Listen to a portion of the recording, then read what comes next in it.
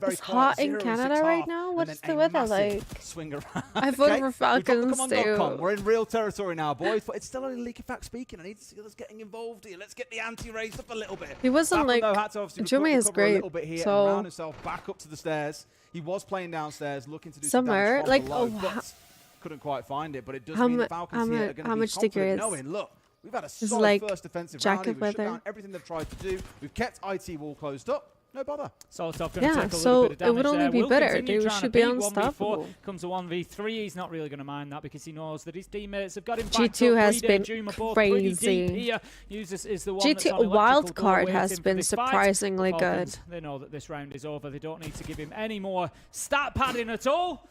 And it's going to be a round going to Falcons and 17-18. Perfect time for, there's no better time if you fire mean, one down to get around. that is not hard. I would get still be yourself cold. set up into your defense.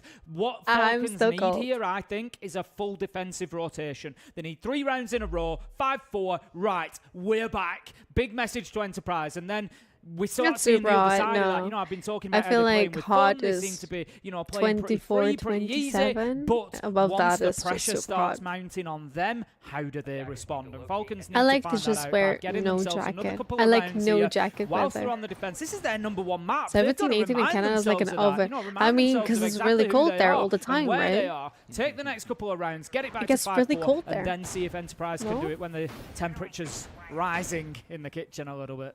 I'm sure we'll find out just how much it can rise here. You know, often I It's say when we get to the 23 scoreline of a minimum, 6-2, a right? 6-3, 23, no jacket has to be weather. right once. You've got to be right every single time. My big worry is But that if you know what? Enterprise It's get a very sniff of a single windy here round in the Netherlands. they'll come out and So do it something gets really absolutely cold. wacky in the potentially final round. The wind is They'll go just for a rush, ruining They'll it. just find ways to cheese you off in the same way they did back in that first half.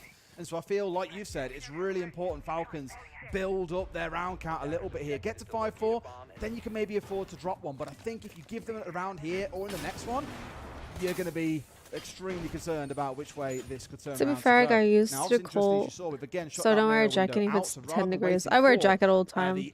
I wear my Thermite to winter come over and try to jacket open up that wall.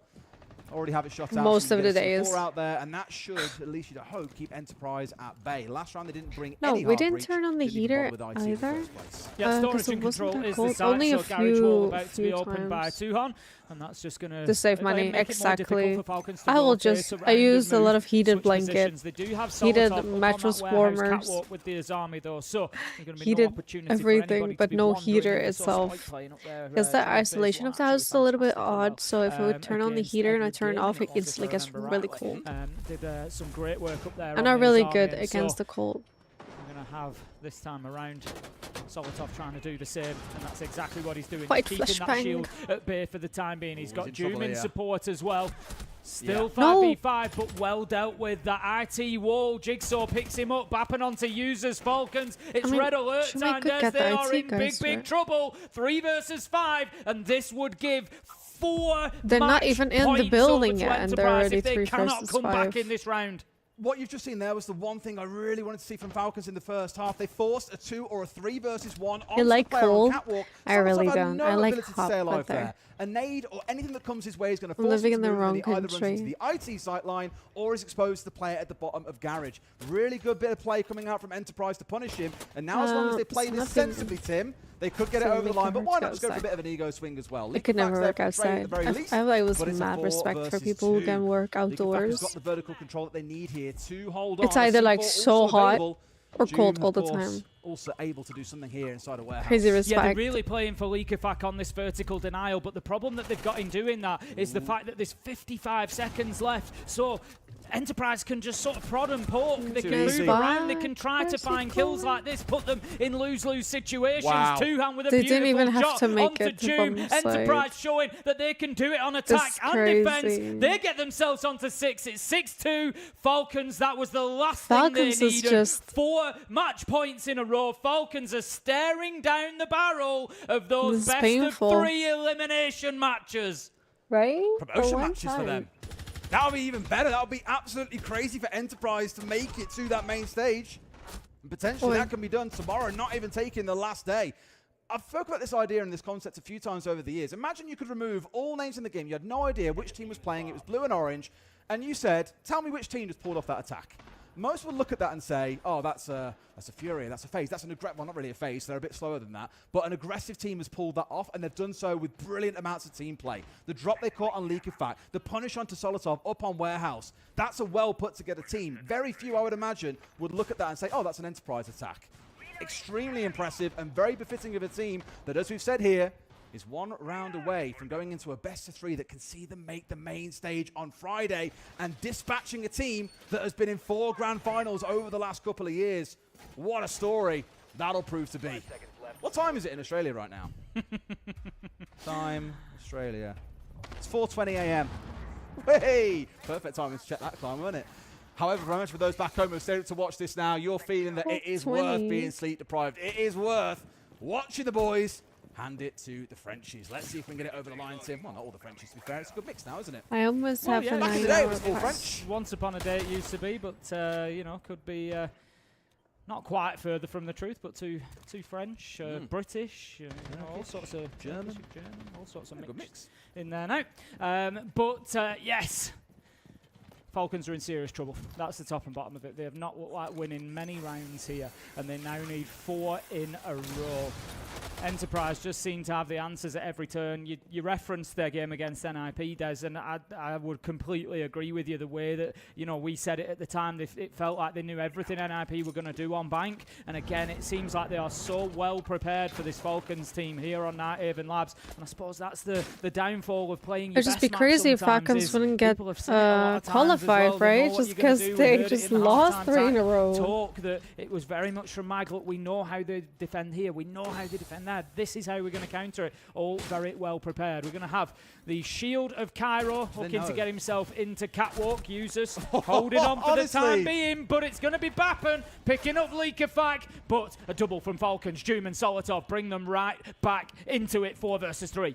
Yeah, great response, especially when you've got a dock of your call ringing out as well. To go that aggressive, dare I say, we saw nice Enterprise earlier on. Solotov Shield's coming his way, of course. But who cares when he can get kills like that? A 3K in the round. Jigsaw gets one back, but this one already feels sewn up and done. Yeah, it certainly does. Falcons now can hold their angles. They can wait for the push to come to them. But Jigsaw has had some special moments. We know this. He's on the Solid Snake. He's got the DMR.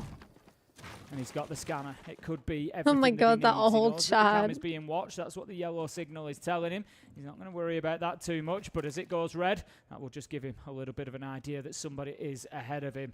But just kind of chasing shadows at the minute, because Falcons, they know that they don't need to get too aggressive on this fight. They are happy to burn a bit of time to back out. They're going to give him an idea as well of exactly where the Solid Snake is located here as he starts triggering that utility.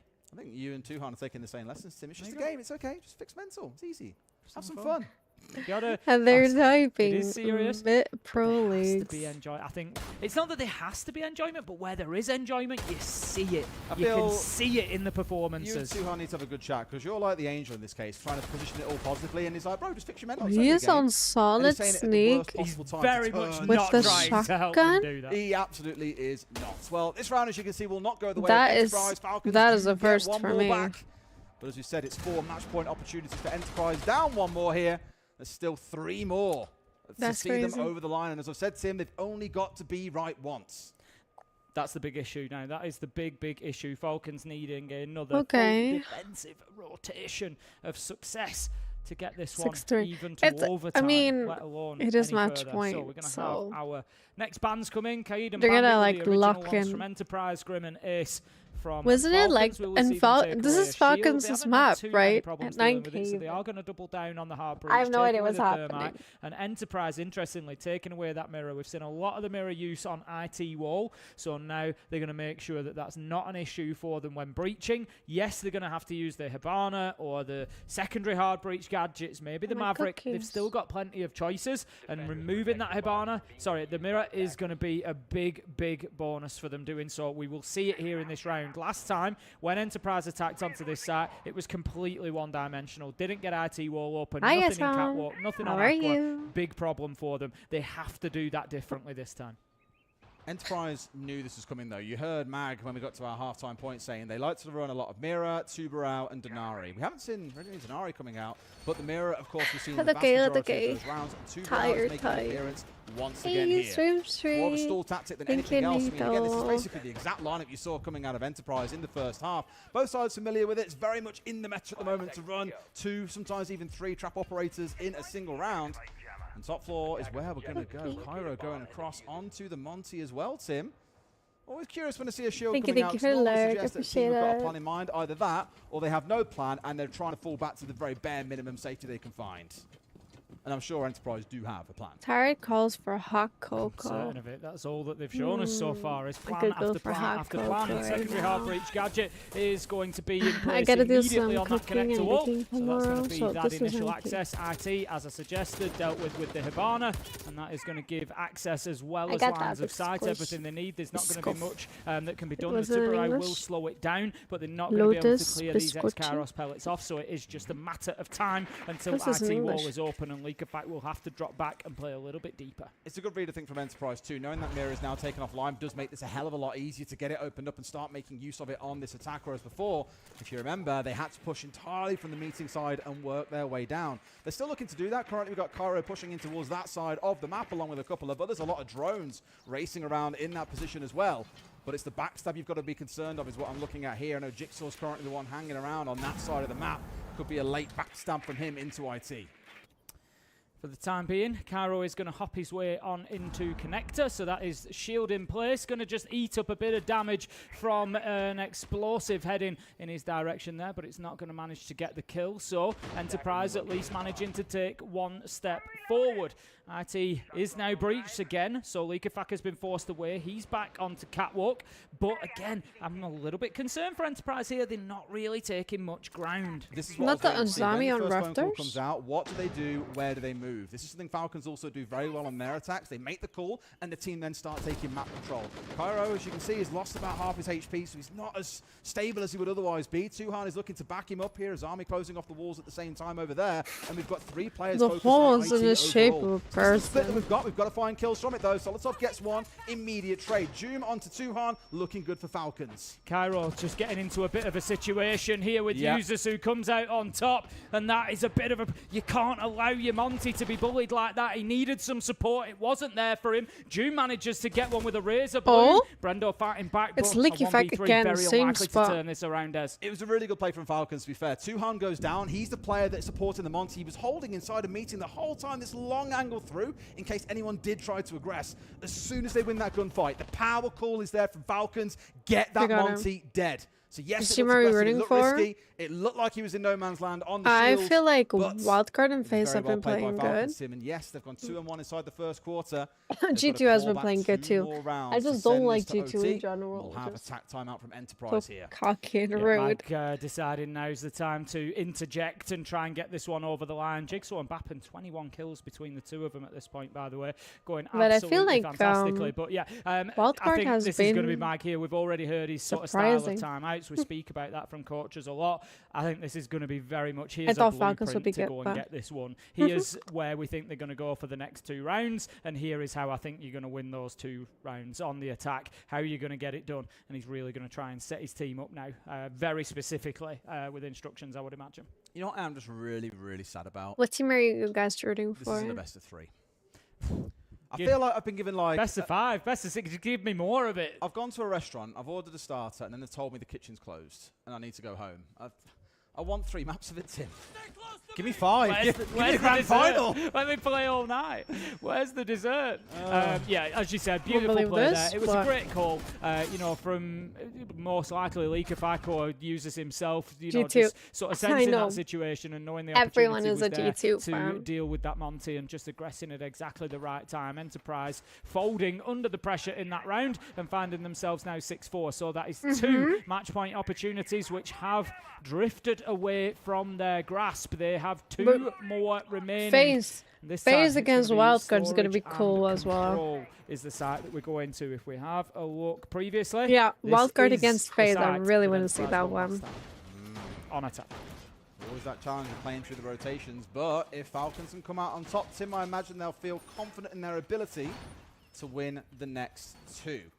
Now, what will Enterprise bring along here? We had the Blackbeard tucked away to a People Monty are once again. G2 So sticking fans, to what so- we saw from them last round, and just hoping to correct the execution. Of course, we I don't just know feel what like was said they're so during that attack timeout, toxic. but I can only They imagine are good. it's I'm just not to get saying this that they're one not. round over the line. It just Leakerfact doesn't. I in don't want full to root shotgun for at the them ready, of because course, they're to play so the weak verticals. at An it. alternative to the Solus, of course, that we saw back in the first half, coming out from Enterprise in a similar Like position. after they started Whether that's yelling at just virtual below Weibo or above, as you at see with last Solus. esports, Of I course, was like, yeah, assuming he they're identifies just really exactly like who it is that's not carrying the cool. diffuser, as it it is going down. You don't say things like that in Same pattern going to esports. be going on the RT wall from the Hibana. Okay, I need to know Give this. them access What's in the towards that Hibana position trick? of Solotov on catwalk, which is something that we saw them deal fantastically well with last time around. And they'll have used the hard breach gadgets down on that garage wall, so they will have much This the is best same, of one or also much best the of same three? attacking setup as they did last time. So big Yeah, question this for me first here. round It's is not a best of one. complete pivot point for the round, I think, but how well can Solotov hold on? Where is the sport? Where are they doing things differently? How are they going to keep him in that position? Well, here to begin with, they're looking for this catwalk take. Of course, with the Monty already asking questions. At the front door, off towards his left is Brendo outside. Got a kill onto Likafak Best from of this one. position. Actually, last time he was on the Solus, sat at the bottom of those warehouse Mr. stairs 3 and paid the starts price on to Brendo, who was sat waiting stage on phases, the window. right? Imagine Likafat now aware that, well, when they've Or got a the stake on next side, they're going to playoffs. stiff out exactly where you are, and they punish them for it. Solotov, the one looking to give challenge in towards warehouse and slow them down, but it's kind of inevitable with the Monty Tim that he will get himself forward. Smart play from Solotov there. One to That's take fine. to your ranked games if you'd forgotten that that was a thing. Explored the fire extinguisher next to somebody, and it will stun them for a second. Will act as a shield break. Likafat manages to find one onto Bappen as the Vulcan canister is detonated. I said Solotov was going to be in one of those key positions, and he's been able to play it so much better this time than the last time we saw it. Cairo, however, does eventually take him out, but it doesn't matter because all that attention towards Solotov have put Enterprise in such terrible positions that They're Falcons still in are the able game, to they're just pick still them in off the one at a game. time, all within about 4 seconds. It was just a brilliant play around that central cog, that piece on catwalk in warehouse. What are those little Dare I bags? say, Tim? Look. You guys stressed or what? Well, I can said, only didn't I? imagine they are. Honestly, Tim, When it across gets those- to this point. across these last 2 rounds, they are looking a little bit lost. Even after attack timeout, that didn't look super well put together. And it was a very simple thing. We touched on that the pulse very early on in that round. Sat downstairs, got a free kill upstairs, was then feeding information on where the other 2 or 3 players on Enterprise were pushing from. Falcons knew everything that was happening, and Enterprise didn't even realize that all that info was being fed back and forth. It's like they're weird They've got water to try something a bottles. bit different here. I don't feel these Monty plays are necessarily working out for them. And sure enough, maybe here they drop away from it entirely. It's such a fascinating look at the development of what I Still was can't speaking believe about. they're just how sitting in Enterprise hotel were running rooms around now. for fun, and they were laughing, they were going in, they were in the old chat, they were winning round after round. But I said at the time, how will they do if that pressure is applied? And I spoke about Falcons, how they seem to be in a little bit more pressure within the team. They've had a couple of losses, but it is driving focus as well. And so it's just such a fascinating look at the difference between kind of the 2 vibes, the 2 strategies, the 2 approaches almost. So, Oh man, imagine if they shit out a win in this round now. Imagine. Do you believe? I believe they can. I believe they can. Do you believe they will, not can? No, I don't think they will. I think think it's going everything. OT? I think everything's gone a little bit quiet for Enterprise here, if I'm honest.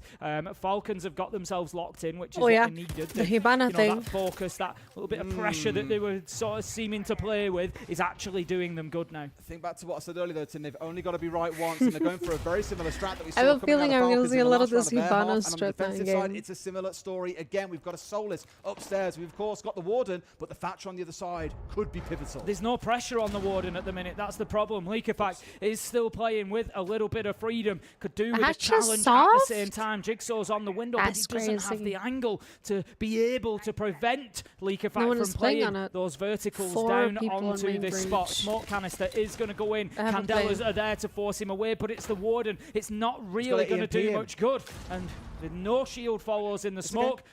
They've all backed out. That was not the time, Des. They only used 1 smoke. They've still got 5 available. It was very much bait to see if they could make someone move or something happen here. They've got to be really careful not They to need lose to get Cairo. rid I of think without him, Likafak they don't then manage if to they get this plant want. down. I That don't- shield on his back while planted think will be they will. pivotal to see this one over the They're line. So four as long people as on he main stays breach, standing, though. and of course with all this utility still to play with, including all those Thatcher charges, it's still doable.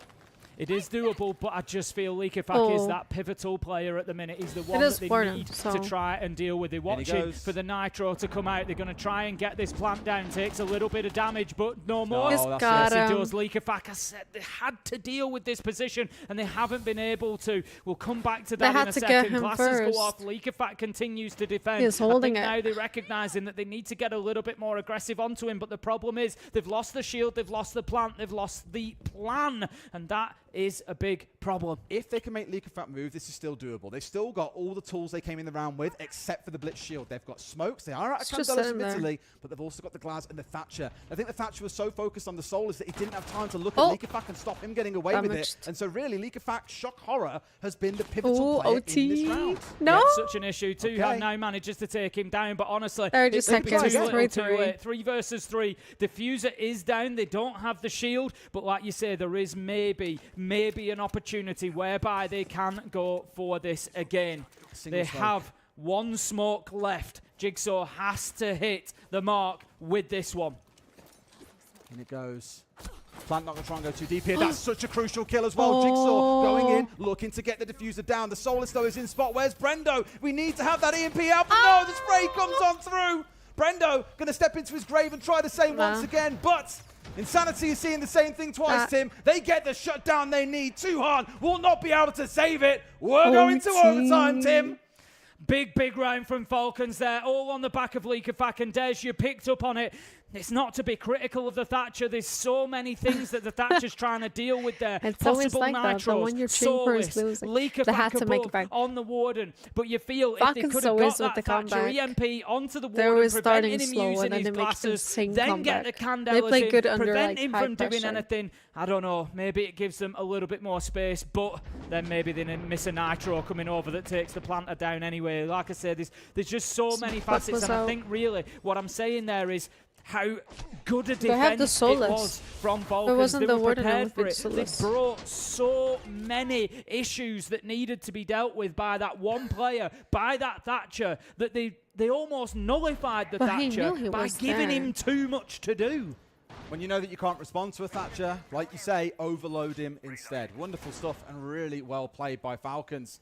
VP. They've shown us an equal half to Enterprise. 5-1 split, and Falcons get OT defense. Oh, Virtus Pro. That is a big deal for them.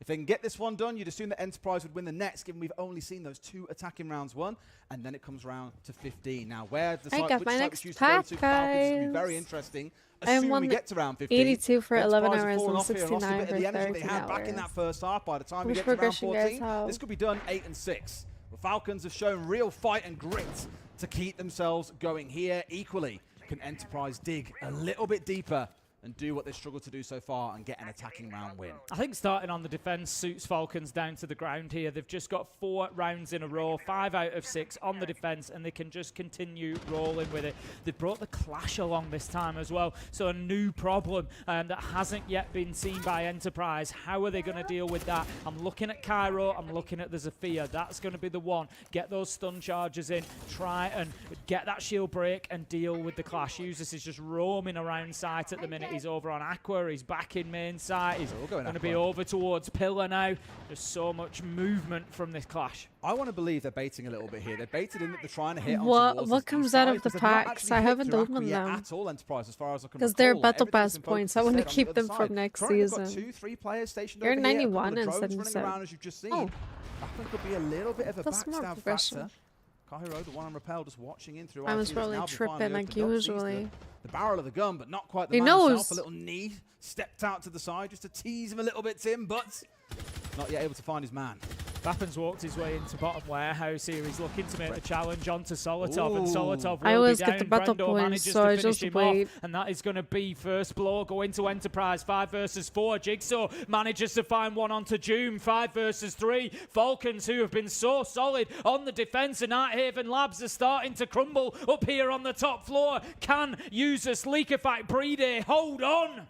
This is going to be a real sign of maturity for this Enterprise comp. Yeah, I think I opened one. For this team, I got for a long time. You've got a 2-man advantage. I got Mirror Chibi. It's cute though, it is cute. 90%, I think 87 last time I looked. But I got battle points as well, so then I stopped because I forgot. User still has that Clash available. He's actually going to reinforce off the connector wall. And now I'm so like they know level that they 200. Don't I don't need more about battle Pillar. points. They can focus on Aqua, they can focus on IT and Catwalk, and that is exactly what they're going to do. Breeder is going to come under pressure pretty soon. Cairo, Bappin are both pushing from that side. He's holding a real skinny angle with Sin Breeder do this time after time. Jigsaw, 2-hand, Cairo, one apiece. Flawless round for Enterprise as they could not have come back with a round at a better time than that. They give themselves the advantage, 7-6, heading into their defense. A flawless round, Tim. A flawless attack is the crucial one.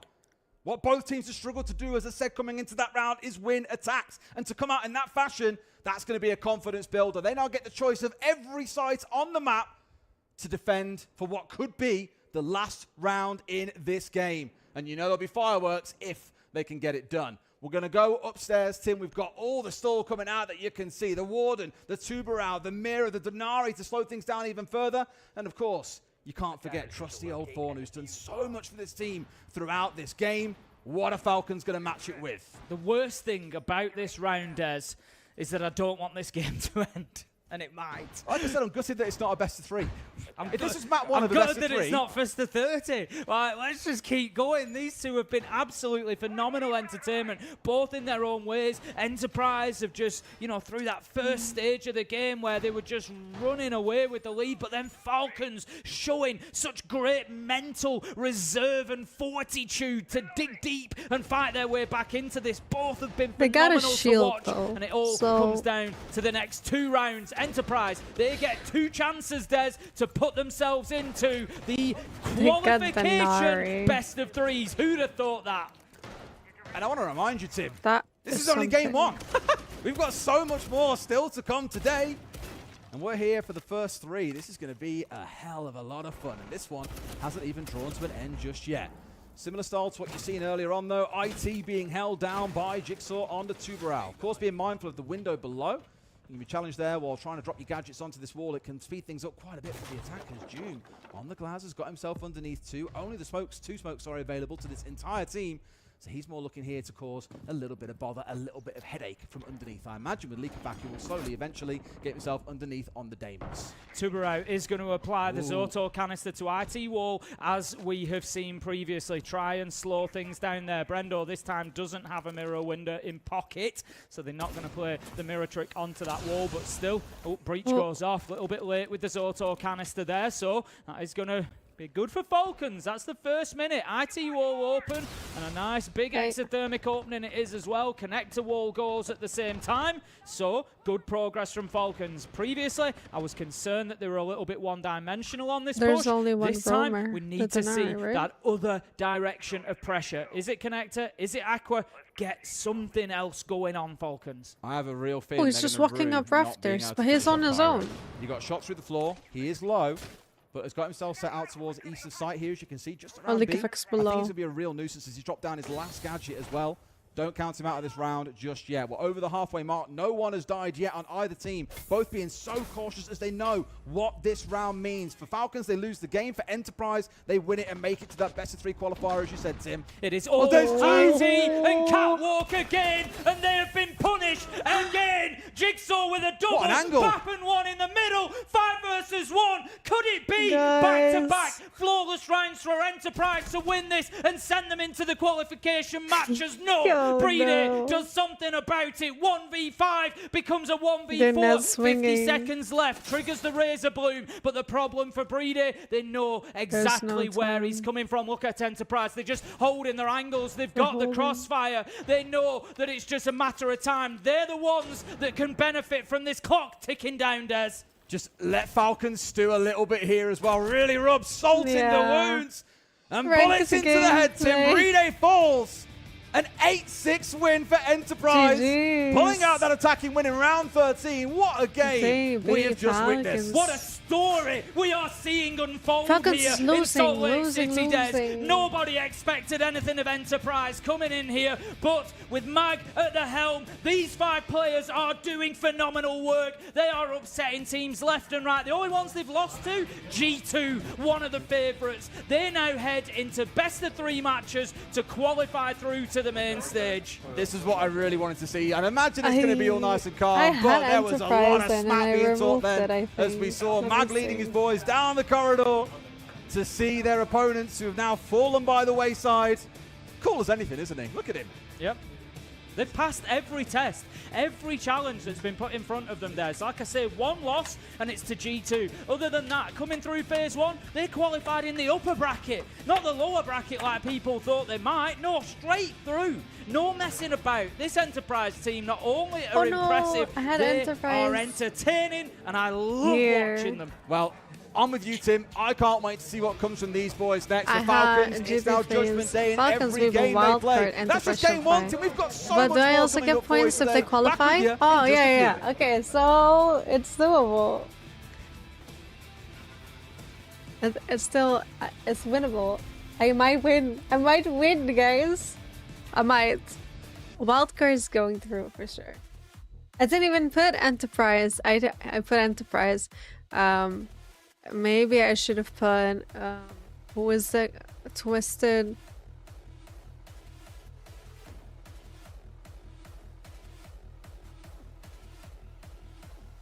No. Twisted Minds. Twisted Minds is doing good, right? Or Dark Zero. I had the bracket like a second ago. Here it is. What? I'm confused. What did I do? Oh, lol. It's this one.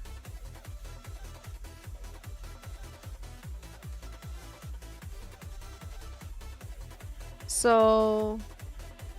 Twisted Minds won. Won again. I mean, they're not gonna win from G2, right? I think G2 is just gonna go straight through. So that might screw me up, to be honest.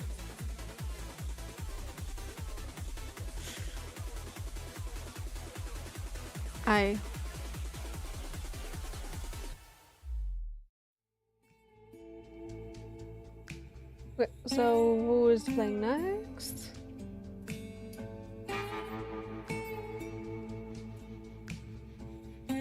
Shopify.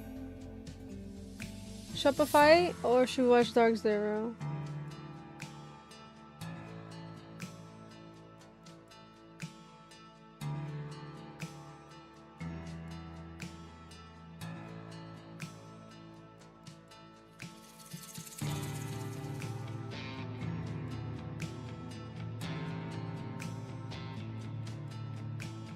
There's no way Falcons is losing like this, guys.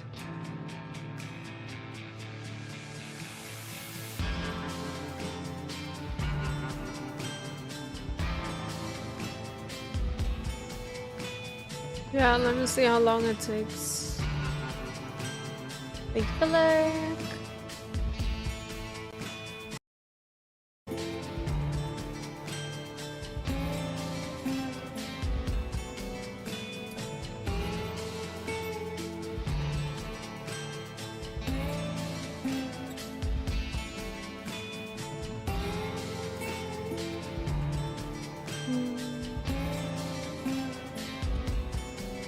Dark Zero loss?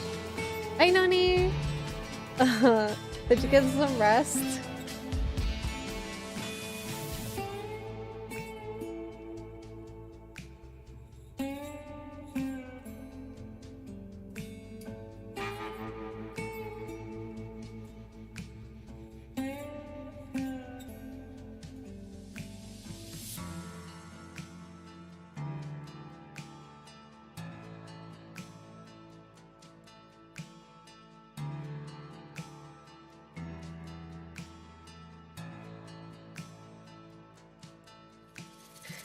Yeah, I just woke up from last night. You just woke up. Oh my god, I woke up at 12. I like the braids. Thank you. Hi Echo, how have you been? I woke up at 12 and I couldn't sleep anymore. I had so much back pain and stomach pain. So I just got up, I brushed, I laid on couch. I played a little played a little bit of Animal Crossing. I was putting down roads individually. It just gave me a peace of mind for some reason. I wanted to play some, I was watching some streams. I wanted to play some Siege, but I just couldn't get off the couch. Like I was really hurt, exhausted stuff. I woke up at pretty much the same time except here as the earlier because of my time zone. 12 the afternoon. Enterprise take down Falcons in a game that looked like it was going to be a runaway, and then all of a sudden got very close. But throughout that first half of the game, while you guys were steamrolling Falcons, the trash talk was there, the banter was there. As always, it seems like that's just part of the Enterprise style. Yeah, of course. I mean, you gotta, there's, you know, everyone has the levels, but for us, another level to the game is the mental side. So us shit talking, and it doesn't affect us. You can see Harry typing, or Tuan typing, stop being so mean, like while they're literally typing the same stuff that we're typing. So it's like, you know, it's just another side of the game. If people want to get angry at it, it's fine. They can just mute us. So. You mentioned to me that EFAC came to you in the hallway and mentioned something about the trash talk? Yeah, Licky Fat came to us in the vetoes, and I thought he was going to say, let's go to bank, or something silly. And he said, guys, let's keep it respectful. And we're like, yeah, sure. And then we get in the game, and, you know, we gotta, you know, that means it's affecting someone if he has to say that. So, you know, now we're going to do it even more. So maybe on my half I didn't do it as much, but everyone else kept it up, so that's good, as always. Well, a great performance from you guys, a great performance from you, going crazy with the double digits. Enterprise looking good as they continue to roll on here in Salt Lake. My kind of That's people. how you do it. Keep it respectful. Nah, screw you. Absolutely biblical stuff. Like I've already said a few times now, for me, based on what we've seen so far, there's still a way to go. That's my game of the tournament. I've absolutely loved it, if not my game of the year. What a setup for the day. You know, you come in and that's the first game of the day that you cast. You know, some days, I love my job every day, and then some days I love it a little bit more, and today is one of them. Our hearts on social media was crazy, like, this is why we do what we do, and it was absolutely spectacular. Zero I complaints. voted for Rebellion. Rebellion. We're going into those we're talking about is all the lower bracket up against Shopify. Rebellion. You've seen the veto. They here. have We're to going win, into right? Fortress, Tim. It does feel like a bit of a mountain to climb for all gamers. Fortress. I mean, Fortress is an maybe interesting map to watch. Look, all gamers had the result against Furia on Fortress yesterday, so I kind of get it, but I'm not sure it helps them because Shopify Rebellion are just going to have poured over that, you know, match last night, and they will be fully prepared for it. So it's going to be tough for them. Can they do it? Yes. It's not going to be easy though. We'll see if all gamers can fix their issues from yesterday after a short break.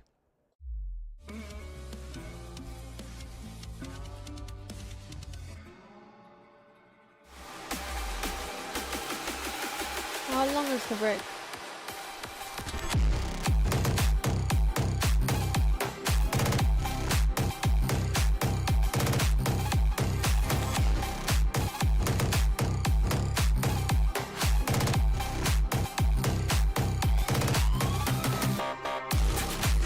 Do we know if the Calypso Casino will be in competitive pool? Yeah. Yeah.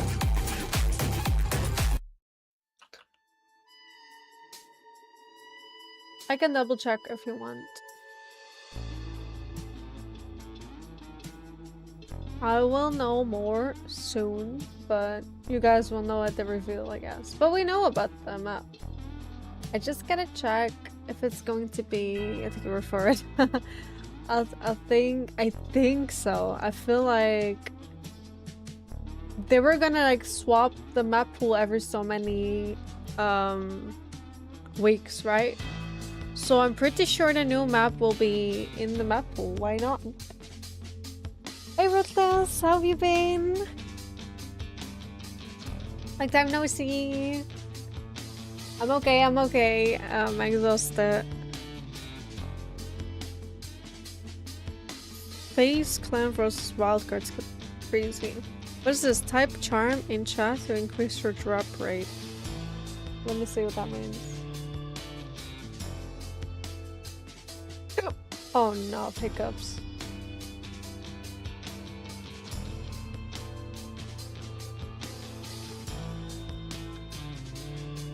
I've been timed out for chat.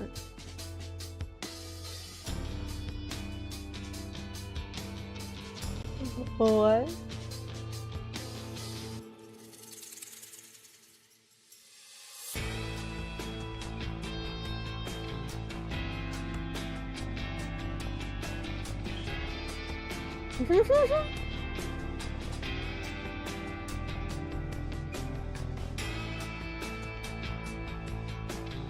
Why am I've never been timed out before. What's happening? That's so funny. Look. I checked what it said, like charms, and I got timed out. Why? That's so funny. The timing everybody out.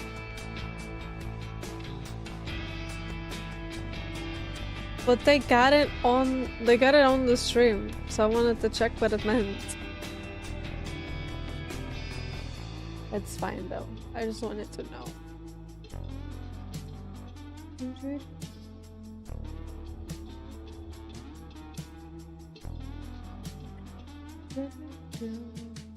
It's a big Mozart and Typhon.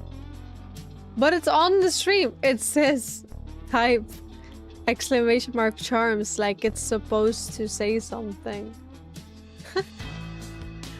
I wasn't there for the memo. I thought maybe I missed it.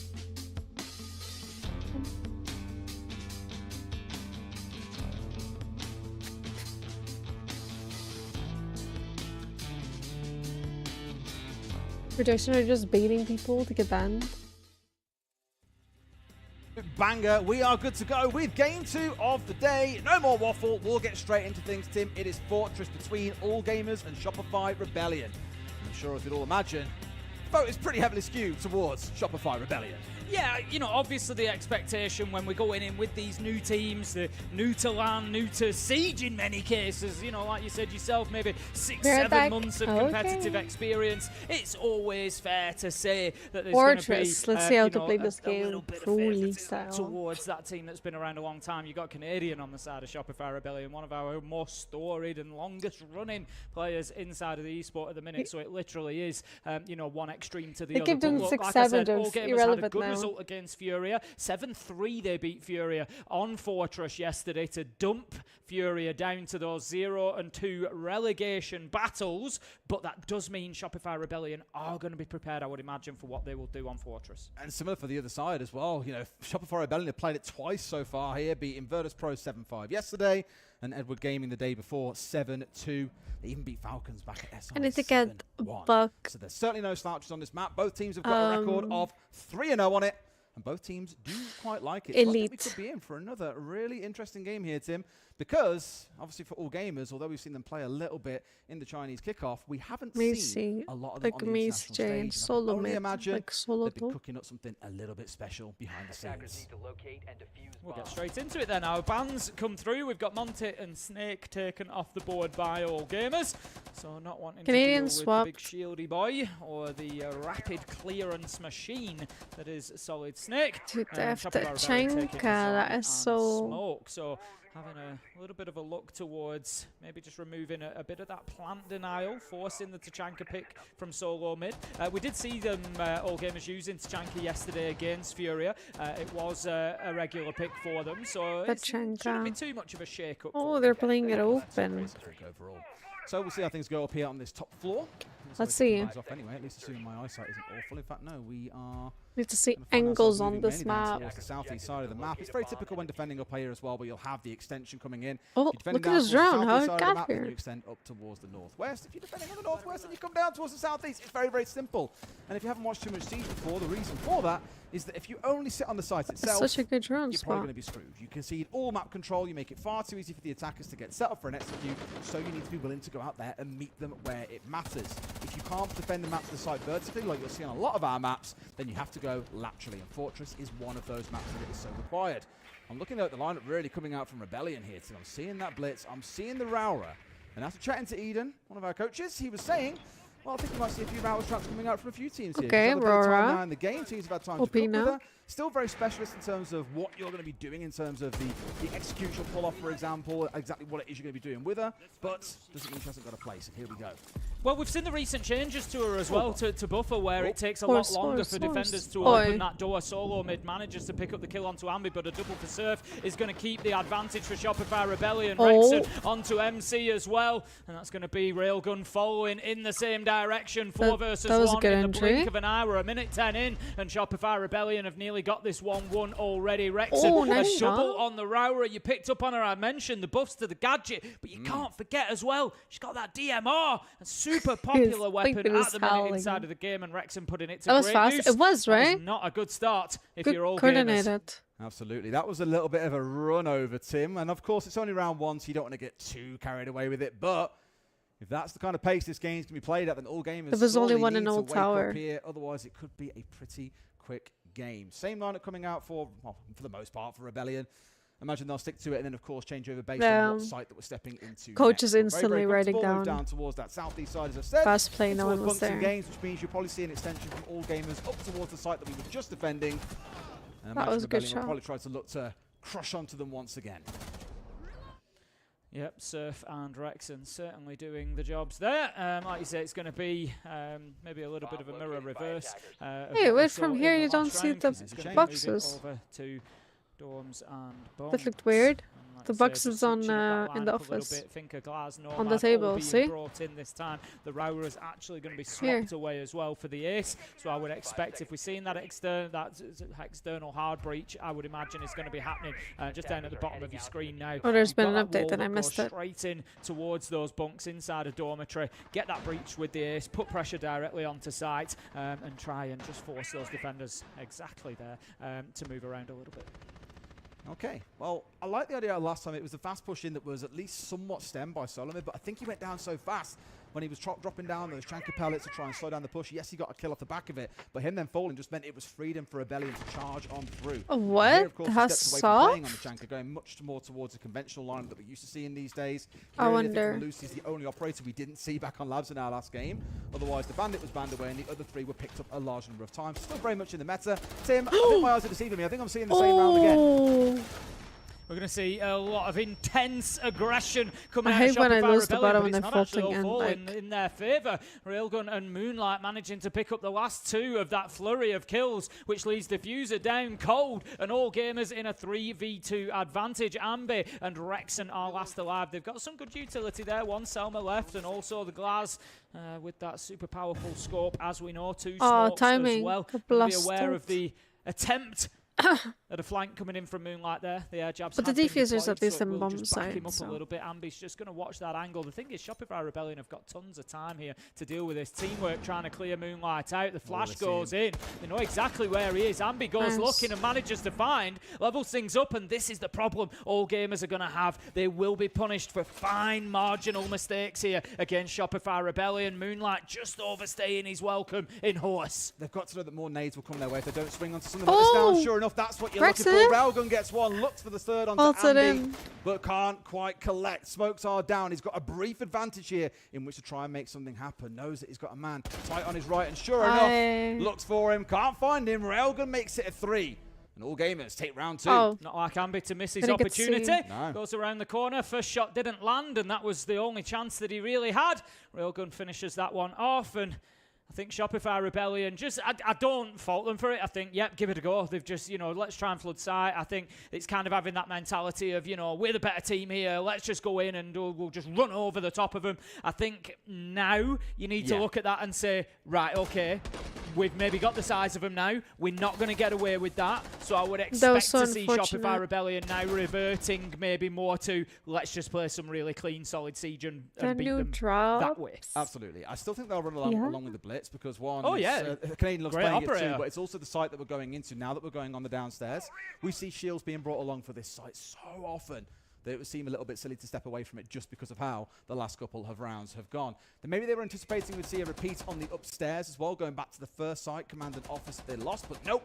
Down we go, which means a full change up for Rebellion as well, running around with Sens. We saw Rexon rolling this an awful lot on their game on Lair. I want to say it was yesterday we cast that one. So more of the same here, along with the Dockery coming in, just in case there is any craziness coming out of the other side. And when I say craziness, Tim, when we saw Moonlight playing his first round here at the tournament on the Vigil, he netted a 4K. So I think there's a little bit of consideration for what he might achieve. And here we go. Pre-fire was coming on through. There's certainly being a high risk there, trying to stay and look for a shot back onto Ambi. But Ambi doesn't find his target either. Yeah, we did see Moonlight able to put that Bosch G to good use yesterday, and just gives it another whirl. Not going to find his man this time, but sure that more opportunities will prevent themselves. Canadian goes in aggressively on the blitz, just looking to take ground here and start pushing through, claiming that space above the site if he can by getting inside of games. I made a video as well, but it's about this. In fact, looks like they're forgoing games a little bit, and instead it's just about when you have to drop down the how stairs. long We they don't are. generally see too Every much 2 verticality days. onto So this today's site. the only It is day. there. It is possible. You can still get tends some to of the be limited drops. to the hatching Tomorrow there will briefing. be You new just try and drops. work around that, drop and get a plan. But in order to do that, you got to play down on the ground level. You've got to clear out those defenders that are directly in that area. I need to watch around 13 Now, hours, first so one of you those have wide like screens 2 being days to rolled get the down by 13 Ambi. hours. Give a safe passage to a couple of his team, but also a little bit of attention draw onto the side. No of the problem, game. no He's got to look problem. the wrong way. He's now the ceiling Get some starting to be packs. opened up by Rexon at the same time. So always the problem when you don't have this vertical control of a site is you are forced to then move around a lot as a defender. Certain spots no longer defendable because if you sit there, you're probably getting shot in from above. But of course, keep your eye on Canadian. He's the one with the diffuser in back pockets him, so he's the one looking to get this done. Yeah, out go the smokes, and Nice. there's going to be down goes MC as Ambi manages to find that long-range kill, just Yeah, supporting his shield, tomorrow making it's sure a that background card he's for got the 13 space that he hours needs. We're and going like to see 6 the smokes packs. flying out now. It's not a good spot to be in for Railgunner. Surf picks up the kill, Canadian having flashed him. Ambi manages to find solo mid, 5 versus 2, and this is what I meant from Shopify Rebellion. It's been aggressive, yes. It's been intense, yes, Oh, but it no. wasn't that You attempt have at just to running in and skin rushing and glitch. rolling over the top of them. Instead, it's been Oh. clean siege. It's been about putting them in lose-lose situations, sweeping picking them them. apart a piece at a time. Easy. Great round from the North Americans. 2-1. I'm so glad I Oh, no, don't who's have kicked to Andy's skin dog? He's on, like, reset. 7 kills here after 3 rounds. usually He's don't been change any of my absolutely flying, skins. and that one especially found himself a 4K. And it does feel, Tim, like Rebellion probably are just a bit too much for all had it gamers. 2 It's only times been a beginning of quarter, the it's still season. very early on. I feel like if you had but it you're once, seeing it's going to here keep how they happening. are rolling over them with absolute confidence. So There's been very little for so the far first time, I that got all really gamers have been lucky able to do. because I would be don't shocked have to see it. a Tachanka ban come out here, truthfully. It's been the one thing I we've feel seen them so trying to sorry clutch for onto. everyone who has it Oh, because gonna it be the really Voyo instead demotivates that we saw everybody. back in round 1. So they'll leave that on side and say, you know what, you want to keep running the Chanka that's nice and slow? That's fine. It's a bigger target for us to go after. Round 4 on the way, and we will be going back to the same starting site. So it's going to be, I think, just a rinse and repeat from all gamers on defense. It's going to be over to commanders and bathroom. Last time around, Rebellion were pretty comfortable in their attack here. Managed to get it done with relative ease. I think this time we're going to see maybe more of a full clearance from Rebellion. I could be wrong, but Railgun's already setting up down towards games and dorms. We've got a little bit of attention towards courtyard as well. Briefings being dealt with. So I think we will see Shopify Rebellion move through and look to try and clear this out and take control. Yeah, on this top floor, meeting is always the fishbowl of this top floor. It's where all the battles really happen because there's a number of single doorways to work into. You see There's more mirror weapons windows and facing charms in you can towards do it, assuming in-game. The attackers will come in from the south, inside Outfits you inside can gaming, change and work their way in-game. up. We've seen teams getting stuck there for like 2 minutes sometimes because it's just so hard to take over, very tough to push through. That is when you need, as an attacker, someone on the backstab, something to really try and You bring will things also up, not create know. pressure elsewhere to let your team move through a little more comfortably, or as many teams have done historically, lean Only into if you shields see instead the as a way of getting end control of it. card. Of course, Rebellion could bypass all of that and instead just push their way in from the top side of the map and work in from there. Wish it was a I would weapon expect charm there and the probably will be outfit some card. south side clearance to do first and foremost.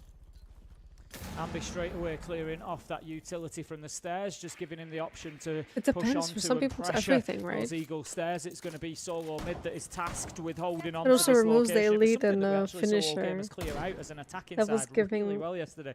They used the a lot Rotero of drone frustration for Flores to go people. on there and just dislodge the Prefer warden, none, and then if pushed you would up have to against pick. Furia with I the get shotgun it. of the Deimos, pretty much. 2 As traps the is sort of crazy. aggression that we're seeing coming in from Shopify Rebellion here, it's not going to work. what? It's a double to solo mid. You can't just push into a shotgun like that. Ambi, Canadian, How both did they down. not get Deimos, him? Grim, huge loss. That's where really you need that Yeah. utility to do the job for you. And to then you make it think, hard. Think oh, about you know, pushing into finally blue get stairs on MVP, bank. You can't and then just your charge skin in is blindly. not You on. need something to do the work for you, and Grim Bees in a track really ain't going to be it.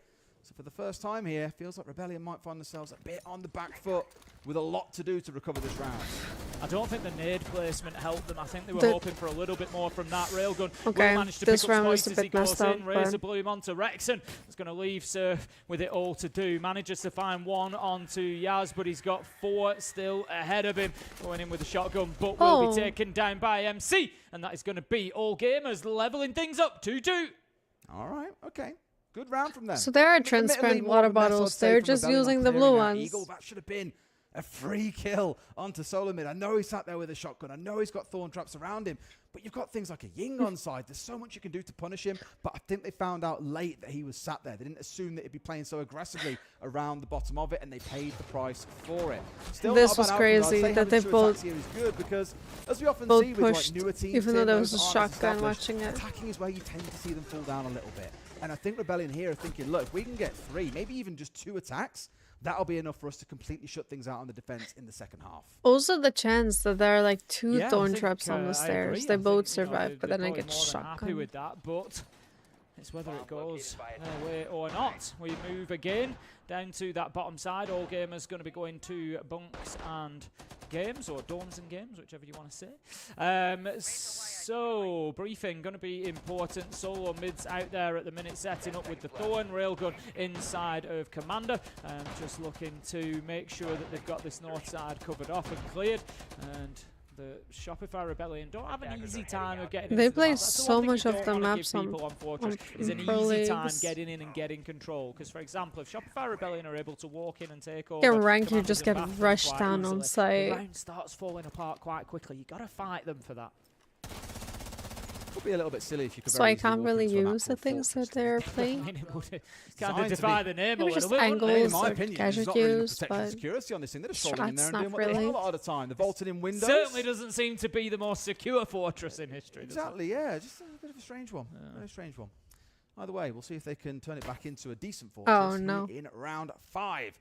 Leaning once again into that Chankra, suggested that we might see it banned away at the end of the third, as it has been very much a crutch operator for All Gamers to lean on. I think with the smoke being banned away, they're bringing it along as the alternative here, knowing that that isn't an option they've got to slow down the attacks of Rebellion. It's why you've seen them coming in at quite some pace. Wait, isn't that shooting the Denari? Canadians on that shield still, and they've got the double intel operator. They're going to want to run at these boys here and not give them a chance to react. Canadian's going to go straight into Horse on the blitz, getting aggressive and taking ground, as he's done with that shield so far. He's going to be joined by Ambe at the top of central stairs. Canadian's actually worked his way. You just see his silhouette off in the background. He's gone through into bathroom, taken that ground, so now it allows them. This is what I said, you don't really want to give this area up if you are All Gamers, because now they're going to be able to breach into briefing. That's going to force Moonlight back, and all of a sudden you're trying to defend deep from within sight. Briefing is like I spoke about in the last round, though. They couldn't get any picks on Rome. Open on this map. I mean, MC, interestingly, has just reinforced it off entirely. So the only way they can challenge into it now is from the doorway where Moonlight's currently sat on a shield. Typically, you'd leave one of those walls open and be able to then challenge and at least go for a bit of a 2 versus 1 onto the doorway or onto the breach.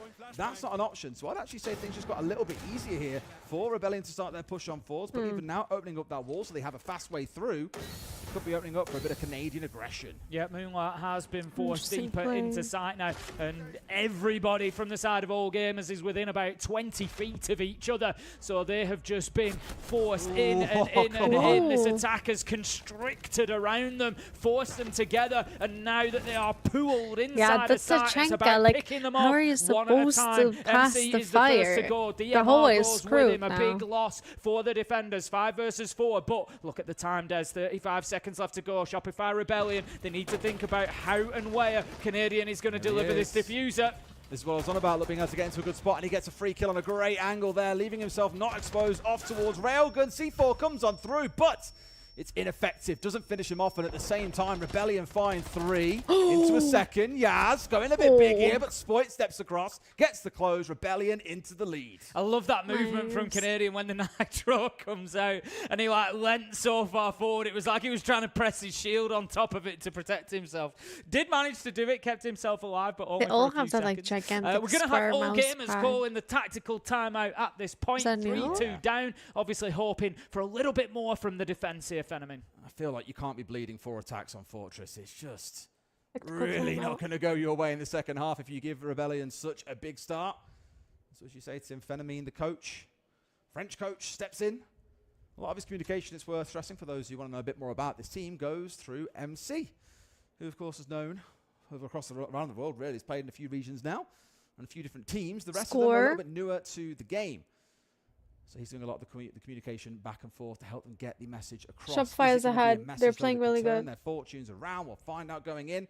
But to me, Tim, it does sort of feel like that's. I think that's going to be Shopify's game. As well, the two stall tactics that we saw all gamers really leaning on in their previous games being taken away. It's just making it that much harder to be able to stop Rebellion rising. There's 2-3, but I feel like when right now, I think, Shopify takes the round, need to turn the tide as quickly as they can. Otherwise, they're going to have to take it easier.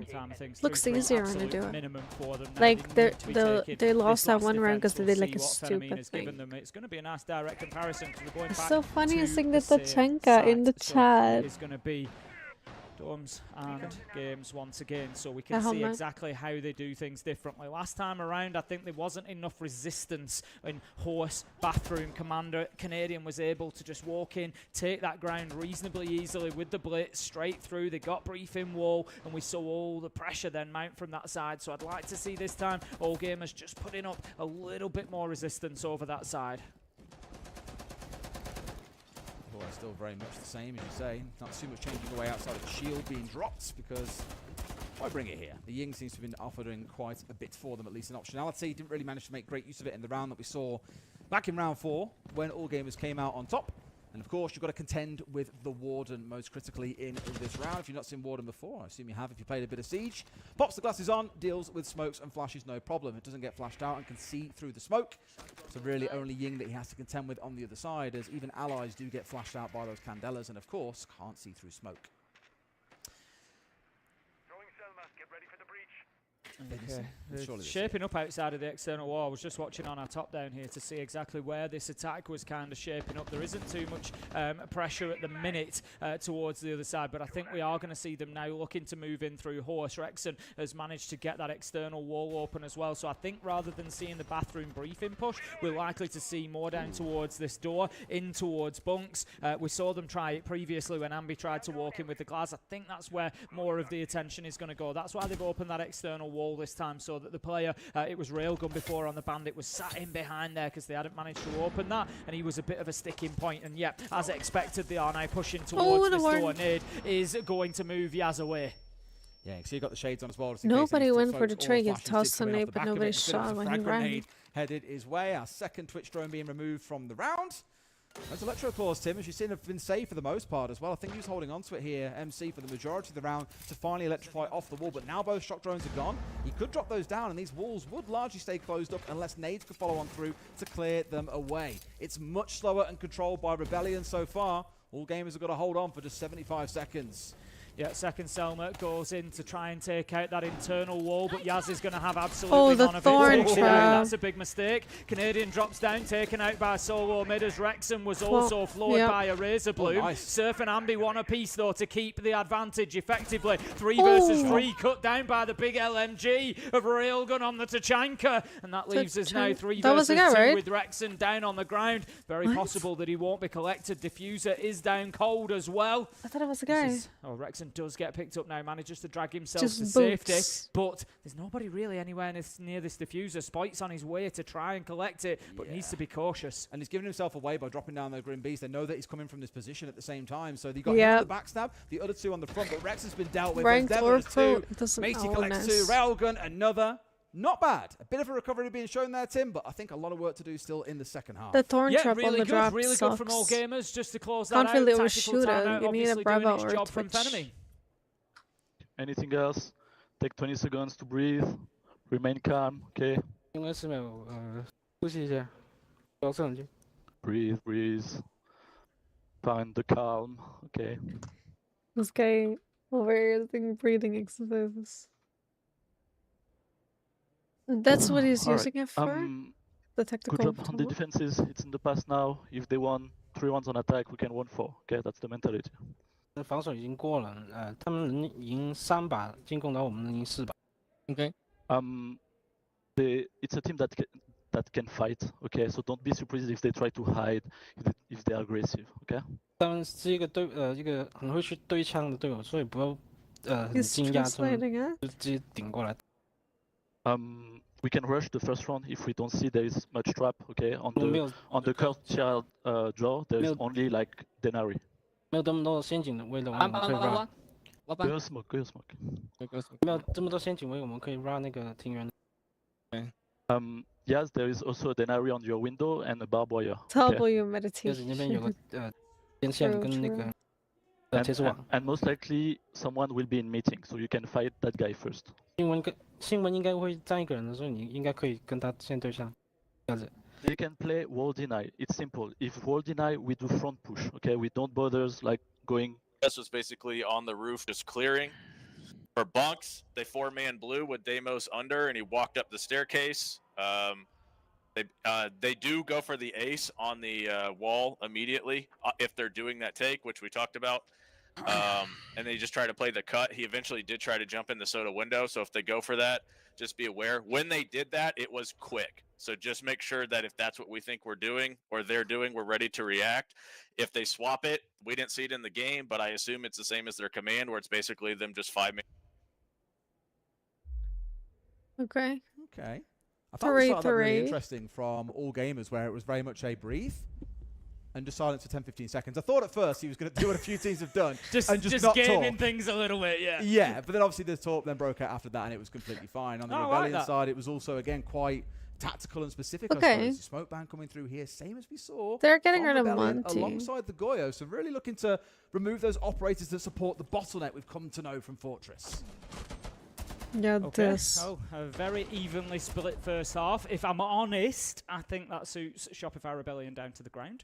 I think going on to the defense, I would expect them to now really start to take control of this game, but that is not to say that all gamers cannot Lord communication seems so difficult with the language barrier. It is really. It's only twice the time as people speaking the same language. It's going to be the same idea between each other. I'm looking at Moonlight quite. I know he doesn't really prove my point at the minute 1 and 4. He will just. That's why the team is just the same. We've seen him do some great things over the last couple of days. The same definitely one to watch out language. for. Railgun quietly getting the job done. You know, this is a player that's played a lot of support. I think I had to like translate it with the coach said to the rest of the team. Just make sure they understand. And also on the other side, I want to talk about solo mid. 3-0 on entry on this map so far. And that's in a map where we've seen a lot of fast aggression coming out from Rebellion, and yes, English but with French accent. Which makes the team, makes it harder. If you speak your own language, the communication will be faster. Round 4 was the big one for him, where he found the 3K, found the entry, and of course, secured the round for his team. But let's see how they fare on the attack. As I've said, my concern with newer teams, Tim, is on the attack is when things tend to look a little bit misaligned. Because if you're even half a second to a second out of step with each other, that's enough time for a defender to spin on their heels and get a real nasty flick onto a second player. Oh, my ears are hurting. To try and stop the See, like I haven't used the IMs in a while anymore, but I feel like my eardrums are just ruined because of it. At least I could pretend I understand what Lickfick was saying to me. We're in the same team. But sometimes when you can listen to what he says, like he gives a call out, and I'm like, it's so French. And just be able to walk on into sight. At the minute, he's kind of bouncing back in and out, as you can see here, but he has allowed, as you say, Moonlight to get up to the top of here, and he can just sit and wait for this fire to burn out for the time being. I did worry more fire would come and would see him burnt out at top Eagle there with nothing he know could really do about it. He'd have to run through more fire to get himself to safety, at which time he could run to his death. And no! A seized timing moment! That was just so Canadian good. turns away, Moonlight gets his freebie. And the big problem, there's now no opportunity to reinforce that wall. The breach has been done for all gamers. They're in control of the area, so they can now push through and use that for access to site if they choose to. MC manages to pick up another with a headshot, 5 versus 3. I said that they might have attacks in the locker, Des, and they certainly do at the minute. We see Moonlight collected back up onto 20 HP, so we are at full effectively 5 versus 3. I said earlier on in our last fight when we had Enterprise in a similar spot, it's a measure of a team's maturity to be able to close out man advantage situations. In this one, they've got 2. Both kills coming from Reapers, it's worth stressing as well, making very effective use of the pistols because they've got shotguns ready for close range encounters. A good Candela up over the top. And Macy making use of that chance to charge on forwards up against the Kiba. I'm sure they know that he's here, Tim. The question is who walks away with the kill. Probably not him, as that shotgun really should be losing out, I think, at the mid-range it's currently finding itself at. Yeah, I think he's just, so long as he's not being pushed, he's happy to just remain there. Rexon manages to find Moonlight, and a beauty! We're just letting the recoil take him up to the head of Railgun. However, solo mid is in and getting the diffuser down, but Ambi is there once again when Shopify Rebellion need him. 3 versus 2. Down on the floor, does he know? Yes, he does. Gets one, but there's a trade off the back of it. Now Yaz, 2 kills to his name across those first 6 rounds. He's got to find 2 with 15 seconds to go, and that is not a fantastic start to what could have been a pretty special clutch. Rex, and this is a great example of what I spoke about, by the way. Gets the 1, has a whole 2 seconds to spin onto the 8 inside of blue, who didn't step out for the trade, and that arguably has cost them here. A 5 versus 3 squandered. Rebellion back into the lead. They were doing so good after they took a Canadian there, and they had all the space on bridge. That actually shaped up really well at the beginning. I loved the aggression out of Moonlight. He saw his opportunity. He knew that the next Shamika canister was going to be launched, but guess what? That's a great opportunity to attack Tachanka because such a good they don't play. have their LNG in hand ready to fight. It was brilliant stuff, but they just didn't do enough with what they took. It was exactly this, the double from Rex, and that's a beautiful shot, just sprays all the way up the body of Railgun, just completely and utterly in control of that recoil from the Vector. Love to see it. But they're right there, you know, to trade, so it goes well. They're playing it together now. And all gamers back that to was the really board. rebellious. It's true they weren't really together. I feel like after a few plans, they do well now as a team. They play really good together, playing off each other. And I think until that position is cleared, you can't comfortably step forward and get the plant down, because as you see, all Ambi had to do was stand up, lovely, head height holes, bam, guy is dead, they can't get the diffuser down. So not having control of Horse was the big misstep there for all gamers. And arguably that, including the botched 2v1 onto Rexon, is what has cost them the round. Small mistakes make a big difference at this level. We'll see if they can recover it here in round 8. Okay, so we're going to head over to the bottom side. It's going to be Domes and Games. Spoit has the rotation out. We see that quite often. Little rotation out. You can just peek out onto the old tower drop, just kind of play in and around that vending machine and make things difficult for them to take that ground. Sometimes you'll play with it kind of half reinforced. Like 2 majors on one side, they can play together. Yeah, but it takes time. Doesn't mean that they're bad. It just it takes a little bit of time to play together as a team. Where all gamers are shaping trading, towards. communication on the old tower side of the map, but other than that, I think mostly they are just on the drones and still in that intel phase. Oh. Yeah, no rush right now. You want to know, it's more about like on a cafe, right? You get yourself up on the roof, you get back on the drones, you figure out what's going on, you start your push down in towards red, you start challenging around Skylight. You can't hit that thorn then you can worry about what's happening inside of it. Canadians still looking towards a lot of stall, of course, off the back of that Chanka. Last round dealt with very handily. A little bit unfortunate on his timing onto Eagle with the fire at first, and then also onto the challenge that came in very shortly after from Moonlight with that Reaper. This time round, he's got it down in good time, and he's keeping the aggressors at bay. Going to see that external wall open, so not a bad start here. Just coming up to the halfway mark. That's going to put a little bit of pressure on Wrexham, but it's something Railgun needs to be aware of, because Wrexham is taking that peak on quite aggressively.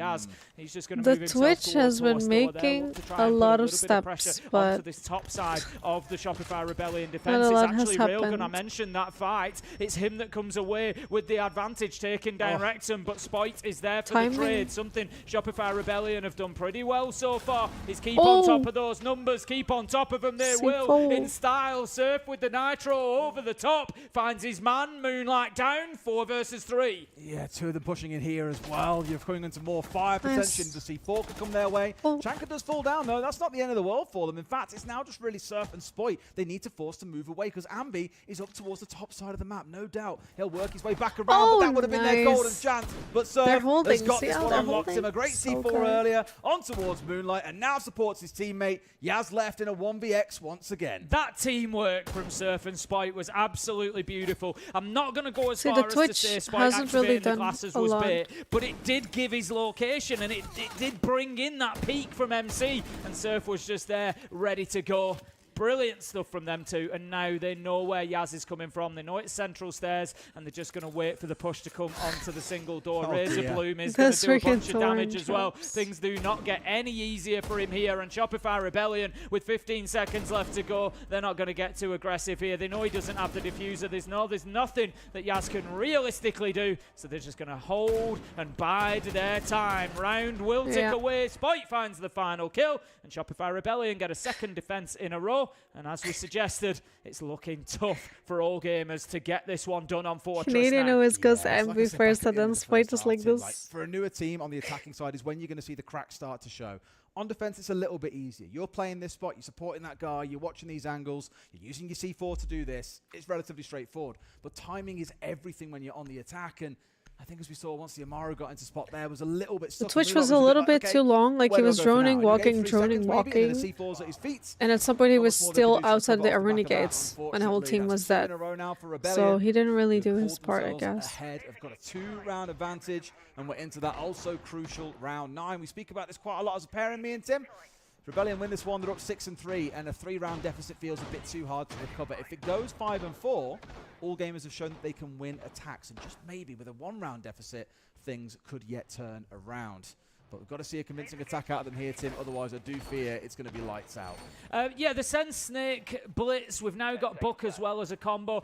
So those operators are suggesting to me that all gamers are going to try this method that we see of attacking this site, where you take over top floor. They want particularly games, dorms, and briefing control. You open the hatch, you send the light screens down. You know, you get your nades in there, you clear out the utility. They've got smoke canisters on Blitz. You get them down, and then you drop the hatch and you plant. The Sense, that's going to be the like, can watch there through to try and clear out that top floor quickly and try and help with that push. That's what I would expect. Looking across the side of Rebellion, if we have a look, everybody is downstairs. So they've given that top floor over to all gamers. So time should not be an issue here. They're going to get the drones in. They're going to be able to follow in behind them, but they should be able to go in and get control of this pretty quickly. Solomon, of course. I mean, shields are always I don't want to call them a crutch. It sounds bad to say they're a crutch, but they're a very efficient way, I think, where maybe you aren't quite fully confident on your ability to step into a map aggressively. It's a good one to lean in behind. He's going to be the entry for them here, stepping on through, taking early control. And of course, the snake behind him is certainly not going to be a bad thing either, because they can feed him all the info.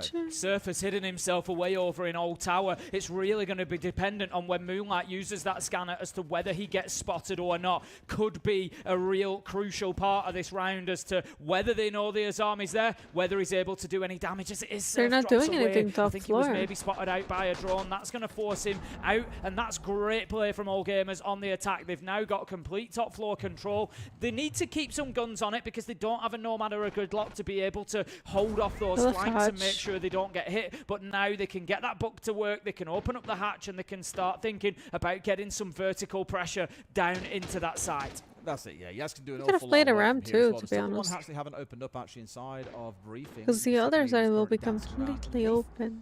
They're all downstairs. It's opened up. Proper cast of time in a moment, that one, Tim. And with that done, they've now got 2 hatches they can drop through. Normally, you see the push coming in down the stairs, where Solomon has currently got himself established.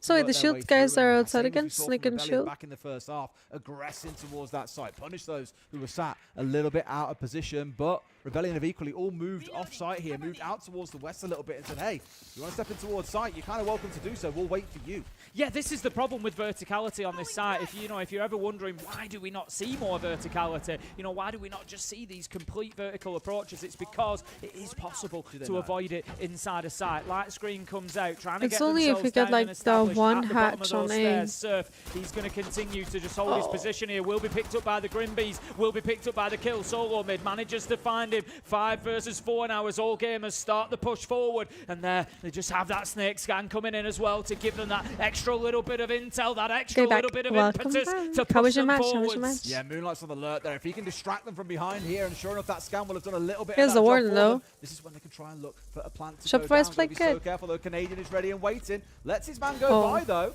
In he steps, Solomon in towards, trying to push on towards him, and that's a freebie. You've got to ask why he step up a little bit sooner. But here comes Canadian off towards the left, knows where his man is, and it's going to be a free kill for him. Yaz once again left in a 1vx, the 3rd time in a row that he's been in that spot, Tim. I felt like he didn't tell. 3 times in a row here. He didn't tell Rexon that he walked in.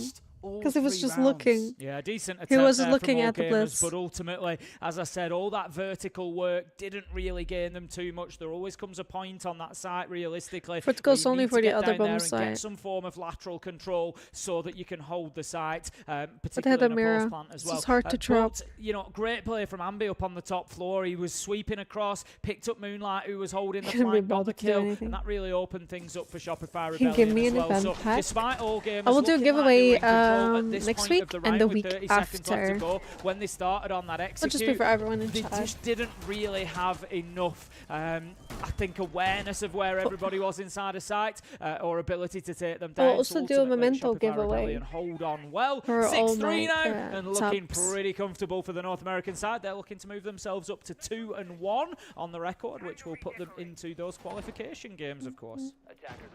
We'll say it was also, I was a bit worried for Canadian when he let the blitz pass. Yeah, probably could have been a couple of Memento punts he shot giveaway. to see him finished off early. I get to And give only for the away blitz to one then go and get rid of the mirror. I was like, memento. oh no, it can't surely I fall pinned apart it here. I But pinned it patience is a in virtue, chat. Tim, and he get rewarded We'll probably in do it before the spades. end of the Free game. kill onto a plant going down because That's Allgamers pretty have to valuable, late yes. in the round.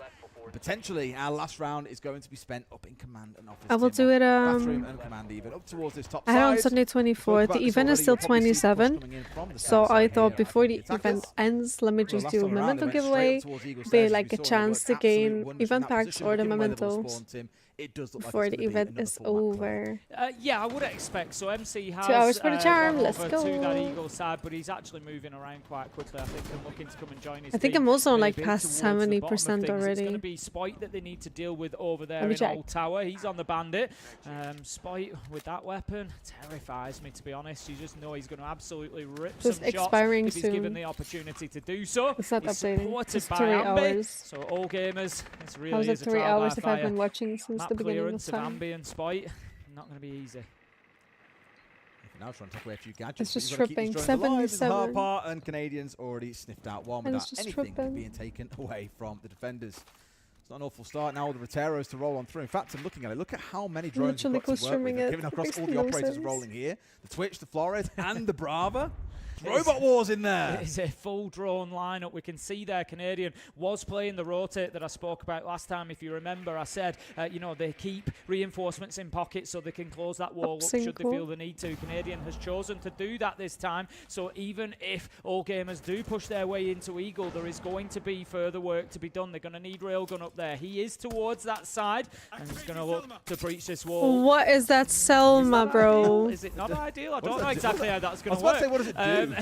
It puts a little square hole rather than a full-size hole, I can tell you that. There we go. Maybe he did it on purpose. That Maybe is he wanted insane. Nice new Chinese tech. Maybe he wanted like a funny-sized hole. I don't That know. is something that would happen to me in an I'm pretty import. sure it wasn't intentional, but we'll Why take didn't it he anyway. shoot the trap? He's going to start things out. Said Down dinner. goes Soda. Ambience They've just fight. absolutely crumbled already, Tim. Looks like it's going to end Yeah, in flawless fashion for Shopify Rebellion. is Quite literally.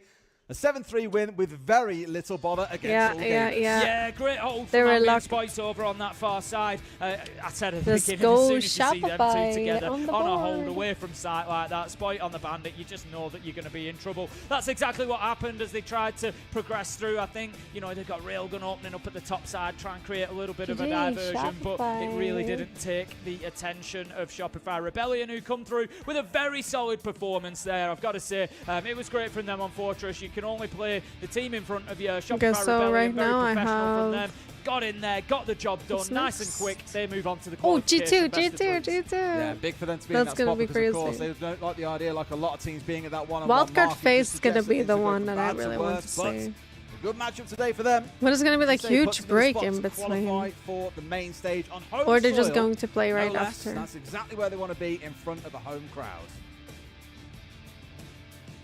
Yeah, that's exactly it. Like you say, the cheering will certainly be on their side, given the opportunity, but they've got to get themselves there first. They are going to have a number of chances to do that. Of course, if they lose their 2-1 Oh yeah, they're all on qualification different game, they'll still have their floors. I didn't realise we were They've on got to separate- go. They've I got to didn't go up the even stairs, Des. They've got to go up the stairs here. This is dedication. I didn't even think about the fact that they could be Yeah, on me separate too. floors as G2 teams and as well. FaZe. Indeed, they are. Nice little wall cut. Stretch It's your not legs like out FaZe, after that performance, G2 is find losing your that. opponents, and of course, fit the hand for a game. If FaZe wins from wildcard, I will have many points. They're now down at 1 and 2. There is work for them. Because I had wildcards on 3, 4, 5. Just a bit too much to overcome. Yeah, well, I don't think it was a massive surprise to anybody. You know, still plenty of respect to all gamers. They played a good game there. You know, they got it done against Furia yesterday. You can't keep winning games like that as a brand new team. You are going to come up against those that will beat you. It's crazy that Furia is just losing This is all about everything. experience for these boys. This might not Like, be their what tournament, is but you can Furia? be damn sure they're aiming for one in the future. We'll go to a They're break when we about to come not back. get Our qualified. next game awaits G2 Twisted Minds. G2 Twisted Minds.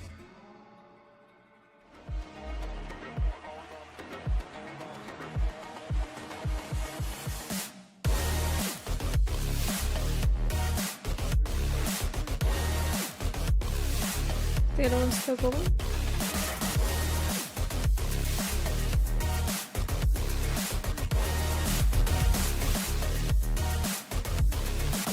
The other one is also over.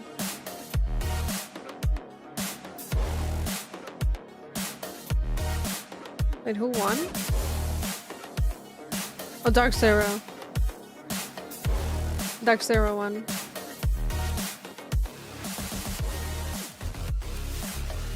Imagine. Oh, God. But that's crazy. Yeah. Imagine if you're a guest at the hotel, you're just walking downstairs in PJs for breakfast, and you get sweaty gamers just coming up in the whole ass production filming you. I think that. Oh, sorry. OBS is sending me a notification. Like, why? I think that they have certain floors reserved for the event. Because from what I know, usually they have the hotel and then they have this area, like maybe the meeting area, whatever, they have tables set up with desks, right? So they just all play in like a common area of the hotel. Not common, sorry, meeting kind of area for the hotel. But now they're just playing in hotel rooms. They removed all the furniture and they just put desks. Like, what is that even about? I know that or it's like a really tiny hotel and they just rented the whole building. You know what I mean? That could also be it. I really don't know. Like conference rooms, right? Right, that's what I meant. Thank you. It could be, right? They do not play in the stadium. No. The stadium will be in the weekend. So they're playing now for the stage. So everyone that gets qualified, they will do playoffs. And then the last few teams will play on stage. It has at least 4 floors. It does. It has the lobby, breakfast area, restaurants, and then 2 bedrooms. 2 floors with bedrooms, hotel rooms. It could be small. You don't know. From what we saw when we went up the stairs, I'm pretty sure I saw 4 levels on the wall. Yeah, they are on the 4th, and then they go down. So it's 2 floors. They're on 2. They have 2 floors occupied at least. I never pay attention to the champ games. No worries. That's what I know from events. So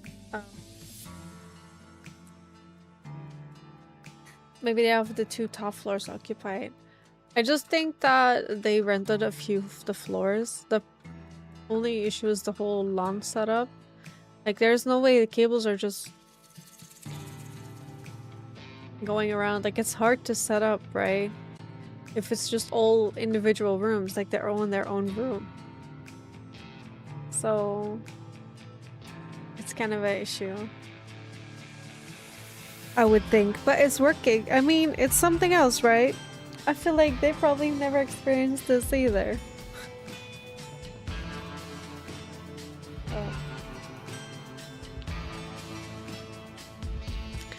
I was like in the beginning I was just looking at the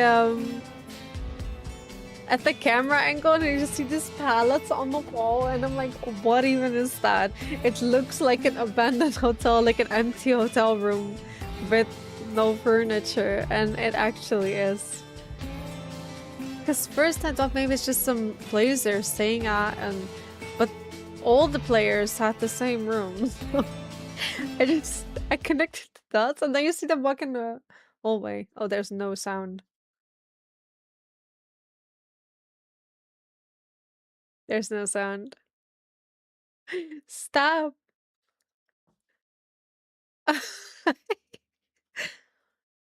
Oh no, it's frozen. I really wanted to hear that. I'm sure we will at some point. I'm sure we will at some point, yeah. But for now, of course, you're back with us.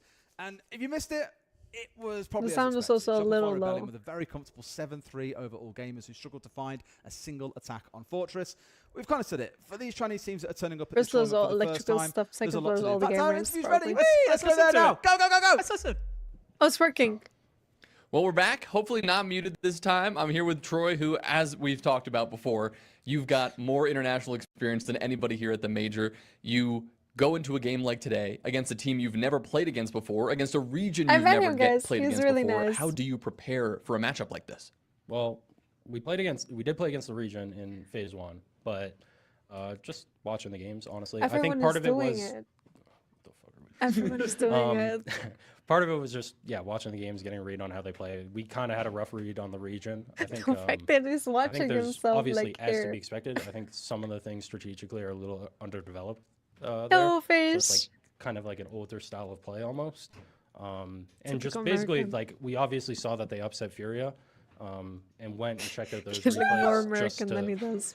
just to confirm whether or not There like, are you though. know, I feel maybe like there's Rex something is different, also very but American. it seemed like the same kind of style of play that we anticipated, and His name is nothing too Canadian though. complicated, but just watch their games. Great. Well, clearly you guys are feeling good again. Ambi's back on the horse. We're seeing the whole team playing great. Shopify Rebellion moving on here in the Oh, Swiss. the interviewer. Yeah. Thank you very much, Jonah. Indeed, we are. And He as I looks, said, to get a bit of a read, and I think we sort of said this, it's a bit underdeveloped still. American. That is going to be that older course style there that is. you're going to see.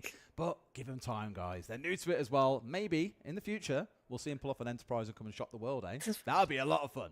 It certainly would be. Look, I've been very impressed so far. It just all happened. brand This new, is all live quality event coming though. out of So the CNL. Like I said, very, very hard to impressive. make it work. We've got our best of 3 coming up, of course. G2 G2 versus Twisted Minds. It is an EML throwdown, of course. Best We're of used to seeing 3. these two teams Interesting, go up against interesting. each other. Chalet and We saw it in Clubhouse. kickoff, but we're going to see it best of 3 style this time. It's going to be Clubhouse, Chalet, and Cafe. I looked at this, and I mean, it ended up prompting us saying, we've got a really good map pool at the minute. But I looked at it, I was like, ooh, that's 3 good maps there. I'm liking that. It feels like a real classic lineup. What I love is we're going to 2 of G2's perma bans. Club and Chalet are maps that they do not often like to play, but maybe they've got something cooking here, Tim. We'll find out after a short break. Okay. What's the break? How long is the break? Oh, 1 minute. The other one is on a minute. This one is on 3 minutes. Okay, so any of you put any of the teams that are not like top tier, like not newbies? Because I think these are my predictions. Okay. That's not working. I gotta pull it up again. Because I didn't know, Fox told me yesterday that Twisted Minds is the old Falcons before Falcons was Falcons. So they're technically Falcons. But you think people know that? Think people know? Also, I feel like Five Fears did good against FaZe. Like they were making FaZe sweat a little in Nighthaven. Until they lost, of course, because that'd be crazy if FaZe would lose that. Hi Daniel, how are you? Exhausted, but we keep going. We're here for the vibes. Also, what is happening with Furia? Like, I know that some of you put Furia on number 1 and number 2, but what were you thinking? Why? Please tell me, because the whole team got disbanded, then they got back together, they say, because it wasn't old Furia team, right? They were doing well in SAL, right? But that was not the same Furia, right? Didn't 4 players of Furia leave to become Team Liquid, like Alienware Liquid, that did not get qualified? Wildcards have been doing so good since SI. So I put them in on 3rd, 4th, 5th. Falcons has been letting me down. No, but they didn't finish their first.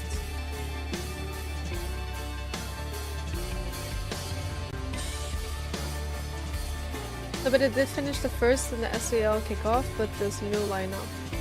They did?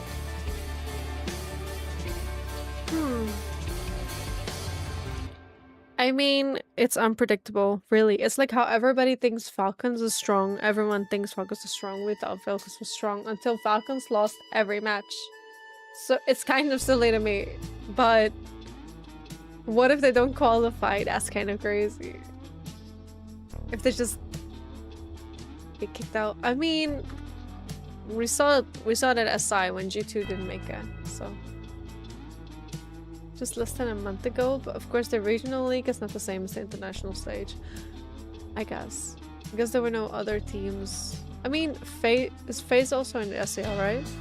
I mean, I feel like, and Ninja Pajamas, I feel like the Brazilian teams are so good. Like, I don't know what they're drinking over there, but Brazilian teams are crazy. This is what many of you have been waiting for. When does Stompin play? He plays now. It's G2 against Twisted Minds in our first promotion best of 3. If I watch 2 different games that have our live drops, stage do I get drops Friday. for both? Pretty much all of you are back in G2. Tim, that is hard fish, because it might be that it might be that one of them is not getting picked up. We've not cast them so far yet. I have gone back and how about you just put the vote on and then see on the one that's new if you get any progression. Obviously unbeaten so far. But it could be that why we're here. They're both 2-0, that it doesn't work. But a lot of people coming in. It's like how Twitch doesn't give me the viewer if it's a lurker. You have to chat sometimes to make your Twisted Minds, though, look, do not write them off. They are become an actual lurk, act, and they've been bringing their chaotic best, I think it's fair to say. There's Hasham just running all over Weibo in that second half yesterday. What? Well, I mean, Shoko right now is the 2nd highest rated player in the tournament, only behind Baby Shark, who's up there at a JC has drops on Shoko on League. Bro has 200 viewers. Absolutely flying at the minute. I think also 2nd rated when it comes to cost. I don't know what Jinxie's on, but that guy made it in life. Hero waiting in the wings. I think Alamal put a couple of clips out on social media. Yeah, there was a mouse before on the screen, so popped off. It's been brilliant to see. We'll see if that continues here. I saw that Siege at 100,000 views yesterday, so I clicked on it. Jinxie had like 60,000 of them. I was like, holy, that guy made it in life. Like, he could just breed something and 100,000 people will just do it. They would just say, oh, the sky is yellow, and everyone go, oh my god, you said the sky is yellow, so the sky is yellow. Like, that guy is crazy. The influence he has on people.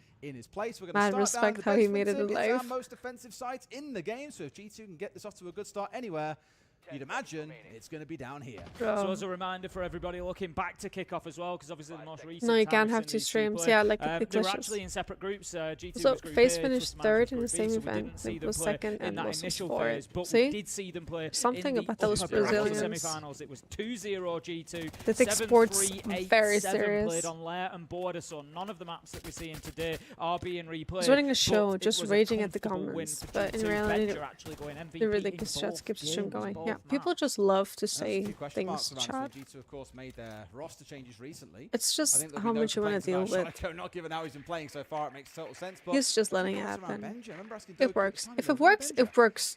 Don't break something that works. If it's not broke, don't fix it.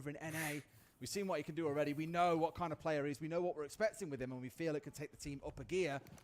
Stomping on Clash again? But I think with many of the coaches at this tournament saying they favour G2, FaZe, or Furia to win this event, I want to eat fries. haven't been a positive for G2 overall. Stomping kicking things off on the clash here on main stairs as Twisted Minds get to work around kitchen, opening up hatches, tearing up floorboards, all the stuff that you know and love for a basement hit on Clubhouse. Yeah, Twisted Minds are making really good progress so far. If you have a look at the bottom left of your screen, just a little quick way to be able to check. All of G2 are back in the basement. All listed across the bottom of their player cards, of course. Just helps you get a good idea, a quick gauge as to what's going on with the Rome game, and there isn't one for G2, which isn't the end of the world here on Church and Arsenal, but it does mean Twisted Minds are going to have a lot of time to be able to now soften sight up, clear utility, gain vertical angles, use the hatches. G2, they really need to keep themselves out of those lines of fire. The last thing they want is to start losing bodies here, because then Twisted Minds will attack from a number of directions, which is what we're seeing. Presence in kitchen, presence main stairs, Shalad's at the top of blue stairs, so they are going to try and swamp G2 here from multiple directions. Oh, I mean, they've got a bit of a lick onto Doki so far. P9 being so patient, waiting and start Benja's low as well. It's just saving up for the next I think they're waiting to see if G2 want to step onto them, peeking towards them, so they feel they can win out in those gunfights. But G2 are largely the next event now majors are here, majors in Japan, and SI in Brazil. So I'm saving for the next major. I have a goal, isn't that Shaiko somewhere, but not tight, does he? Yes, he does. Brilliant kill. Trix manages to get two. Doki and Alamo. Benja's there to fight back. Stompin taken out, and it's all up to Benji. You picked up on him at the beginning of the game. Is he going to be able to close out a huge clutch 1v4? It would be 1v3. He stands at the moment, just misses his opportunity.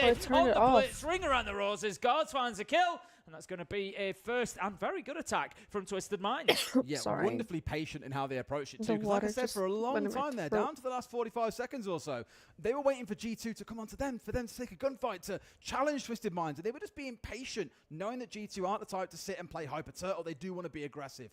But when they pulled the trigger, Twisted Minds, you saw the 2 or 3 drop down towards Kitchen Hatch along with the Blitz. We had Tricks then. I wish I could go to Japan or Brazil, but I might start a new job. I hope at the timing would be off for the events. Oh no, you know what? Your job is obviously way more important. Events are always an extra. It's absolutely no surprise. You can watch it from home. They will run at you. Update it. No, it's the same for me. Like I'd love to go to these events, but financially it's really hard since there are other sides of the world. And flying is a privilege lately, because what the hell is up with the flight tickets? Netherlands is milking its citizens, so all we do is live to pay tax. Gas prices, oh my god, it's €2.65 here. Some people are €2.80 on the highway. Like, have they lost their minds? Just supporting these players that are looking at that extended hold out into cash. Stopped 2 times in Belgium to just get some gas, because it's still an affordable price, that like €1.80 a liter. We drove over the border to 80. Are you like mentally ill? And we can't change anything about it. We just have to swallow and drown in tax. This part of the map realistically. We've seen so many teams win and lose rounds on the defense or attack of this part of the map. A friend messaged me they are playing Blast. What's Blast? There's a team. Blast is a brand. And then they can afford to fall back. Right, that's all I know. Would look like losing 2 players out here. Is Blast a game? Just playing behind the shield at top red stairs. Just ask him. To track him with the Deimos. I think it was Stomping. They were trying the to cabinet has. The cabinet hates to us. help him stay in position. You can see they're actually laughing at us. Player card there showing that he's currently in the radius of that jammer. Keeper barricades as well to prevent him being pushed from the breach. Oh, he sees him. Been opened up. Takes a little bit of damage in the exchange with Hasham there, but Stompin doesn't really need to do over much at the minute, because he's just burning like the shoot on the stairs is so OP. He's got support from Alamo as well. Benja manages to pick him up. Brilliant stuff from G2, but P9 is there for the trade, and Twisted Minds are starting to push forward and get a little bit more aggressive. Stompin taken down as well. What a round from P9 so far. Because they've got this cut here, Tim, these players can't fall back. They've basically got to play for their life here, and that's exactly what Alamo is going to try and do. Work his way underneath. That would be an interesting. I wish my friend messaged me too. Getting Shalad on the window and recovering Doki. That is a massive play. This could have all gone so wrong so quickly. But for now, They're going to try and force their way forward that little bit quicker. Message and massage is too close. Oh, the door drops all over. Leather, they want to fight this one. He's down to almost no HP, but Guards still finds a kill. Are they going to do it? Now finally rejoins the action, but it's too little too late. Okay, they're putting up a fight. On that dominance of round 1, and Twisted Minds get the second. That was a great call from Twisted Minds there. You saw that. If Deimos would have a nade, to get into sight, and it was because they knew that Alamite was hightailing it underneath to try and get back up main stairs, but it meant that they were 2v2. Was Doki already trash talking? Is that what it is? They'll also have seen the blood trail on the floor. They'll have known that one of those players had been downed. It was Doki, so only 20 HP. Great call from them to say just flood sight. Maybe he used and then it we already. know exactly where Alamite's going to come from. They were ready for him up main stairs, took him out easily. Brilliant stuff. Gets them the round 2-0. Yeah, honestly, I've got a lot of respect for Guards. Again, I think if you if he would have pulled his nade over there, he would have got shot. So he was holding an angle. If he would have swung with the nade, Stomper would have just headshotted him. This tournament so far, I don't feel like we're watching a sub that they're having to play around. I think. I don't know. I am not pro. Yeah, this is it. I said coming into it. I am no pro. Any of the I'm just speculating. Any of those situations, I've always felt like Guards was going to be the most natural to step in here. Sometimes I'm also asking why they're not doing certain things. Having played in these big moments, these big events with this team, with these players, it was never going to take a huge job to get him up to speed, and we are seeing that because yeah, about that him are fish. being put up real big contributions. So Twisted Minds at 2-0. I do have a scheme for like a document that explains how the point system works if you win these events, but it is really hard to understand. Like I don't really get it either, but on the defense of I just think most of the big teams will definitely go there unless they lose. Here with the Cash CC setup, it's so I don't know for sure. I don't know if anybody is really into esports. They probably will know, but I don't know that. That being open does make it very difficult to play inside. Hey Sabotage, how are you? When will I go pro? I don't think, even if I wanted to, I don't think I have the time. Which is Doki, and they've got to try and punish him. It's a great example. If G2 will play in Japan, I'm going for the virus. Of sight, including out to that yeah, the virus will just disappear by then. We have things to do. I will catch the virus staying at home anyway. Oh, stairs? Oh, come on. Shaco just to pick up okay. Shaco does Shaco things. Finds another with a headshot onto Jalad, and he's not for stopping anytime soon. Gets aggressive towards Tricks on the repel as well, but the next flashpoint for G2 is going to be this catwalk Monty just trying to bully Doki at the minute. Yeah. I hate freaking shields. To take him down, P9 onto Alamo, and again, Doki's going to type in chat now. They've fought their way back into this round.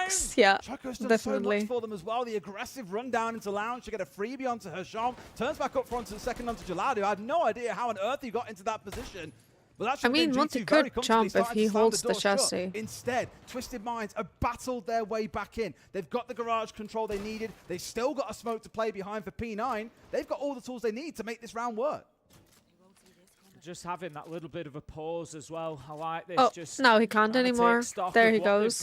Reposition. P9 is going on to the breach. We've got Tricks up onto the rooftop, and Guards is just biding his time in catwalk, just trying to feed intel. He's actually got Shaco in behind the bomb chassis at the minute. There are qualifications all the time. I think you're just gaining points. There's a balloon, forces him forward. Shaco forces him back, but Guards just keeps going. Gets the shield back up to protect from the Razor Bloom, but it's Benja who comes in with a huge double from Cash. He delivers. Manages to shoot through the pair of them, and that's going to be Gotta have a pick with the king. Guards is ridiculous, man. That's Which one, though? 1v1s that Who you want to have a picture with? The fire and the flames, the 3 razor balloons going off around him, and was in a spot there where I thought there's no way they're losing now. If not for Benja, really taking that round by the scruff of the neck, charging at the last 2 players Stompen. to see I G2 have a picture over the line. with Stompen.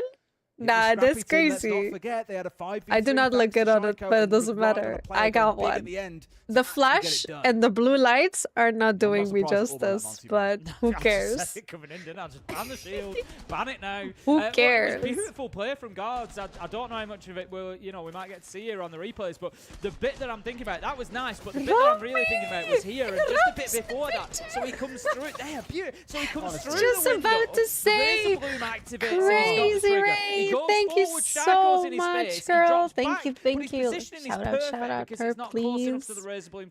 Anybody who's not following Romy yet, please drop her a follow. She went with me to Munich Majors. She is such a light in the room, honestly. So drop her a follow, guys. Welcome, everybody. We're watching the majors. He's still gonna sit on shields. He goes over to. How are you? I'm good. I'm so exhausted. But we're goose streaming. We're doing it. We're chilling. They're pretty terrifying. How have you been? How was your stream? We often talk about their intensity, the chaos they create, and the way that they are willing to, we were just talking about how Fish wanted to have a picture with Stompen, and then he's flying to Japan for it. And then I said, oh, I have a picture with Stompen, and you were the one who was like, oh, let's just go take a picture with that guy. He's famous. That was a good idea. And then you came in with your raid. Like, it was me. Is that the guy? The dude? Yeah. It's this the guy with the... Then we made the picture in the stadium. He was like standing down below, and we had this picture. Ik tripped. Met die duim zo. In the stadium? Yeah. I'm interested to see this from G2 because it's that picture. Yeah. So he's like the king. Everyone's like, oh, it's Stompen. And I told you to go get a picture.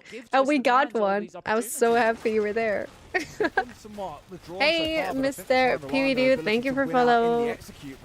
How are you? No, that was fun. Oh, I'm hot. I'm laughing. I'm wearing so many things because it was so cold. You're just inviting trouble if you're trying to play out on the roam by dude, the yourself. flash wings So instead, digging in deep to the most defender-sided site in the game doesn't sound like a bad deal to me overall. Either way, 90 seconds in, things are looking very, very reminiscent of round one overall, Tim. Just Noah's Army this time round playing inside of blue. Jalad's going to get aggressive. Make it guys, G2 is losing it. Shuts him down. P9, however, there for the trade. And again, Twisted Minds just bringing this brand of aggression. Today is not their day. Opportunity spotting. They go in there and get the situation in hand. Guards manages to plant 3v2. Hey Fats, thank you for following. Like another round for them at this point. Thank you, Romy. I've Thank you. said for G2, sometimes they'll do things and they look like absolute geniuses. Sometimes they'll do something and they look like morons. And I'd say the same applies to Twisted Minds. Jalad just freely walking down that corridor and picking up 2 kills. That should never be allowed to happen. But he does the things that teams don't expect, and it has netted his team a massive advantage. They're losing their minds. Clearing out everything going on around. I think there's no way they don't qualify for the tournament. They're G2 are down. 3-1, Tim. Twisted Minds are looking ferocious on the attack. Tactical timeout is going to be called by G2, so Romalio will have the opportunity to get some input here. It's interesting, where we saw a graphic recently about the effectiveness of timeouts and which coaches had kind of the most success rate after timeouts, and Romalio was very high up on the list. I think he was 2nd or 3rd. I have no idea what G2 is doing.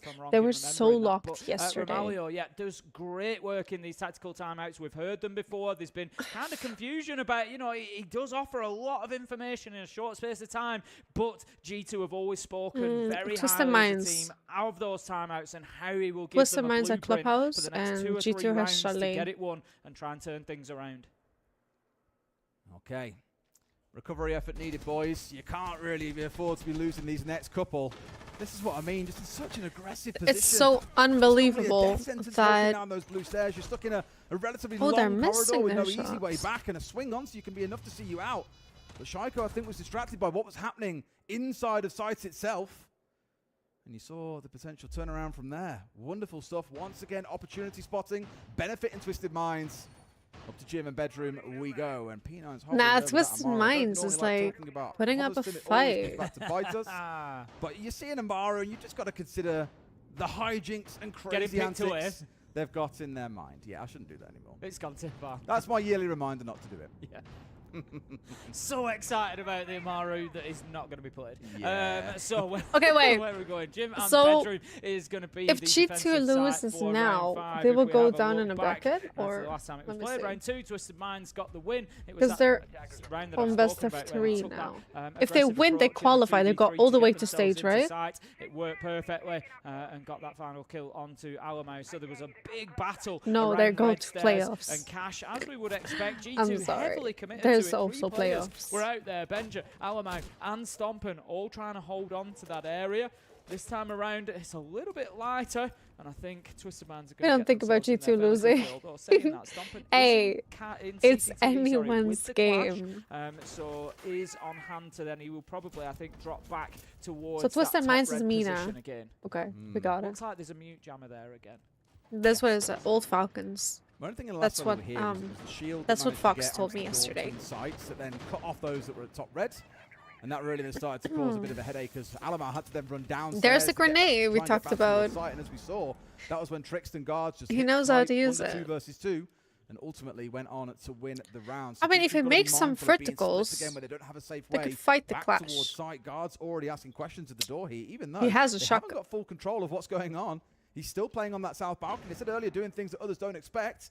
That's kind of what they're going for here. Like, Stompin's the kind of guy you'd look at and say, okay, it's his chance to be able to challenge on towards guards. But he's under pressure from 2 or 3 players here that it ain't quite that simple. A little bit quiet for G2 at the minute, just having to kind of wait for Twisted Minds to make a move. For shots they're still playing the around waiting underneath game. With the Demos, we see the pot shots coming up through the floor. Not Look going at to their do 2 any mute good jammers for on the that time wall. being. They continue to try to push towards these top red stairs. Stompin in position with the clash. We've got him supported by Benja, and they're not really managing anything for this clearance. Such Benja nice continues nitro. to have a great game. Threads the needle with that nitro. He Out and of his the breach, picks up his nitros. man, and that's Some people diffuser just down have as talent well. for it, It is recovered by Jalad. Mine don't do 5 that. versus 4, advantage G2. Mine We've got don't 55 do that. seconds left to go. Sham's really got to do something from below, and no, he gets finished off by Stompin 2 and his march up red.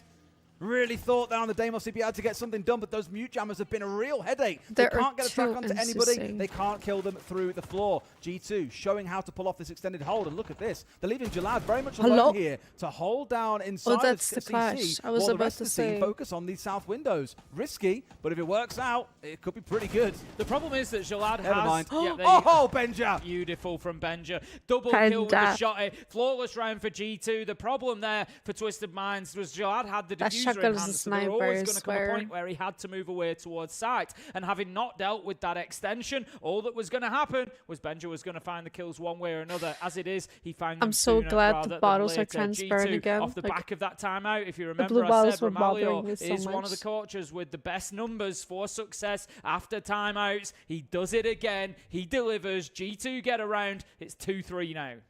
Attackers need to load Okay. as many bombs as they can. If it's recovered to 3-3, they'll feel they got away from it lightly. Twisted Minds probably will feel a little bit robbed that they were up 3-1 and couldn't get to a 4-2. Could still build to that point. Cash CC going to be where we step to next. And once more, the focus should be around, I was going to say around Warehouse, but look at this. Okay. You've got 3 players They gotta extending make out it towards the west here, crazy. in towards Crazy the bedroom. comeback. The mirror available to drop 'Cause down onto that single wall, but it doesn't mean you can't play out here. It just means maybe they're it's not playing a as tight defensible match. as it might otherwise be. So a lot being invested. G2 was sweeping the floor yesterday with everybody, so inside of the garage, which I think with the tell Monty us being banned how away makes some you sense. They may would be do worried it about giving us differently down and win. to a Monty without a shield on side, things get a little bit harder. If I would be the Stompin just bringing along the DMR this I mean, time. they're doing good. Not Aim too head. much kind of Exactly. heavy usage of the DMR Click that head. I've noticed from Rush. G2 so far. It has become Rush B. a little bit of a utility in its own right as the DMR. Some teams playing them a lot more than others. And we're going to immediately have that wall breach. So a good start from. Nice and quick. That's going to make it impossible now for anybody to rotate through CCTV. Yeah, you know it. Shaiko and Dorky going to First continue with the Jaeger Wamai combo to try and hold on to Catwalk, but Dorky's actually going to drop himself away and move over there, back into lounge. And safe up. That's basically what you force the players to do by opening up that breach so early. Oh, A gosh. little bit lighter on the hold overall. They've only got the... I miss CS. I miss CS. I miss it so much. I don't know why they like overwritten the best game on the world in the world. Like CS:GO has aura, honestly. 2 or 3 players now all starting to square up. Tricks on towards the Logi hatch. And 2 out here on Jacuzzi Plat itself. 1 more down towards the window because they really want to get a push on CS:GO. I like CS:GO. CS:GO. Pulling this game down at 0 and 5. Narrowly evading away. Another one of those traps as the first phone call comes out. And that should be a little bit of a trigger for Twisted Minds to start moving forwards. Yeah, they're going to start pressuring onto Alamo very, very soon. He's the player for G2 that we see there. Just near Logistics Arch. Stomp and gives himself away. Just trying to crouch across that window. He was the timing taken down on by that. Gelada. Oh, man, managed to get one Dorky as well. 3 versus 3 as it all shakes down. Just having a look at how that means the chips lie. Dorky is inside of Cash at the minute. Shaiko still holds Catwalk and Benja in bedroom. So you've got to feel that G2 have come away the best from that exchange. They are still holding much of the top floor and those power positions. Benja decides now is the time where's he to going? stop her, but it's the same window. You can't do that, G2. He's going to run out. Second player to the same position. That's a communication issue there. Really showing its pain. Gelada's barely moved his feet all round long. He's still sat in this corner.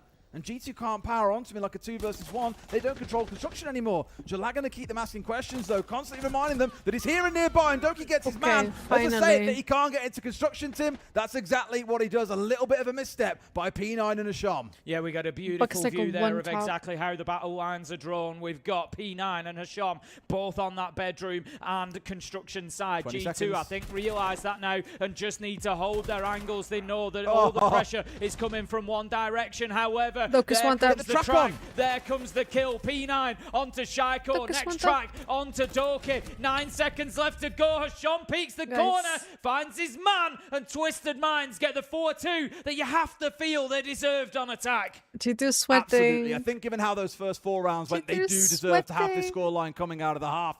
And that round especially, it was a bit of a back and front one. When we were down with 60 seconds left and G2 had got Diffuser down at top main, I thought this is looking great. But Tim, let's have a listen in to the half. We're gonna change the Benja and Kyle gonna play the in the cash push, Kyle gonna play the ace, and Benja gonna play the snake in the windows. Okay. And for the direct, everybody remember the direct also. Okay. Shaco play demos below, Doki play ace in the jacuzzi, Kyle play the black beard like in jacuzzi or office, and like Benja snake in the windows again, and Zaki in the server bridge. Okay. I just killed someone with the Argus cam. Yeah, if he's low. They always play for the launch hook. Curse Like user. we can kill them, or we can like just do the master push. Okay. And then like we do the master push like with Cal and also Shaco playing for below control because like then like Cal can book like the guys like inside the cache. No, but we said I can play for the to kill the guy launch first round, right? Yeah. It's the 2 options I spoke about. Yeah, okay. Okay. And for basement like remember like we need to see how Sky look. Okay. لما نكون جيم نروح ويندوات سريع بيقعدوا يبيكوا ويندوات حلو. اذا كنا فوق تحت ومرومين راح يجوا يدخلوا بار وستوك سريع وعادي انهم يسحبوا علينا وينزلوا السايت. اوكي يا اخوان. ايه خلينا نكون جاهزين للهوريزنتال بشات الهوريزنتال سواء جيم Oh my god, the headset mic. It's like freaking pilot microphone. او الجيم الويندوز. اوكي شباب احنا ندري انهم يلعبون لعب سريع ولعب همجي صح الدخلات الغريبه. ابي Arabic is a bit rusty, but I think you said look in team Rush B Hop Shields. I think we can break their steps in the with the mirror in the termite, you know. And Benja Master in the end of the round after the team get the garage, he like to go for bedroom. Okay. Team is default. After they get CCTV, they go open jacuzzi and they want to finish the round in the gym. So if we want to beat someone, beat the guy in the he talks English. Remember, guys, 3, 2, 1, play my contacts, tripped, look the cams, and try to identify what they're gonna do. Let's go, guys. يدكم يدكم يلا let's go. يلا Obviously, Obviously, we don't really hear an awful lot from is I understood that. Twisted Minds. And when I spoke to one of the other staff behind the scenes, I said, my final question was, anything else you'd like to add? And they said, Daigo's the GOAT. Need to make sure some more chats. I'd love to hear more about obviously how Twisted Minds work, because to come out with 4 attacks against one of the favourites to win the tournament is no small feat. It is not. You know, we've got to remember the map choice, of course. G2 certainly not huge fans of Clubhouse, as we know. But look, that's not like in Clubhouse or not. That's just a silly mistake from G2, especially when a second player in Benja then dies from the same window. You know, that comm should have been clear that we've got somebody playing on that construction window. And it just, you know, the information either hasn't stuck or they thought that 30 seconds later maybe he wasn't there anymore. But yeah, one way or another, G2 certainly offering opportunities up to Twisted Minds, who are more than happy to take them. As I always say, a mistake is only a mistake when it is punished. So 4-2 we stand coming into this second half. It's going to be Twisted Minds moving onto the defense, and they will kick things off as expected. I could also go for pizza. Let me see. Is there pizza? And of course, a reminder: once this map is over and done with, we step into the halls of Shallow. Because I just want to eat garbage. I don't know why. They only won it once in the Rainbow last year, Turkey is having a TC, hype train. Do you want to join? In that period. No. So I'm a little bit nervous for them, but Cannot maybe they know something that we don't, speak because to the equally, clan. Twisted Minds haven't won it in the last 2 years. It's been a long old time. Granted, the team has changed quite a lot. The roster, of course, was moved over from Falcons over the last year or so. Prior to that, it would have been a very different roster. So take from that what you will. All I'm saying is, if Twisted Minds can get this done, dare I say, we could be looking at G2 being 0-2. Well, I mean, on my predictions, on my Ubisoft predictions. Who did you pick? You picked G2. So you don't pick by individual game. So on the Ubisoft official ones, you pick for this phase. It was picking who will go through first and second qualifiers, who will go through third, fourth, fifth qualifiers, and who will go through. Put the air fryer or put it snack or fries in. I don't think I have anything. Where teams will qualify. And I had G2 in the 3-4-5 bracket, so that would mean they would go through 2 and 1 and then win. Yeah. So yeah, so they've got to lose a game at some point, and you're quietly happy for that. What? I'm not happy about it. I'm not happy about it. I just want a skin, Des. I just want the skin. This is the kind of stuff that actually really bit Weibo a bit yesterday, I felt, was Hasham being super aggressive onto external doorways and windows. He gets Shaiko off the rip. He's gone. A trade does come back onto Jalad elsewhere. So it's far from the end of the world, Tim, but they've lost to Deimos here. And that is a stinger, given he was one of their crucial intel operators. Yeah, and definitely. It's also Shaiko. Definitely. We've seen a decent bit of work done by the Deimos in the first half. So ultimately, it's a tough one to stomach for Shaiko going by the wayside. A little bit quiet from him as well. 4 and 6, not bad, but we did see, I think, 2 or 3 kills in one round. Second highest rated player at the tournament so far. He's been doing phenomenal, and this is what I'm saying. You know, we now I didn't buy G2 any snacks because I need to eat healthy after talking about that, but Shaiko has been great for them so far. A little bit quiet today, and you feel like they could just get a bit extra comes out of Hasham as he managed to take Donkey down. Benja's there for the trade, 3v3. G2 are doing well at keeping themselves in touch with the manpower. You know, often it's not like kind of being overrun. They're just not getting those kind of small wins that they need. But at the minute, Alamau trying to get himself inside a site and do a little bit of bullying. How fast these guys are reacting terrifies me every time I see it. That was a pixel that Hasham was holding that changed colour for all of maybe 100 milliseconds. And in that time, he's clicked, he's got the headshot, he's got the killer, and he's back to wait. Lightning fast reflex. Stomping. Onto Stomping, onto Benja. Putting up the kind of numbers we were seeing from him yesterday. Timmy's now 9 and 4. Alamau with it all to do inside the dirt. 1 and 5, not going so good himself, admittedly.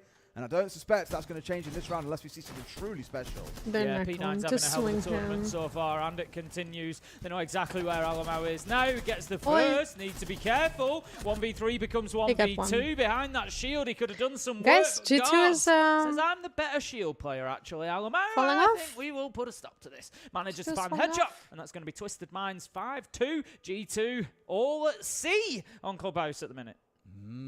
Up to 5 and 2. Well, that suddenly starts to make things very interesting. Guards in chat. For you, free courses, Alamau. DM me. Imagine being subbed into playing the tournament and you got a world champion sat across from you just like, yeah, you want some free lessons, mate? I'll do this part-time. Not even part-time. This is a one-off for me. Brilliant stuff. Brilliant stuff. 98% round of the bar. Round 8 is going to see us move up to the top floor, gym and bedroom, where Twisted Minds will concede. I think it's almost GG go next at this point. It's starting to feel it, isn't it? It really does. I don't. G2 are they the sort of team that can turn it around? Yes, of course they are. They've got great players. Are they showing me anything in this game on Clubhouse that suggests that they are going to do that, or have got the capability on Clubhouse to do that? No, to be honest, they're not. So right now, I expect Twisted Minds to just keep controlling this game and keep rolling from here. Gym and bedroom, they've got mirror available, so the jacuzzi breach is going to be really difficult to use. We've got a great spread on this defense from Twisted Minds. They've extended out as we would expect. So Shom's on red stairs, supported by guards. Got Jalad out there as well. G2 are going to have their work cut out trying to get cash and CCTV under their control. There's about 34.6 million channel points about to be lost on this one, so if it carries on, quite naturally, all of you backed up on G2. A lot of fans in the chat, no doubt. Twisted Minds showing how it's done. How to unsettle some world champions. Wonderful stuff. Here we go then, G2. Maybe G2 is just trolling a bit. Their players also got Stomping working his way in towards G2 is trying to make it exciting, like Falcons, so a lot of but then lose in the end. To make sure they can move on through comfortably and start to get themselves set up on those south windows. Benja, as you can see here, currently watching into construction. They know that there are players hanging around here. It's guards, P9 and Hasham all out on the extension towards Cash and CC.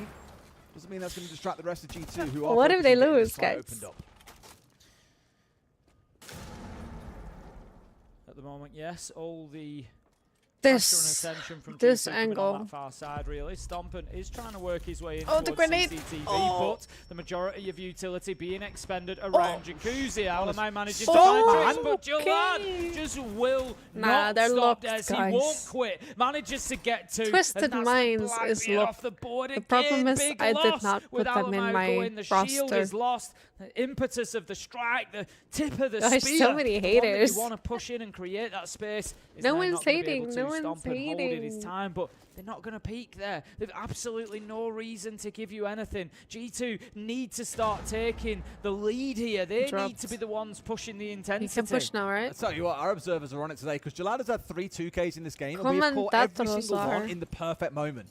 It just seems whenever we cut to him, that's his moment to go big. And that is another one like that where it's completely torn apart by elements of G2. Hasham into another. Started really quiet in this game, but is quickly starting to play catch up here on the defensive side. Stomping, good for one onto Jalad, shuts down someone who could have been a hero in the round, now chasing down the next. Stomping, converting into a down. Stompin's locking in. Stompin's locked. Gets the finish. A 2v4 turned to a 2v2. The big I problem thought we were going for the Spanish the diffuser down on the ground. They will know that's outside of the breach, so they know that G2 have to play for the kills here. That can factor into how Stompin is going for the frags. I was going to say they need to take Stompin off support. Try and head over and get that diffuser, but G2 have made the call. They're going for kills. Stompin, he takes a lot of damage. Hasham, guards just holding on, keeping themselves in cover as much as they can. Hasham finds the first. Stompin, low health, cut down by guards. Twisted Minds win another and put themselves onto map. Point against G2.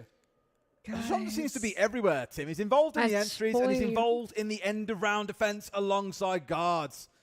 Twisted Minds up 6-2. They are dominating G2 on club. And like I said, I'm a little bit concerned going in towards Chalet, Tim. I know G2 picked it. They probably feel that they've got Twisted Minds' number.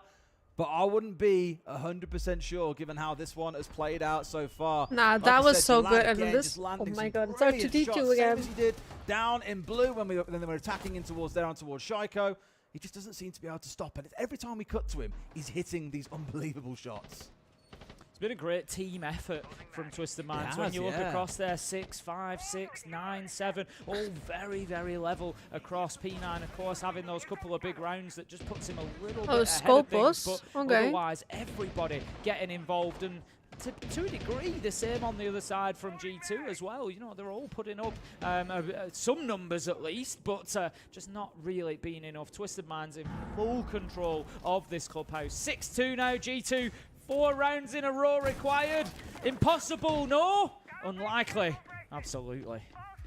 All right, this could be the end of it then. Let's see how we go for round 9. Cash EC going to be where Twisted Minds I thought they were their defense.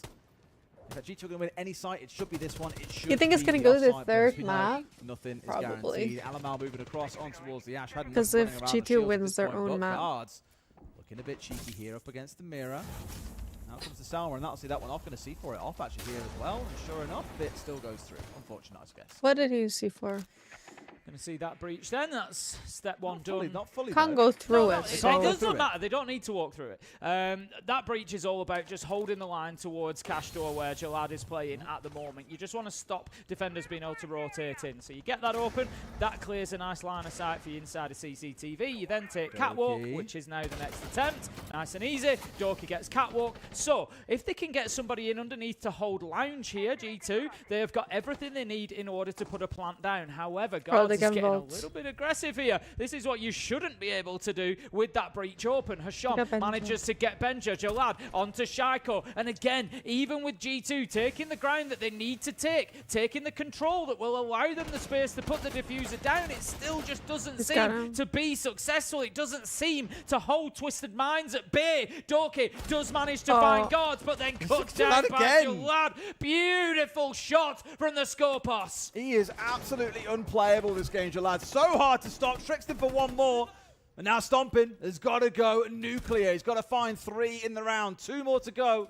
Or G2's hopes of getting anything on Clubhouse are going to be over. Yeah, it certainly looks like that could be the case. Taking out the bulletproof cam here, Stomping. It gives him a little bit of an edge maybe, but just tries to play with that sound of the diffuser, takes out the mirror window. He needs somebody to peek him. He needs to play this so that he can bait them out and try and get that attention. They're on both sides. We've seen him do it before. He downs one, and now it's just him versus Trix. Trix on red stairs. He can finish that man and think about possibly putting this diffuser down. He's going to get the go for it, but then he's going to bounce off. This is all about the bait. It's all about the switch. Who will come out on top? 1 versus 1. Trix is thinking about going for the attack. Sees his man, hits the arm, the flash is there, and it's a ring around the roses. Stomping can't see his man, Des. Trix has played it so well. Full white screen tucks into the back corner. They know where each other are. It's a case of who moves first. But Stomping has to do something, but no! Trix shuts down the king, and map 1 goes the way of Twisted Minds. No, it what a doesn't just go their way, Des. It's convincing. It is destruction of G2, who never really looked competitive against Twisted Minds there. 1-0 they now lead in this matchup. They are one map away from qualification. Nah, that was good. That was so good, guys. Come on. Stage, and I guarantee you, very few had Twisted Minds being down as their first. Unless you didn't bet a whole bunch of money on it, this was such an interesting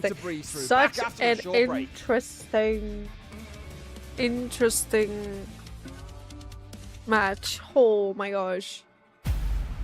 G2 lost, guys. What?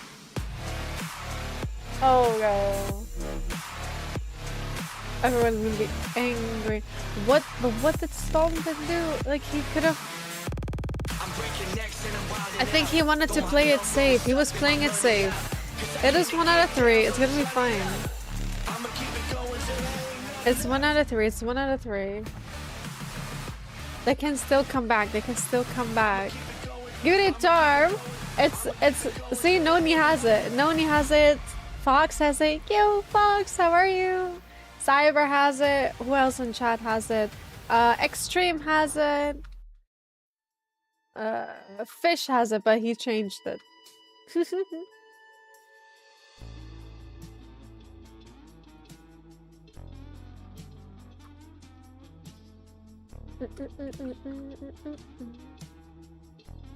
That was crazy. The Tachenka batch. Here. 5 minutes. Should we put some food in the fryer? I don't know. I need to look for snacks.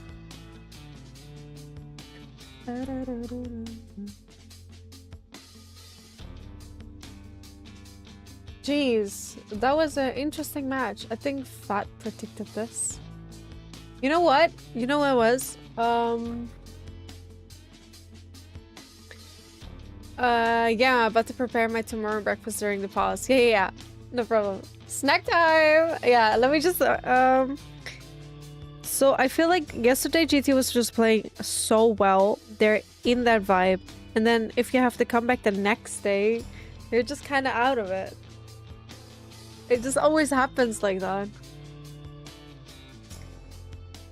I feel like if they would have played all their matches yesterday, maybe they would have gone all the way through, because GT was playing like crazy. Stompen had like 2 seconds he was doing good and then he wasn't anymore. Same with Oki, but I don't know. I don't know. Should we do a snack break? Snack break?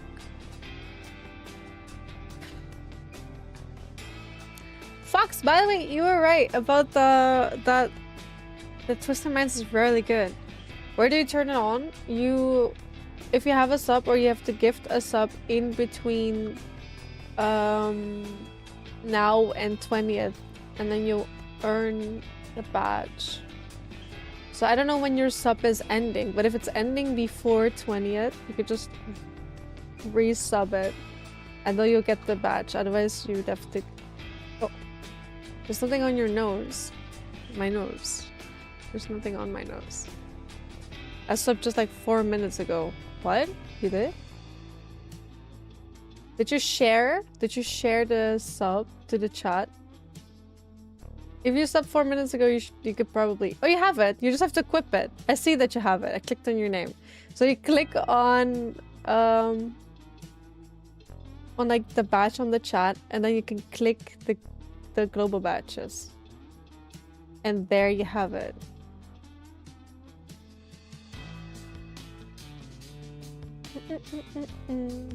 Cuties. Thanks. I always thought you were like stressing me out. Some people say mean things. You might have to refresh your browser to see it yourself, but you just have to go to in your chat bar, click on the icon, and then you can check global badges. Yeah, let's go. Unicorn Tachenka. I think it's so cute to get chat that everyone has it. When does the event end on R6? So the event ends on 27. They extended it. Usually an event is 2 weeks, but this time they made it 3 weeks. So there's 3 weeks for you to get the memento. I'll be doing 2 giveaways on Sundays. And then on the last Sunday of the event, I will be giving away a memento skin. So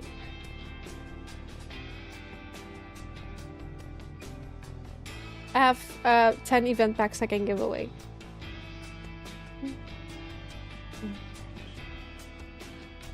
On... Let me refresh. Just playing now. Is it just instantly? Well, they're not playing on Chalet, right? What? W. Yeah. How'd you miss the memo? You were in my chat yesterday. I saw it yesterday. Also, I pinned it on top, guys. I pinned it here on top of my chat. I want to get the skin, but I can't. Why? I should put some food in air fryer. Food break.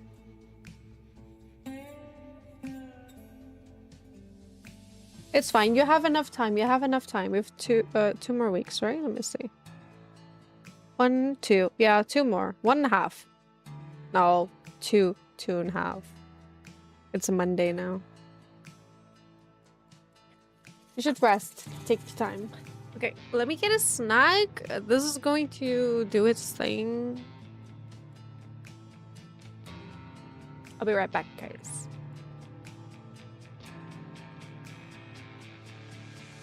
Also, I'm not getting my alerts. Like, I didn't get the sub alert, but I'm not seeing it in activities either. So, last time you had to, like, share. It sucks. I had the same when Cyber sub.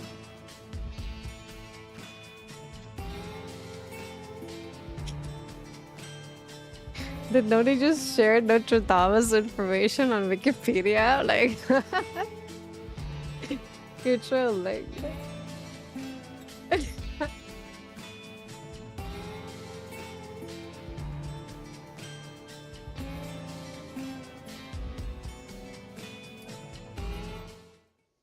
G2 being handed a brutal defeat on Clubhouse. Twisted Minds taking a 7-2 victory. They are just now one map away from making it to our live stage on Friday.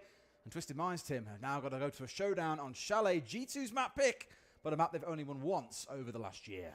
And I don't want to pile the pressure on G2, but the last time we saw them play it was just back in April against Shifters. You know what the result is?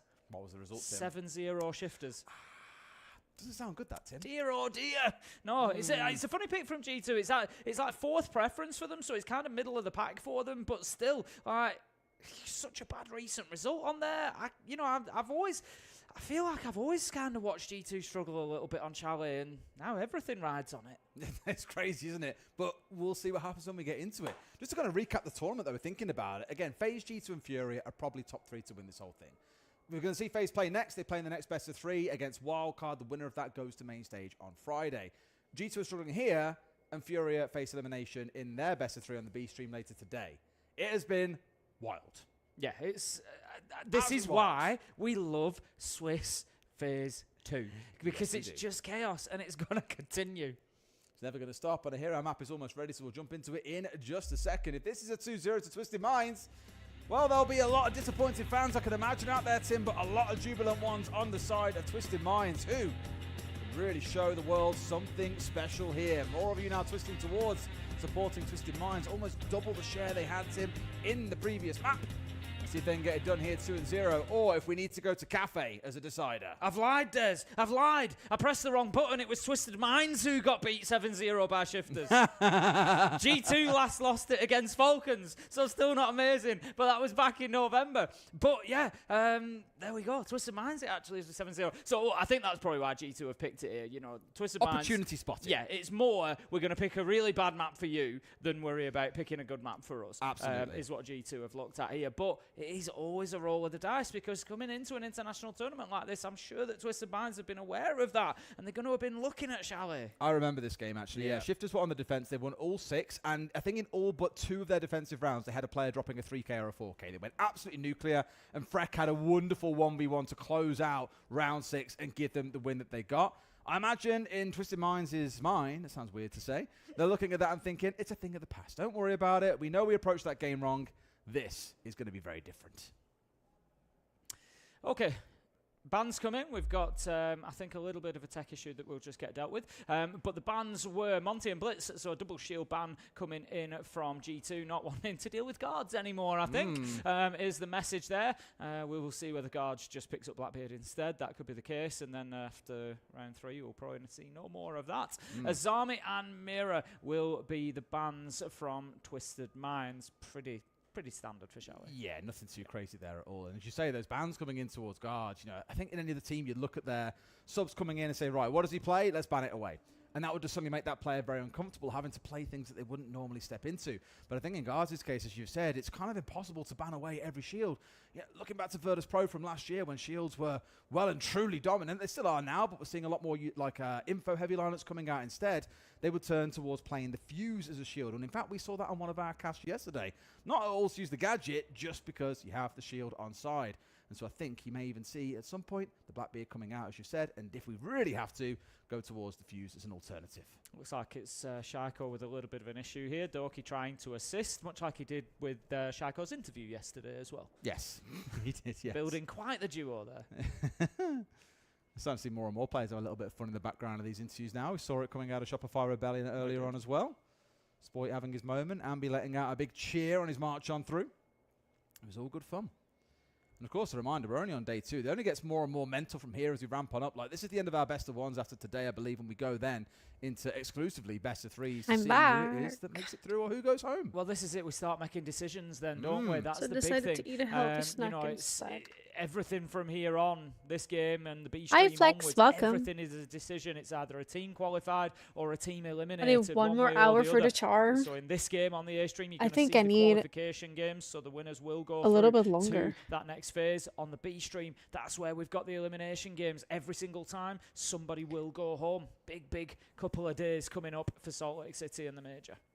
Just in case you're curious as to what that schedule is over the next few days, as you've heard now, we're in our first best of 3 here. The B stream is as well. I'm at 85%. Best of 3 after this, as will the B stream. 1.5 hours. What? 2 hours? Come on, it makes no sense. I am watching it. I'm co-streaming. I didn't sleep last night. Oh my god. So I watched the last match in bed. I fell asleep though. I have no idea how it ended. In our live stage finals on Friday. I took a shower. I watched the last match. 2 semi-finals on Saturday. I fell asleep. And then, as you will well know and love, I woke up 12 p.m. on Sunday, including but I woke up with my period, so everything hurts. Not even a teaser. No, I catch a break. Go and check them all out, but I've deliberately just catch a break.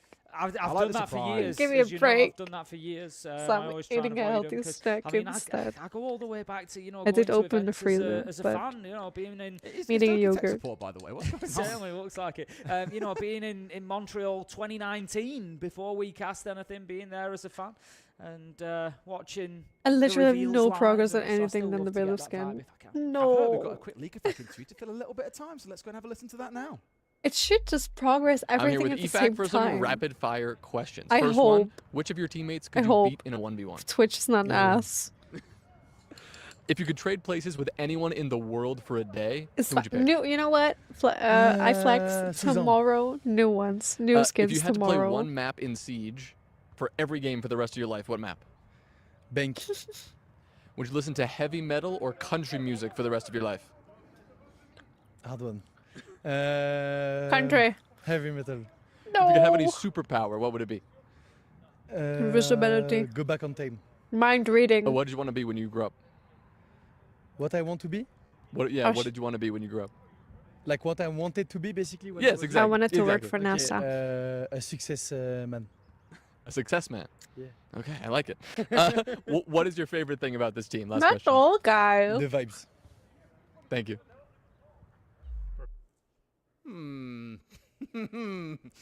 If I speak, I'm in trouble. I heard that and I was Metal just makes me so overstimulated. There's just so much sound. Enterprise have got it going on over there. Tim, from It's that not game earlier on relaxing at today. all. Sometimes the vibes have got to be a little bit higher inside that Falcon side. Doki really is. Doki continues to try. I'm quite enjoying watching this this new arc for Doki from player to technician. So it was not a phase. I mean, at some point, I guess you've got to retire from being a player Tim and find a career. You haven't moved past it.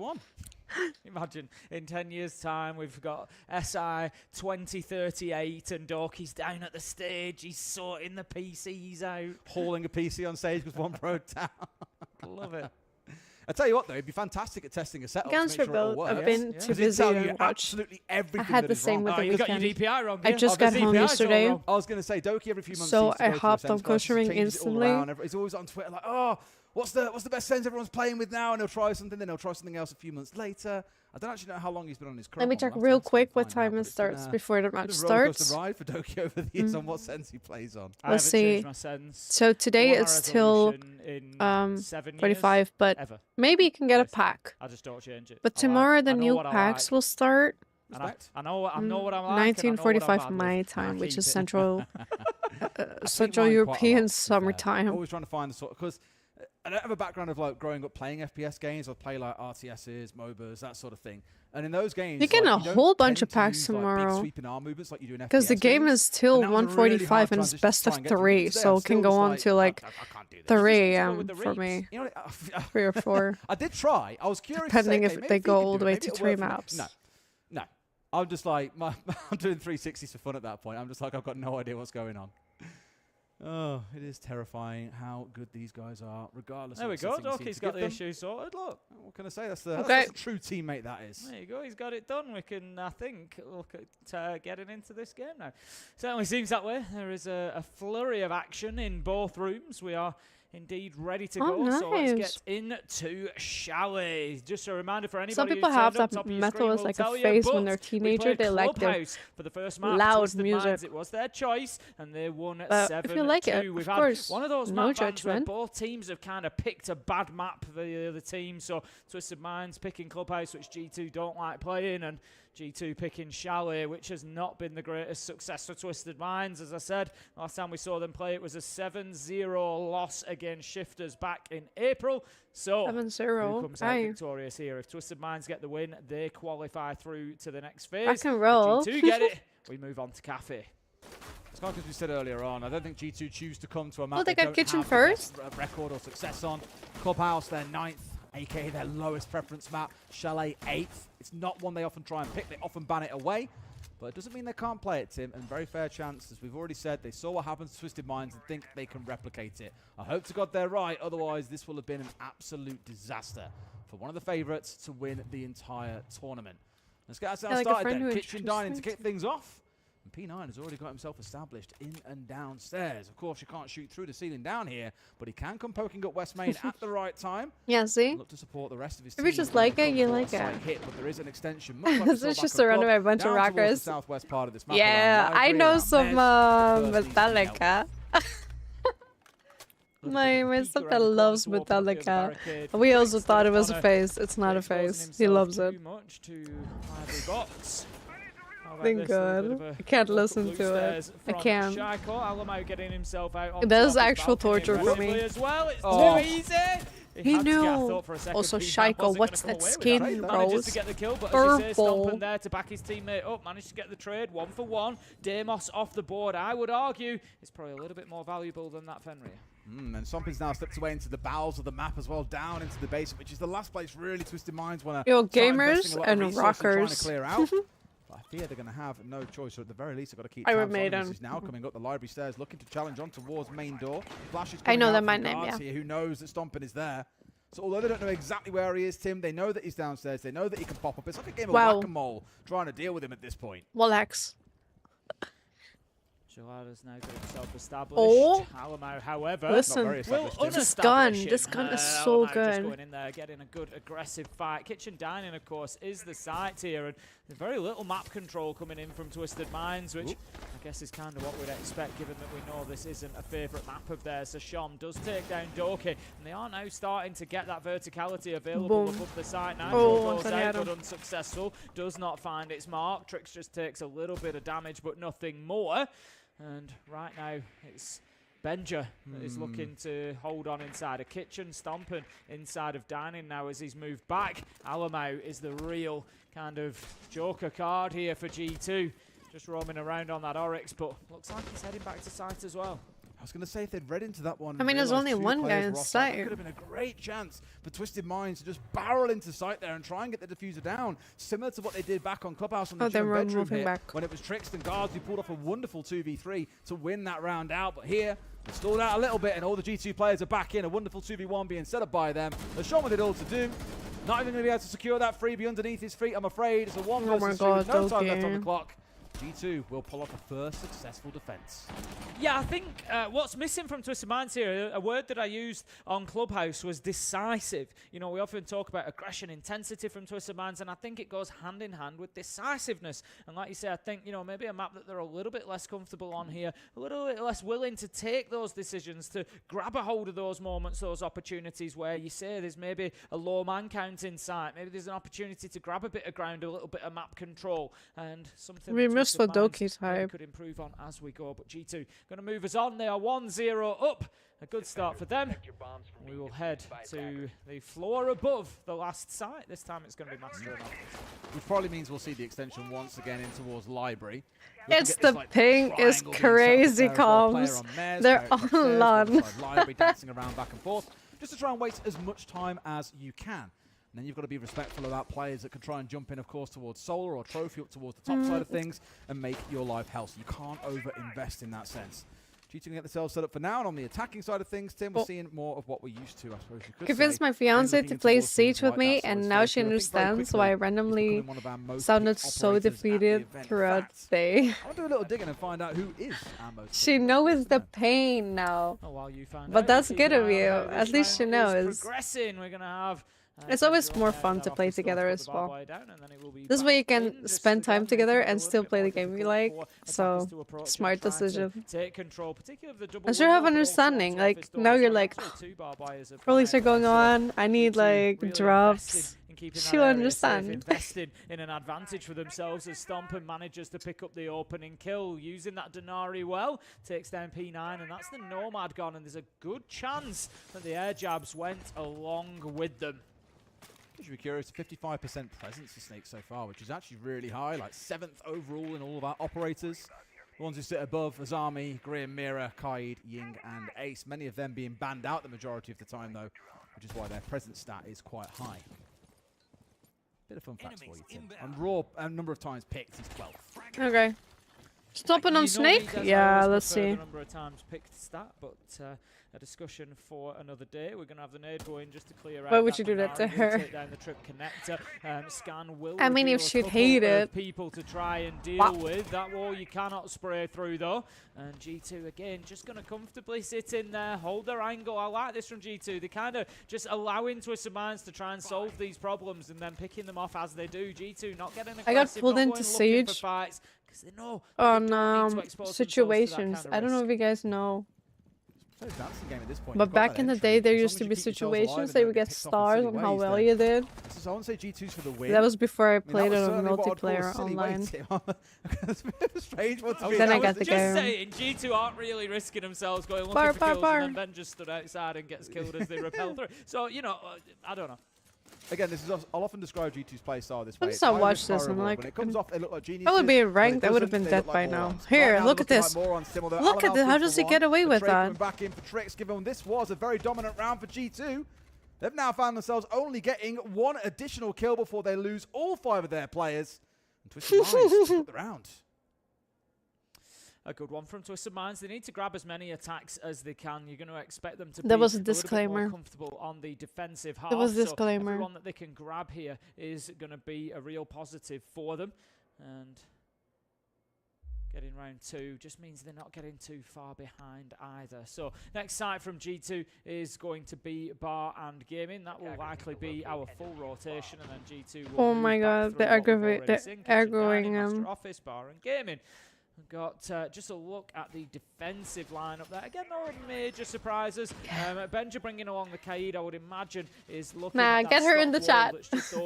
Get her in the chat. That go down into Garage. Thank you very much. Just looking at keeping that one safe and breached. I would imagine that's what the Kaid is going to be for, because the hatches, you would more often than not play with them open. So it wouldn't be too much about reinforcing the hatches and keeping them electrified. So we will see where they are played. So the changeover coming in for the other side too. Interesting, I guess, to see that Kaid hasn't been banned away here too. It's worth touching on, Tim. Most banned at the tournament by a country mile, and I think it will be no surprise to anybody that that is the case. Although with the Twitch on the other side, there are always going to be ways through. Of course, you can make frag grenades often to destroy those things away too. But he is going to be a little bit of a headache for Twisted Minds to have to chew their way through. And similar to the last round, you're going to have this whole setup around library, around this upstairs. Top library, Mez, you name it, all the areas that you need to be able to hold and contest. And that will mean Twisted Minds need to come and work their way through. They can go direct for the library take, or can start up towards Solar and then work their way down from there. And I guess really eyes will turn towards G2 and just how aggressively we got all the traps. Razor Bloom taken out by the Twitch drone there is going to allow slightly easier access across into Office and Master. Something that Twisted Minds really could do with gaining. Get yourself into Office. Laser was so angry at Siege. We're all here. We like Siege. And then you can start pressuring that. I got into Siege when it came out, so blue stairs, mezzanine, and library players working in a triangle. It was a whole different game back then. You can then start when they convinced me. If you get yourself that Officer Master control, but Dorky very much looking to hold on to that area. And Will manages to shut down P9. Convincing her to play other FPS first, opened up, and it really did not work in their favor. Dorky looking for more. Yeah, I was going to say, does he stay here and try it's and just keep on appealing. contending against Blackbeard? It's a risk. You always know there's a second player in behind a shield somewhere, Tim. And Guards has got rid of Doki. Is that 100% of playing Suffering since early 2016. Me too. I've been playing this game since 2016. I did quit after, I think, 3 years on console. I came back, I think, 3 years ago. I would have come back earlier, but too much had changed, and I really didn't want to put the mental through it. Like, I didn't want to At the moment, Didn't want to go through all the changes, the new ranking, the new orbs, the new movements, the weird shields. Silhouettes ahead of us, and that is the 3 players I was talking about that Twisted Minds need to clear out. They made great use of tricks so far, whether it's peeking onto the mav hole that was opened up or just stepping into around a core. And Black Eyes convinced her. She's right. That is why Black Eyes is rare. Kept himself relatively healthy outside of the impact. My that's God, the in there. Fenrir. Stepping his way forwards. Guards falls. A stomping collects 2. Massive from him so far. The pizza mozzarella skin on the AK. Finished off. This surely should be It's so ugly. Yeah, it's been a bit of a masterclass here as to how to hold on to this. Using those 3 power positions to support it to the G2. Gassed have done up. it really well. Hasham. Involved, bro. They've certainly got their work cut out here. Trix and Hasham continue working 2v2. This round's not over I also yet. had a lot of Roman Benja Knights. picks up Trix and gets the G2's second got as it. well. G2 claws it out. Yeah, really need Hasham to I had get a bit real more big aggressive issue there, with I the thought. ranking system, so I'm You knew really the shield happy was that bearing down these changed. last 2 players that they wouldn't be able to And the challenge you cheaters inside at some library point. without exposing themselves to the shield. So I feel like I'm in a good That's where the place with G2 do Siege get the now, close that they probably deserve, regardless. but for a few moments there had me nervous they were going to see giving away. Into the quick tech pause then. IT technician Doki is back on the scene. Yeah, I think it seemed to the tech, the admin was heading straight over to Chaiko, so it seems to be maybe a continuation of that issue. So hopefully won't take too long to get it sorted. I think yeah, hit seems to be redirection the really same killed me. Headset issue, but like I say, hopefully they've got a plan in place. That guy's overrated. Just as soon as possible, but G2. I do are think it's a looking really good beautiful so skin. Far 2-1 up against Twisted Minds. But I also You've like got to feel at the minute there's a good chance this is heading for a match. the Asian-looking skins. I have the Cherry Blossom, I have the Jade, I have White Dragon. As we always say, too harsh for a game of Siege, Tim. You never know what's going to happen when Twisted Minds get on the defense. If G2 I like will Glisten. lack the teeth necessary to attack effectively on this map. And that round there, again, for a second, I was very nervous when it came down to that 2 versus 2. I honestly thought that we'd seen Twisted Minds get over the line, but Hasham, as I mentioned, was being a bit too passive. And I think gave G2 a bit too much room to be able to contest onto the Blackbeard himself. I also have really high hopes for the new season. Not a site that we I am really scared for it though, rotation across this entire because map. I'm not really sure if they're gonna reset the whole MMR system, just throw it out. I love Chalet and then start again. It's not my favorite anymore. It used to be. But in terms of the competitive, I am scared. I used to absolutely love Chalet. You're either gonna get really ass teammates, or you're gonna get like freaking pro stacks. But Chalet, for that reason, I really like Chalet. Like And you get a rundown. Very viable sites. I said earlier that I expected us to see that same rotation again, but no. G2 say actually we are going to use the basement. We are going to use all 4, and it is one of the few maps that you'll see here at the tournament where we do have. It'd be kind of funny if everyone started the same MMR. That's what I'm thinking. Like in the beginning, it's gonna be messy, so you have to play a while to get it fixed.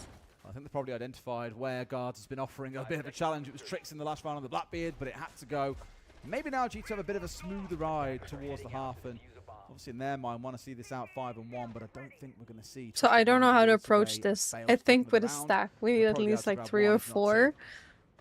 So we wouldn't get like culprit teammates and 5-stack champs. G2 here, looking to get themselves active up on that top floor, opening up the hatch, and 4 of them. Wow! Exactly that. There's very little on site at the minute, which is always I don't know risk, if it's a course. 5-stack situation. If you play a 5-stack queue I'm looking at that straight against away. the Get a 5-stack. couple of those smoke bolts in. It's possible we Maybe could have a look at play quick with the plan, but mobile they're not players. going to do that, rotating away I don't instead. think It's so. going to be purely phantom pressure from that front side. They also need to will look turn off get the themselves freaking established cross on the platform. big garage side, and also It needs to be an Is it option. rotate? I don't want the It cube looks like cross it is. They've gone for a platform. full rotate over towards Trench. I mean, If I that's fine. don't You have get the anyone in front my wall open for a team, bit of if phantom I pressure, don't and then stack try and with get the long console, angle, try and I get don't wine want wall, to be you know, and working from there. queued I with think, you know, console don't make players. problems with that. That'd be It's more unfair. that Alamo, I think, had to panic, throw out a smoke there as they realised they weren't prepared for a breach to come on through, and it could have been a plant going down. So just reflexively toss down one of There's those so smoke many grenades and skins, exactly what you hope say, to catch Fox. someone out, Anyone but can Twisted find a Minds, as we saw, combo they fully like. rotated away. Still got Doki on the upstairs here as the first call from that Dokkaebi comes out. And normally gives a bit of angle, a bit of room for the Realistically, if attackers you're to like get Emerald moving into Diamond the map level, you're itself. better than Not a whole lot happening off the 90-95% back of the that players, one. and probably No, can and get some it's frags an there, if interesting one nothing from else. Doki here, because he's But the not, problem is, you know, Noni, if you're necessarily playing against a slowing anything 5-stack down. A that lot of is the like work is really still good, going on, but what he does do you're gonna be is You're gonna be ruined They can't ignore if your team is not the same level. Need to go for now? Okay, Fish, thank you so much for chilling. And good night if you're not going back. Will pick up Alamau as well, so bye bye bye. remaining are gone. 5 versus 4, Twisted Minds. And that was through Hatch as well, the smoke being gone, as you say. Any remained, I think it was just the one. I want to say he used the second at some point during that round.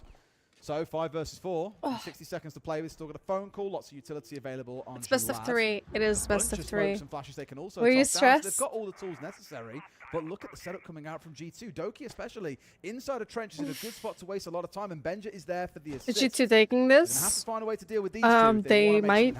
It is they not. Firebolt left on the Capitao, who could help deal with it's not sure yet. Manages to pick up Stomping. There's hope. There's hope. There's definitely hope. At the bottom of West Main here as I well. think they're gonna Doki, play 3 at the minute, matches. is kind of the sticking point for Twisted Minds. He's the one that's preventing them being able to get into a position to put this diffuser down. Are they instead for my predictions, I need G2 to win, but it's a very interesting takes the bit of thing. damage, is going searching for Doki, doesn't find him. Doki's dropped the shield and taken the kills instead. Shaiko, Benja, that is one unfortunate. apiece. Twisted Minds have done so much good work, but it is all undone by Doki on the clash. P9 fighting back, 1v2, 7 seconds left to go. They are out of there. Doki, Benja having nothing to do with this fight. They've dipped away into sight. They know how they win this round, and it's going to be on time. G2 get themselves that was unlucky another. for the guy. Doki on the clash to thank. In a way, it was almost a little bit of self-sabotage from the Capitao. That first smoke bot that came down that gave Doki cover. He dropped it and then thought, cool, well, if you're going to protect me from this angle, I'm running up trench. As you say, drops the shield, charges straight up to the doorway, looks left, sees 2. Easiest spray down of his life. Twisted Minds really bottling it there a little bit. Maybe G2 were on the money, Tim, in seeing some of the mistakes that Twisted Minds made in their game against Shifters, and they believe they wouldn't have had time to fix it. G2 then in round 5, going to be heading back to Kitchen and Dining. We saw this back in round 1. It was a win for G2, and just looking at across the setup, Fenrir, Oryx, Denari, Wamai, drops a it is exactly the same with Benja on the mute as well. So they are likely going to be playing this in very much the same way as we saw last time around. Not surprised, because Twisted Minds were unable to unpick it. Osaka won the first one that from vertical 5 pressure, fears. trying to get up there and get control of Master. It didn't really work out for them. They never felt fully in control of the map and that side of things. So this time, Twisted Minds, get in there, get some ground. I think they lost the Nomad early, if I'm right, last time around, which really didn't help. So I think get in there, use those air jabs this time, get yourself, you know, that flanks locked off, so you know you've got a safe, secure space, a beachhead that you can work from. And again, leaning super heavily into the Intel lineup too, which I don't blame them for. That Lion, Snake, and Deimos all coming together. It's very oppressive if you're playing out on the roam, and given the lineup we have from G2, you're probably going to see a fair chunk of that, as we did last time around. This little mad dance around Baron Gaming before, if you remember, I think it's going to turn into more of the same here in round 5. So, eyes really turn towards who steps into the building first on the side of Twisted Minds. You can get a lot done from outside the map on Chalet overall. Lots of windows where you can hold cuts, and you're just hoping that the other side likes to get a little bit aggressive, a little bit too mobile, and you can catch them with the cuts. But there's your first catch coming out of it, Tim. Like I say, Hasham from outside the building. Benja's out. Drone hole kill that as well. Yeah, strong start from them, just letting G2 know there's no safe spaces, nowhere that they can hide. Twisted Minds at the minute focusing towards the library side, looking to get themselves in and also into games as well. As I said, just trying to really take control of that entire side of the map. Now that they've got that kill, they should be able to. Stompin' and Shaiko are the sticking point for them at the minute. Shaiko is at top blue. Stompin' is just down underneath him. Going to find himself tracked by the Deimos. Has a little look at the challenge and predicts the peak. Takes his man down. P9 out of it. Looks for more. Stompin' just will not be stopped right now. Getting aggressive. And as I said, Twisted Minds, if you remember, they just don't take confident control here on Chalet. They're still allowing G2 onto their flanks, onto their side. A lot of utility thrown at Stompin', but he's still not dead. Yeah, how on earth he hasn't been killed off yet, I don't know. He's got Shaiko covering him inside of the hallway as well. So backs away, but Jalad is there for the collect. The trade is there as Shaiko comes down from blue stairs to join his teammate. And like that, Tim, again, it's this scrap around Baron Gaming that so far has rewarded G2 They're in a 3v2. Yeah, Twisted Mind's just not clinical enough about the clearance. They do manage to take down Shaiko there, but with 40 seconds left to go, and in a 2v2, you're now asking for trouble. It's a lot to try and achieve in that time, and this is the problem. Like I said, Twisted Mind's had an opportunity there where they could have caught Stompin and Shaiko earlier, had map control of this side, and started softening sight up. They haven't removed any utility from sight hardly so far. Little vault hole for Doki to get back in towards sight. If required, was on his belly to avoid being shot at long range, and don't blame him. Superior scopes tending to exist on those attacker guns. Alamar getting one. Tricks with it all to do. He's had some brilliant moments today. Sees one, got the stiff on towards Doki, now looking in for the next. He's out towards elbow, off goes that air jab, it gives him away. Alamar going low, but on both sides, Tim, he can't fight them both at the same time, unfortunately. Will do his best, but Doki gets to collect. G2's got it. G2 up 4-1 on the defensive Chalet. Yeah, Stompin and Shaiko doing some real work for G2 there. Twisted Minds completely unable to shut them down, and it left them paying too heavy a price for the map control that they were trying to gain. 4-1 now, G2 starting to really mortar through this Chalet. Whew, all right. Again, it looks like the big brain play was the one to go to a map that we thought they hated. And showing them what to do. Hisham still getting it in chat from Doki in the net constantly. Between the two of them, a little bit of banter going back and forth. And right now, it's Doki that's putting on more of a show than Hisham, unfortunately, for Twisted Minds. G2 could go up 5-1 here. And I struggle to see where Twisted Minds will necessarily find the answers from. Baron Gaming going to be that last site that we go to for the half before we swap sides and see then how Twisted Minds fare on the defense. If you remember, I commented in the last game how on both sides, it was, you know, very even, everybody getting involved, kills across the board, and it's very much the same here. Yes, in varying levels between the teams, but what I mean by that is I don't feel like we've had any like standout players that have been carrying their teams really. You know, yes, we've had a big impact from guards. P9's had a good game. On the other side, you know, Stompin's had his moments. Benja's been there, but there is contributions all around from all 10 players in the server, and that is what is helping us have such a good game. How about this, Doki? He's out there by that door. Don't forget, he's got impact nades. It makes the run out nice and easy. He's just waiting for an opportunity if he sees anybody on an electrical gadget, but he won't. Okay, my They've moved away. However, my package on its has way. got the... I hope it arrives this time. I'm going to say the best tired of opening that. kill he could have done. You don't get to pick him, but the Ying is a big loss in this situation. Oh, he was so locked in trying to get Hisham that Jalad drops down like Batman. Collects himself a freebie, and Hisham, of course, takes the opportunity to return fire, this time in the chat rather than in the server. Yep, Doki just maybe overcommitting to that there. Could have wasted a little bit more time on the Solis, but he was hell-bent on finding that kill. And it's now going to give Twisted Minds the opportunity to move in through the basement and start working their way across. I don't know if the plan here is going to be up main stairs and into fireplace. Pressure from there. Doki is out. Maverick, of course, is going to look to open up that wall. Gotta be so but it's careful. more the question about what's going to happen afterwards. At the minute, Alamau is not watching, not in a position to challenge this, but he does have the hole opened up. Needs to be careful because he'll likely lose his life if he does come for a look. Of course, got the two players here. Why Mav was isn't this focused guy on getting watching the it wall while up, the and we had Mav is guards doing his nearby thing? to provide support, make sure he weren't going to get shot from above. But with that now being opened up, it means no one can really safely play inside of that back room. Alam out into a second. Benja finds another. This is looking all things coming up. G2, Tim, as they hold firm. Yeah, G2 at cruising speed here. We did question the map choice You're from so- them. It's kind of middle of the pack, but I think, you know, we are seeing a very different Twisted Minds No, he's performance not here on anymore. Chalet than the one that we saw on Clubhouse. This so, is just their as we match. suggested, it has very much been about Twisted Minds picking a bad map for G2, G2 picking a bad map for Twisted Minds, and they have both reaped the rewards so far. It really does feel like we're heading for Cafe 5-1 at the half.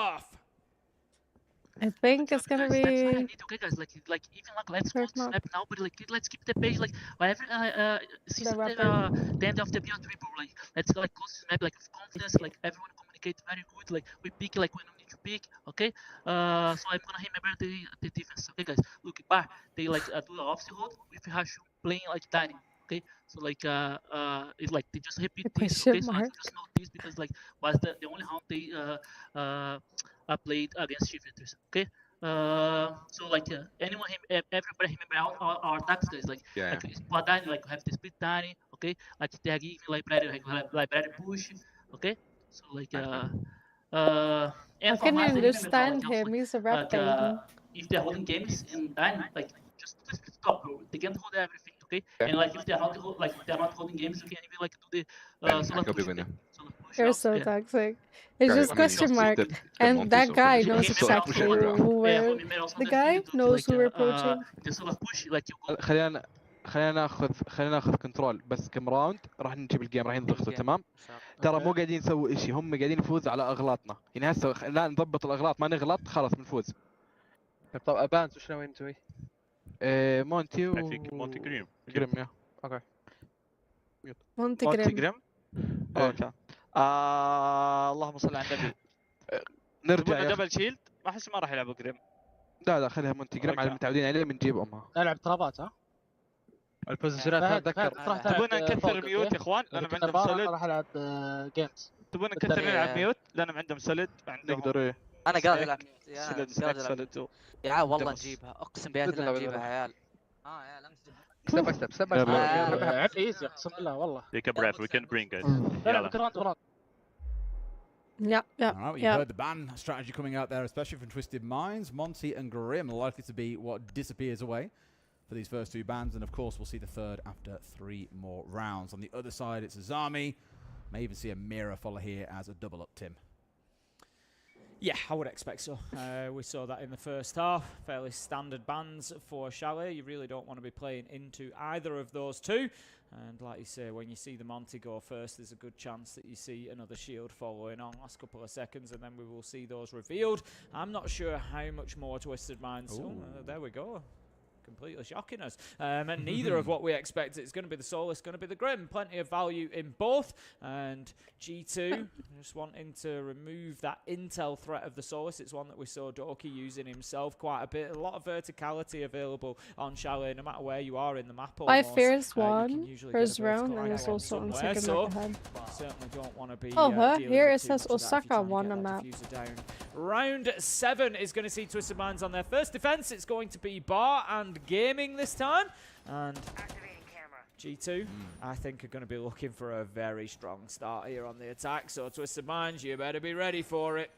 That's the target ban for the Solus, by the way, onto Hisham. We've seen play it a couple of times as we've cast him throughout the tournament, but the side says, yeah, I had the same. The side says Osaka won. The same impact you're after is going to be going in towards the Valkyrie. Now, if G2 read into that and decide to bring along the IQ to respond, fantastic. Or they're leaning towards something like the Brava, as they're doing here, looking to try and steal those gadgets away.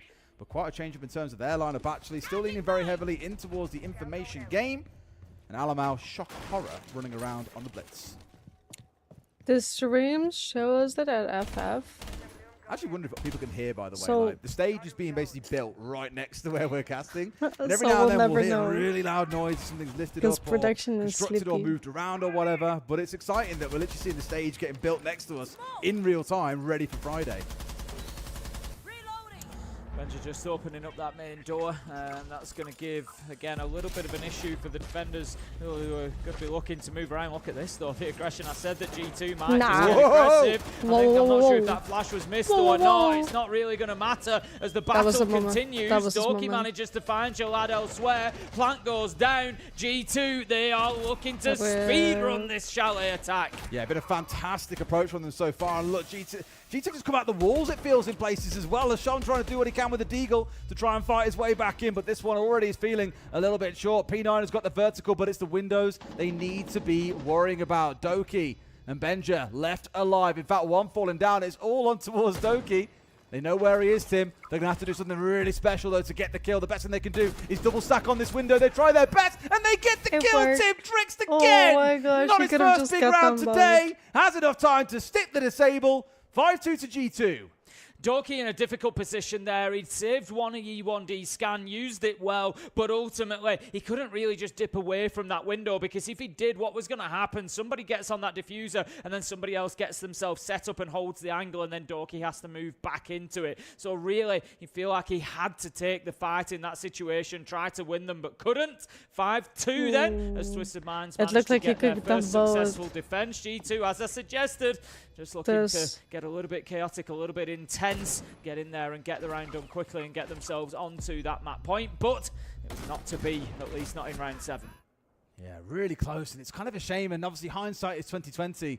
Had a nade They sat in did back that pocket really that he could have good. They tossed did onto really the diffuser, good. and they That wouldn't was have been just able to bad swing him aim. easily. Bad He would have aim. even hidden himself away and just baited out the diffuser, and rather than getting I don't stuck know. in a 1 versus 2, make it a 1v1 because they're If running two people out are of time. swinging and you have By the way, a let's see if they DMR, can fight their way back. we're going to shoot first. All right, Yeah, let's break the fourth wall a exactly. little bit, kids. We've got 2 buttons on our little It was a boxes in front of DMR. us. If you had One the was other gun, you mute would us. have done So it. you guys didn't hear Tim sneeze. But we've got a green Maybe button. they did on yours. Maybe they did, yeah. But the green one which mutes you to your It was a big co-caster. sneeze. Yeah, so I got the full earful of the... And they got mute and silence on there, mate. They came out better on this one, I think. It is below, Okay, but let's get they're into it setting though this and up like see it's if upstairs. G2 can get this one done. It was a really good attempt, and the rush was very well formulated. It was just in the post-pump where things then started to fall apart. And often a team Spray won't and fall for the pray. same thing DMR twice. is tough. So this round there is no blitz rush to come on through. Sean being taken dangerously low there, hanging around bedroom. Gotta be careful. They're gonna just Of course, those pre-fire Frostmat's to already down, pre-fire. as well as the shield, so his gadgetry is in Pre-fire position. to But I think shooting. on Chalet, at least in my opinion, you really need all 5 guns alive to be able to cover the breadth of it that you need. Don't think Doki was hoping to be challenged from Ivy window quite so quickly there. The Claymore was going down. Hasham's going to be just moved back as the nade goes in. Ooh. Sticking his position, but needs to be careful because he's very low health at the minute. Doki's just going to remain in his position. As you can see, Hasham, I love how... He's always on his belly. I'm going to say, we know it's Hasham through and through to just be this aggressive, you know, to play right underneath a window like that. If a nade was to come in or anything, he's in serious trouble. He Doki knows, he does have another knows. one in pocket, and I think that's a good First idea it to really stand up feels and keep pretty yourself wild. mobile. If There's it the works, nade I was it talking works. about. How does he do it? Manages to escape still, and he's going to be playing from the bathtub It's instead. like Thorn. Just all time wasting, isn't Trap. it? Not forgetting there's all this gadgetry inside It of does the a lot of Rangers looking for the damage kill if they onto the fall player into up on the it. roof. Would have been Shaiko, but missed his shots. Does he fancy to get, surely not. I was about to say, don't peek out again. And it wastes a lot of It's a util full to zone get and normally rid of repeat it. the same angle twice. A few seconds later, Tim, a P9's going to find Doki. That's the first death of the round. Knows the trophy is where another player is waiting. Alamar being super cautious there. But we've seen this so many times, Tim, where teams get stuck trying to move this player that's off solar stairs. You need nades to make them move. Otherwise, you can watch the window, it can watch trophy, and it can be a little bit of a bother. There's that nade that I spoke about. He's going to step on forward a little bit, but still keeps himself alive. Yeah, this is really well played from P9 so far. He's being pressured both from trophy window They're playing and good, from guys. solo Like, windows. they're But G2, really this is the holding second time they've had themselves to against rotate. Now, you G2. know, they had Doki trying to work bathroom window, didn't work. Then they're trying to clear out I love solar this. stairs, hasn't worked. And Twisted now they Minds, find seven. themselves 3 versus 5. Twisted Minds looking very, very comfortable. P9 really doesn't need to challenge this. He can just It's hold such a himself back. timing Shom thing. even on low health manages to find Shaiko. 5 versus 2, and surely another round going in Twisted Minds' favour. They really need to pressure guards because Alamar can't step into the building Are you here while ready guards for is it? holding on that Well, long angle. So someone needs to for come my in towards lobby and stomp predictions, into the player and looking out for G2 that needs and to start win. applying pressure in towards side. They are The problem playing is good, naturally but I feel like Twisted Minds Twisted are going to Minds have playing that good as considered well. too. And guards,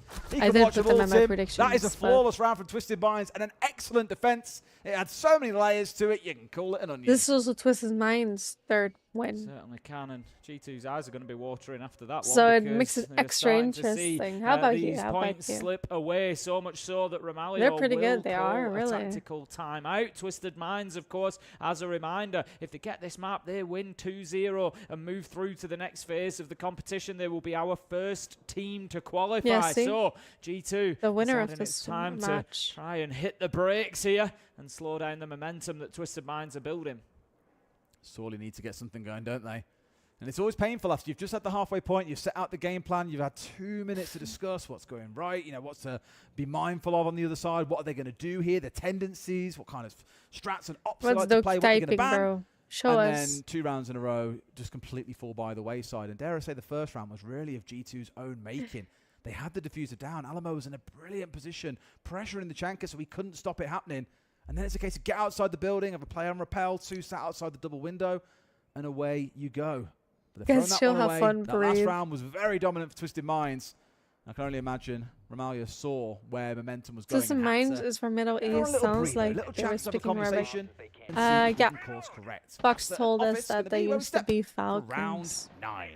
before the French the fight, Falcons. I would imagine, is going to come over to this side of the map that we're looking at. We saw G2 hold this very well. This is their Twisted Minds really struggled to redemption. break down. You know, the I feel like they're really good too. And get serious control. But I didn't of the watch map. them That's what play I kept talking before, about for Twisted Minds. They're never in confident control of the map. Let's see if G2 can do any better with that job. Looking at their attacking getting a little bit drowsy. lineup, I took some we're not painkillers. see too many, if any, switches now that we're coming into those final ties. I say that two of them very kindly switch off. We're going to have Alamau switching from Twitch to Ram. An interesting one to say that This is a really interesting match. Yeah, noise thing sometimes. Maybe. Also the ability to just Doesn't roll mind through fighting, and create quite a bit of bother at the same time G2. through walls. There are options, but I agree with you. It definitely is an interesting choice for a top floor, and certainly isn't one that we see very often. P9. I look straight away down towards the bottom right corner of the screen, like, as you've got a C4. No shield for this round. You'd probably expect to normally see that drop down at the top. He would have just jumped out. Not the case in this Could round, like 2 guys. More do I imagine deeper in towards site itself, out and towards Piano. It's a redemption arc. It is. That would make it. That would make it so much better. Falcons is not playing that good this season. In towards mezzanine, but he does need to be careful with his movement. I think this is the third loss, right? As well, that could be an issue Second inside loss. of Library. G2 not really doing too much just yet to disrupt these two on this side of the map. They're going to be able to hold this down and waste a lot of time. They're going to be up as late as yesterday. I'm 90% on the charm. Instead, and I think I go to sleep pretty soon after I get it. That'll be enough siege tomorrow just again. goes straight into sight and gets a double. Tomorrow new drops, guys. That's what he does. Tossing the round, make yourself some room to charge on through, and Alamau is on an absolute tear this round. I want to see the face wild Made card. an absolute distraction and capitalised off it. 3 kills for himself, make it a 4th as G2 secure a flawless round. Yeah, great round there from Alamau. I don't know if maybe one of the boogie drones was running at the time and it was always there to cover the sound of the rappel or not. Know exactly what they're doing. Later on, but either way, he repelled in from that double window and just got kill after kill. I think it's one of those moments where it's just something that you don't expect to happen at this level, so Twisted Minds not prepared. Oh my god, explaining the etiquette of shit talk to guards. Oh. Yike. I mean, to be fair to guards, it's kind of been suppressed by the bans that we saw in the first half. Yes. Very much had those shields cruelly taken away from him, which I'm sure he takes great delight in. But it does now mean there is a 3-round deficit for Twisted Minds to close. It's very rare that we see that done, especially not against a team of the caliber of G2. They're not the kind to bottle a lead of this caliber, especially off the back of a flawless round win. Yeah, I'd agree. I'd be surprised to see G2 not close this out now, especially given that it's really not a fantastic map for Twisted Minds. Doki's like trash talking. I was asking for Brede in our because previous life game, but he depends weren't getting on drawn it. into Like it. he has Shaiko, though, the he's in skill. there. Why is he trash talking? Shaco's been on a real villain arc over the last 6 months, to be fair. He has, and I'm all here for it. He managed to get a rare interview about him yesterday as well. Shaco chipping into trash talk while one many have fighting tried, on many have server. failed over the years. I think of many events where they've 3-7. And then Doki says he died every round. That was definitely a rare win. 7 times. I'm like, okay. Shaco died 7 times. All right, Bar Gaming. You died Let's see how 6 things times. go. Last time round, we saw G2 rush in. They're And behind. They were in a 4v2. It looked winnable. What is your excuse? And then it all went Pete Tong. It all went wrong. It went upside down. And of course, we saw Twisted Minds managing to recover. G2 this time round are not looking for a rush, but we have got Stomping. The way that Doki would have been banned if he would be on ranked this Nook, Tim. for toxic behavior. Is he going to hop on in? Yes, he is. Drone is ahead of him. He's going straight in. Is he going to head down West Main, or is he going to go towards Hasham? Hasham is there. There is the possibility of taking an early challenge. He is heading for Hasham. He does know. The ping is there. I'm not sure he knows exactly where, though. Yes, he does. He sees him around the corner. Can he win the fight now? He's given Hasham the opportunity to get on into it. Frag grenade goes out. Hasham just hits the deck instead. He's going absolutely nowhere. Stomper needs to come away with this fight. They're just spraying all the soft wall. Anything they can do to try and shoot him out here, and he hasn't moved. Balls of steel being shown by this man. Interesting. This guy's playing close to so... your teammate, I think, and now he's going to get up and run. No one in front door, but Stomping was there waiting. Soaring through the soft wall and gets the entry. Yeah, well played from Stomping there. Good patience. drone. Didn't get overly aggressive and put himself into a bad situation. Just waited for the movement and then took the rewards as they were offered. 5 versus 4 then as G2 continued to mount pressure across the top floor. Shaiko and Alamau are starting to get control of Master and Office. We've got Benja pressuring onto Library. Twisted Minds must feel like they are really between a rock and a hard place at the minute. They are, yeah, and this will only start to get worse as well, but they are holding pretty firm as well. Looking resolute, but just as Jalab walks away, in behind him comes Benja, and he's got, got a freebie. Classic siege timing moment, Tim. And this one is not going to be over in 2 like we suspected. Instead, it's going to take all 3 maps. Guards, I can't quite see him being able to get a recovery on the go here. A second flawless round in a row will send us to Cafe. Yeah, much as you would have expected from those map bans then, both picking up a map each that is not a great map for their opponent and being able to win it on the back of that. Cafe, we go to Cafe for our last one as G2 get Chalet and go 1-1. Both teams have a great record on that map. I really can't wait to see how it goes. So don't go anywhere. I'll be back with you in just a few minutes.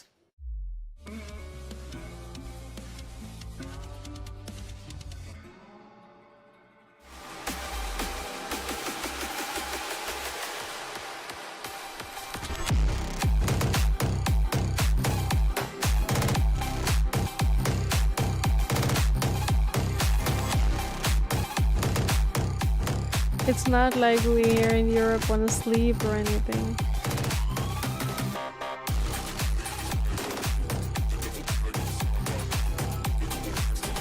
The music is so loud, and then when they're talking, it is so low.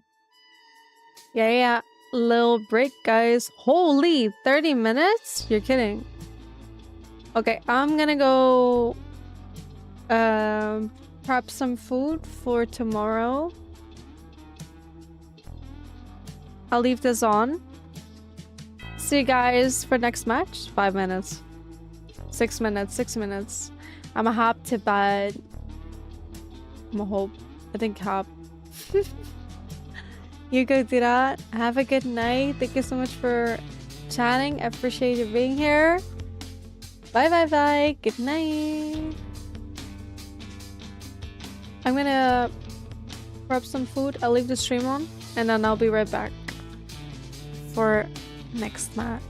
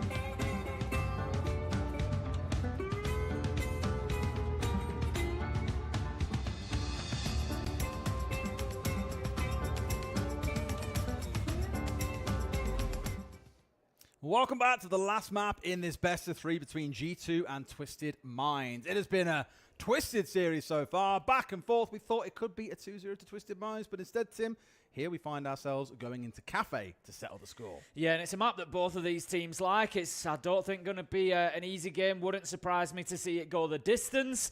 Both of them know what's at stake here. Winner goes through, loser moves on to the next stage. Another match, another best of 3 to try and qualify. It is brutal when you get into that, so it's going to be a big one. Best of 3s all the way through for those that are 2-0 or 0-2, of which these two teams find themselves. And we were speaking earlier on about the last time we saw Twisted Minds play on Chalet. It was a 7-0 to Shifters. We also saw Clubhouse in that series. That sounds familiar, Tim. It was almost like it was our first map. And then the third map in that series was Cafe, where Twisted Minds took 5 attacking rounds. They do start on the defense here, but G2 must have in the back of their minds that realization that Twisted Minds might be pretty good at attacking this map, Tim. They both have attacking stats up in the 70%, so there's very little to separate these two teams. I really am expecting this to be a close one. Twisted Minds, Doki just asking, did you choose defense? Twisted Minds, you know, they are good on the attack here, but I think in that case, why not choose the defense? Go out there, see what you can get. If you can shut it's a little bit of a gamble, but if you can shut G2 down a little bit on their attack, it really puts the pressure on them in that second half. Well, you'd hope so, yeah. It's a good way to start things out, and I think Twisted Minds having the defending side. I know what I've just said about their attacking success on this map. I think starting on defense is 100% the right play. Quick tech issue here. Come on, Doki, stop typing. Get on the IT support duties. Go help your boys out. And now we're having a debate about the English language. That's a bit more cordial and a bit more amicable than previous conversations in all chat. Certainly is. Looks like we're going to be getting back underway then. Bands will be going through Azami and Monty. Not always sure with Cafe exactly where the next ones are going to follow. We will see what we get. They're just talking about, like, oh, Doki's helping P9 out here. It's how you say this, like you say that. And then Shaka comes in and goes, you guys are so bad at trash talking. And I agree. That's what all chat is for. Shako remains the villain. Now, two bands are going to be Azami and Solus. On the other side, Monty and Grim, same as we saw back on Chalet, Tim. Yeah, again, that's Solus, as you say, targeted likely towards Hasham. We know that he likes to play it in Cafe. There's a decent bit of value there. Again, plenty of opportunity for plant denial with the Solus. No matter which side you're on, really, you can always get above, below, try and do something. So, yeah, good option, I think, from G2 there. And we're going to kick off with Twisted Minds defending down on that ground floor level. It's going to be Kitchen. I've already started this map now, but also there's another series coming after this, don't forget, as well, in FaZe Wildcard. The big question is, can the back-to-back world champions actually go on to be successful in the next event? Because it's a constant curse, and I was speaking to Handy about this last week. It is a curse that has followed every team. They win a world title, and then it all just falls to tatters. No one quite knows why, but it's a thing that seems to follow the trend, and obviously FaZe are very keen to prove that that is not the case for them. They can carry on being dominant. They are 2-0. They're coming up against Wildcard, who are exactly the same. It's going to be another banger of a best of 3. That's it. And we haven't, you know, seen FaZe be successful in the majors or anything outside of SI. I mean, don't get me wrong, it's not a bad place to be successful. But they didn't win in Munich. They didn't win at Reload. Where I get the siege blanket. Outside of SI as well, Shalad manages to take down Doki. I got it for Christmas. It was a gift. You can get it on the website if you want, Fox.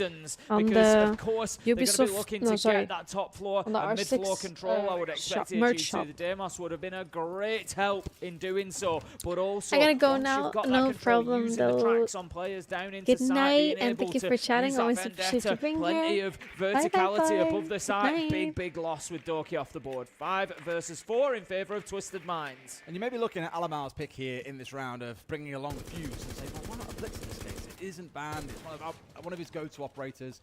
Why bring on the Fuse? A couple of reasons. We saw a team do it yesterday, and it wasn't because of the gadget. It was because of the secondary gadget. Those hard breach charges the team needed, and I think there's a bit of a lean in towards that. In fact, he's marinating the the only meat hard breach available, so if they want to be able to get Kitchen Hatch opened up, for example, then they need to make sure that Alamal stays alive and in one piece, and there is a player below him looking to cause a bit of bother. This is a high-risk, potentially high-reward moment. It's on to Hasham. He's now going to back himself away, and so with that, White Stairs is cleared off, at least for now. How do they deal with VIP? It was so funny funny if always the they're just question laying I ask randomly every stairs. single time, and it is such an important position. Not going to be playing the Warden in there, which is what we often see, or the Tubarão, usually one of the two. Instead, Hasham with the Scorpos was the one that was going to be holding on there, but it's actually going to be P9. Sorry, Hasham has relocated himself, used that kind of teleportation, switching shells to get back into kitchen. Let's go to a P9 on the smoke to hold on to that. Does look like G2 are looking to pressure towards Freezer. You can see what they're going for as well, making use of the fuse charge. There's only one guy inside. Get rid of all the other bits of utility. The Goya, they had all top floor. Barbed wire that might be around inside too, just to give them a bit of an easier time. It's done? When they Is do it look to hit site. one They are, of course, Osaka still or down 5? as we get into these final 60 seconds or 5 so. fears. I stand corrected, Tim. They're down 2 men. That was a bit too easy. This is the Osaka is out. The 5 fears one. Yeah, Osaka's going home again, guys. This is the problem. I don't feel like G2 have Oh, they keep going so, getting so far, but he it hears was the go drop. He home. knows exactly where he is. If he'd have had anything but the SMG, I think he probably wins that fight. Stomping, however, takes down the smoke, creates a little bit of space for G2, but the big question here is, are they going to have time? 20 seconds left to go. Not So in a that's position Fury to and put the Ninjas diffuser now. down yet. Alamau has dropped the hatch with case in hand. He's looking Behind to get you. into position, No. but he walks straight past Hasham, who just keeps himself quiet, finds a double. Twisted What did Nines they get the do? round, and G2 were rushing, and they were punished. There was no reason for them That to do is that. absolutely criminal. They had their They should own. have seen him on a drone every day of the week. But it also shows those nerves of steel that we saw back on Chalet and back on Club from Hasham at times. Doesn't care. if the Hasham is ceiling's a coming really down like around him, that the ballsy refuse player. charge is He going knows off, exactly tucks where in to tight, sit. and It's giving gets me his Cyber just Zero reward. vibes. G2 with a small misstep there comes back to bite them. And I do want to talk about P9's play there for a second too. It'd be very easy to look at that and go, why has he done that? Like, why has he stepped out into a spot where he probably can't win a fight with the SMG? And it's because he's used all 3 of those smokes. And for him to then get back to site safely is quite a tall order. So he may as well try and be a little bit of a nuisance. And knowing that G2 are looking to go for a drop at some point to make a plant happen, just being able to disrupt them can be enough. And although we didn't see it necessarily off screen, it could even be that was what let Hasham get into that critical position. Okay, on we go then, Twisted Minds. I tell you what, they're a team after my own heart, Des. They're not going to top floor. We're still not. I knew you were going to say it. Still not seeing top floor. I knew you They've were gonna started say out it. in kitchen. They now go into reading. So there will be a defensive top floor, but it's not going to be the top floor site itself. The question is which They will be. have I Mira. don't even mind if top floor is their 3rd choice site. You know, this is what I'm saying. But it could well be that they go to mining anyway, and we won't see it whatsoever. But I do want to clear your name a bit here, Tim, in case people are hearing that and saying, right. why has Caster got a raging hate boner Been for that right for site? years. For the last, well, we've been casting now together for 7 odd years, and over those last 7 years, the top floor has consistently been the worst defensive site by quite some way. Yet teams often insist on going there as their first site. It's very, very perplexing. Either way, Jalad, the first to fall. The Mozzie is offline. His gadgets are down, so it's not the end of the world, but you do lose a C4. And Hasham, once again, just finds himself in these very, very risky positions, but has been rewarded for it. A spray through the floor finds 1, guards into a second, stomping on the line, falls down 2. 2 of That their is 3 intel ugly. operators offline here for G2. Yeah, G2 need to be learning here. They've got to be tracking down Hasham, finding his presence, finding That where was he is, ugly. and making sure that they're not going in and giving him the kills that he's waiting for, because so far, 2 rounds on the bounce, that has been the case. 4 versus 3 now. G2 not yet established inside of the map. There's nobody in the map at the moment. They just keep dying when they try to get in there. And having a look through, Hasham is still in 2nd floor, has not been chased too far away. He's in mining, so the reason I point that out is he's near red. He was near red stairs. He's now going to dip himself back deeper into the safety of those mine cars, train cars for the time being. Mine cars. I have the word mining in my head. I mean, they could be mine cars, Tim. I don't know. It's next to the mining room, so the trains are probably escorting mining goods. Very possible. I'll give you that one. I'm just Hasham 3-0 then after a pretty dismal performance on the last map as well. He has been kept I'm just relatively wondering if quiet by G2 now loses, they have to historically, but play. here he definitely looks like a man who's inside of his Too much- castle. A bit of a It's just- quick he swing just on towards swings Alamar there, that? and he's like, what the hell just happened? Who tried to swing me? It was Trix, sat inside on the mirror. A shotgun at the ready for P9 here onto White Stairs. No one yet Because pushing onto him, Twisted but there Minds a is player now outside on the a win window who streak, no doubt and wants to G2 get is on a inside win at some streak. point and look to start moving through. So interesting. G2 just they're stalling out a little bit here. You've got Doki and Shaiko are up in top floor now. Alamo's just holding this door. Twisted Minds can keep playing around with positions like that white stairs door because they've got the extra map. And all the while, they just was eating right time on away him. from G2, who desperately need to find this next kill and won't. As Trix manages to pick up Doki, that's going to be the Brava gone. Alamo does get the trade. 3 versus 2. Track comes out. Okay. Absolutely beautiful shot from Shaiko. It was actually Alamo who got the kill. It looked on our screen as though he'd taken his man down, thought Shaiko but no, he's had still a- locked in behind mining. Kashom survives for now, but Alamo closes him out. This is actually a great comeback from G2, but again, they're being punished because they don't know exactly where everybody is. Gods, just get yourself out of there, man. Why You could was have played the he clock there. I don't think he had to swinging? step up into pillars and go for a challenge to him. Let him step up forward. He certainly didn't need to Oh stand in my the open. god, he was. with They were Doki like, straight that's in chat, what are you crazy. doing? Like, They, look, nah, the the way I guy's would have doesn't grabbed play you by high your bracket neck. anymore, but you would have No expected him to peek. sink away there. Just It was hide like for a little 5 bit seconds. and wait If for we the pot would to have hit zero. run, You've got to he play would it have down. had the other player round. has to start Nah, sticking they're the plan, throwing. or They has want to G2 pressure to you. win. He chose to pressure you, and the round was lost as a result. Oh G2 my get god, the he first attack. swung.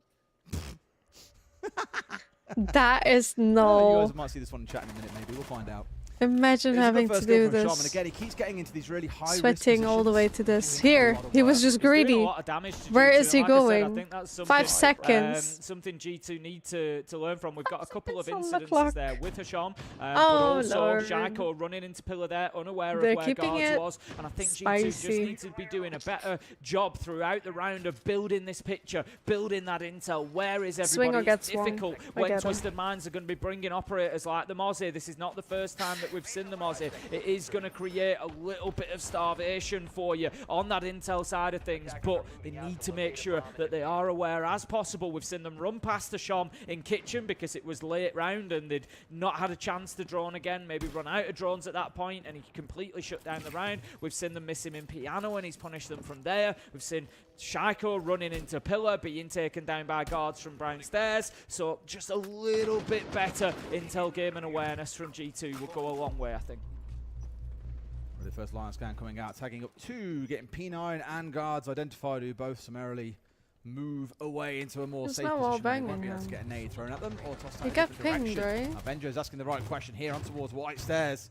They're chasing him down here, Tim, but I'm not quite sure they're going to be able to catch up with him as guards has just disappeared all the way through the basement and there's no one to collect him on the other side. Yeah, guards is long gone. He's going to look to get back up red stairs. He could maybe challenge across that mid floor again. I don't That's think he's going crazy. to want to go as far as the What? top floor because it'll leave him under that hatch, which will by now have been opened, so he's not going to be too keen on that. And guards at the minute can just kind of run them a merry tale. He is going to be tracked by the Deimos, I so hate that's that going to they've tell got them good where he matches is, at the Shaiko. end. He does a great job with that vendetta. Get so tired at the end. Doki's that little brother at school whose big brother is like 2 years above and goes around talking mad shit, can't win a fight himself, but he's always got big brother Shaiko, Alamau, everyone else to step up and do his dirty work for him. That is so funny. I think he's just playing the chat. He's playing the mental game, everyone else is playing Siege. Yeah, exactly that. Doki's always playing mental games. I think get into He's the dead. heads, especially Like, kicking guards he's out getting as the sub. pinged. He's had a couple of opportunities to bite at him. Shaiko Another. manages to get another with the vendetta. He's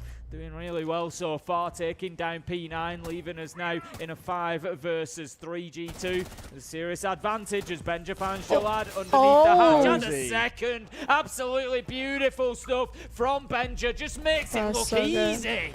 Benja's playing Shaiko really with the close good. on the back, a flawless round for G2. And that's 2-1 on the attack, Tim. I did say earlier on that Twisted Minds were pretty good last time they played this map. Against Shifters, they won 5 of their own attacks, but you don't want to be coming into that second half knowing that you have to get a 5-1. And Doki again, still Doki pulled keeping an up the mental ace out of his warfare, sleeve as a piling Shaiko on go guards kill. here, who he thinks is starting to wobble a bit. But like, why are you starting with your own team as well? This Doki, bro. Twisted Minds here, so But Doki is the kind of like player that shit talks everybody, and when he's doing bad, he's like quiet. No, you gotta keep barking. It's not the end of the world for them Don't here be on like defense. that. They've got a Just because you're 71% win losing. rate on attack. G2 have got a That's not how it 76% win rate on attack. So 4-2 halves when you're on the defense is kind of the standard here. That's what we're looking for. Twisted Minds have taken the gamble. They've gone to the defense first. They're thinking if we can get a 3-3, then maybe we get the win there straight from that. But at the minute, all is good for both sides. I think it's kind of just sitting into, you know, like I said, I think we're going to see all 12 of this, maybe even more, and it really is just sitting into that at the minute.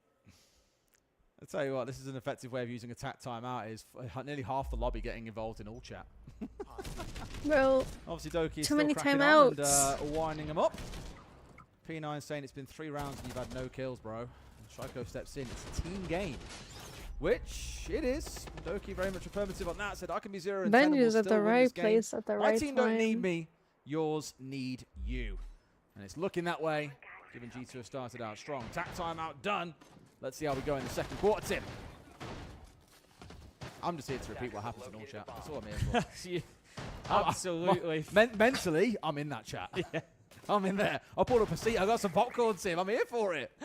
Twisted Minds, they need at least one of the next 3, I think. A 5-1 will be, I won't say devastating for them, but I will say problematic. But I think, like I say, 4-2 in favour of G2 is a fair minimum standard for Twisted Minds here. We are expecting bigger things from them on the attack. So G2 this time going to be attacking. It is mining, so we will see all 4 sites as well. We did see top floor in that last round. G2, of course, winning everything but the kitchen so far.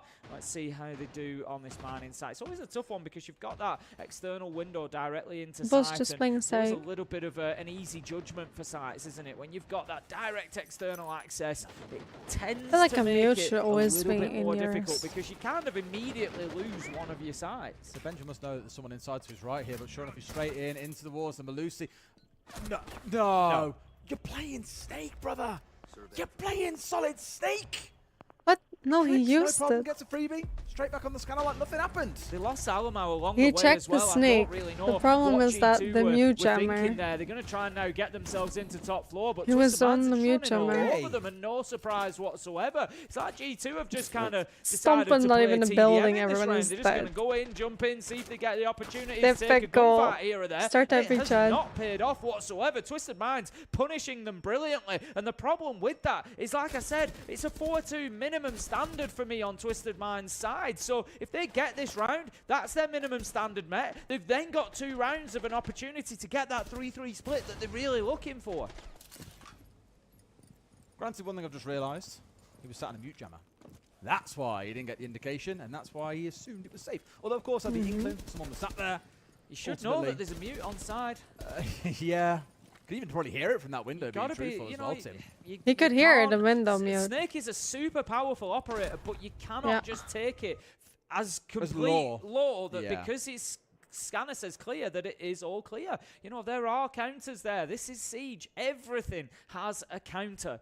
G2 then losing the round. Twisted Minds picking up great round from them. Absolutely no fear in them whatsoever. They were not rattled by the aggression. They go 2-2. Like I say, for me, that is now minimum standard met. With He just thought, I'm going to walk inside. Everyone is out roaming. They're going to roaming. enjoy in the second half. So one more round from them, and I feel like the gamble of defense first might just have paid off for Twisted Minds. We shall see. We shall see. And what I will say is, you look at that last round and you go, "Wow, G2 are so bad. They lost 2 players." 48 minutes for the turn. The first turn. Attack timeout. When you assume that the other side having a conversation, formulate a plan of some kind. They try and find a way to right the balance again and get themselves back to winning ways. Best thing you can do: hit them hard and fast. Whether you call it a rush or just someone crouch walking up a stairway somewhere, or in this case, running straight in towards mining and hoping to get a kill. They were trying to disrupt them. And if it comes off, they look like absolute geniuses. I say this about G2 all the time. When they do certain things, they either look like the best team in the world or the worst team in the world. There is very rarely an in-between, but they commit to else. Whatever it is they agree is the go-to game plan. Sometimes it works, sometimes it doesn't. And in that round, it did not. Okay. I don't think Trix is Spawn looking for a jump picking. but you never know. You never know with Twisted Minds. He does, he double knocks it. You realise he's going to smash the glass as well just to try and reduce the audio. This is going to be the most so the stretched match Look out at there. this from G2, but the impact nade will get rid of a lot of the light screen and will expose the fact they went in. Stomping, not ideal, taking down Doki. Does manage to shoot through him and find Jalad at least. So that's 4 versus 3, but they have lost the shield, they've lost the sense, they've lost everything that was the plan for that attack. Again, in another round, that's a genius play by G2. In this one, it's an absolute disaster.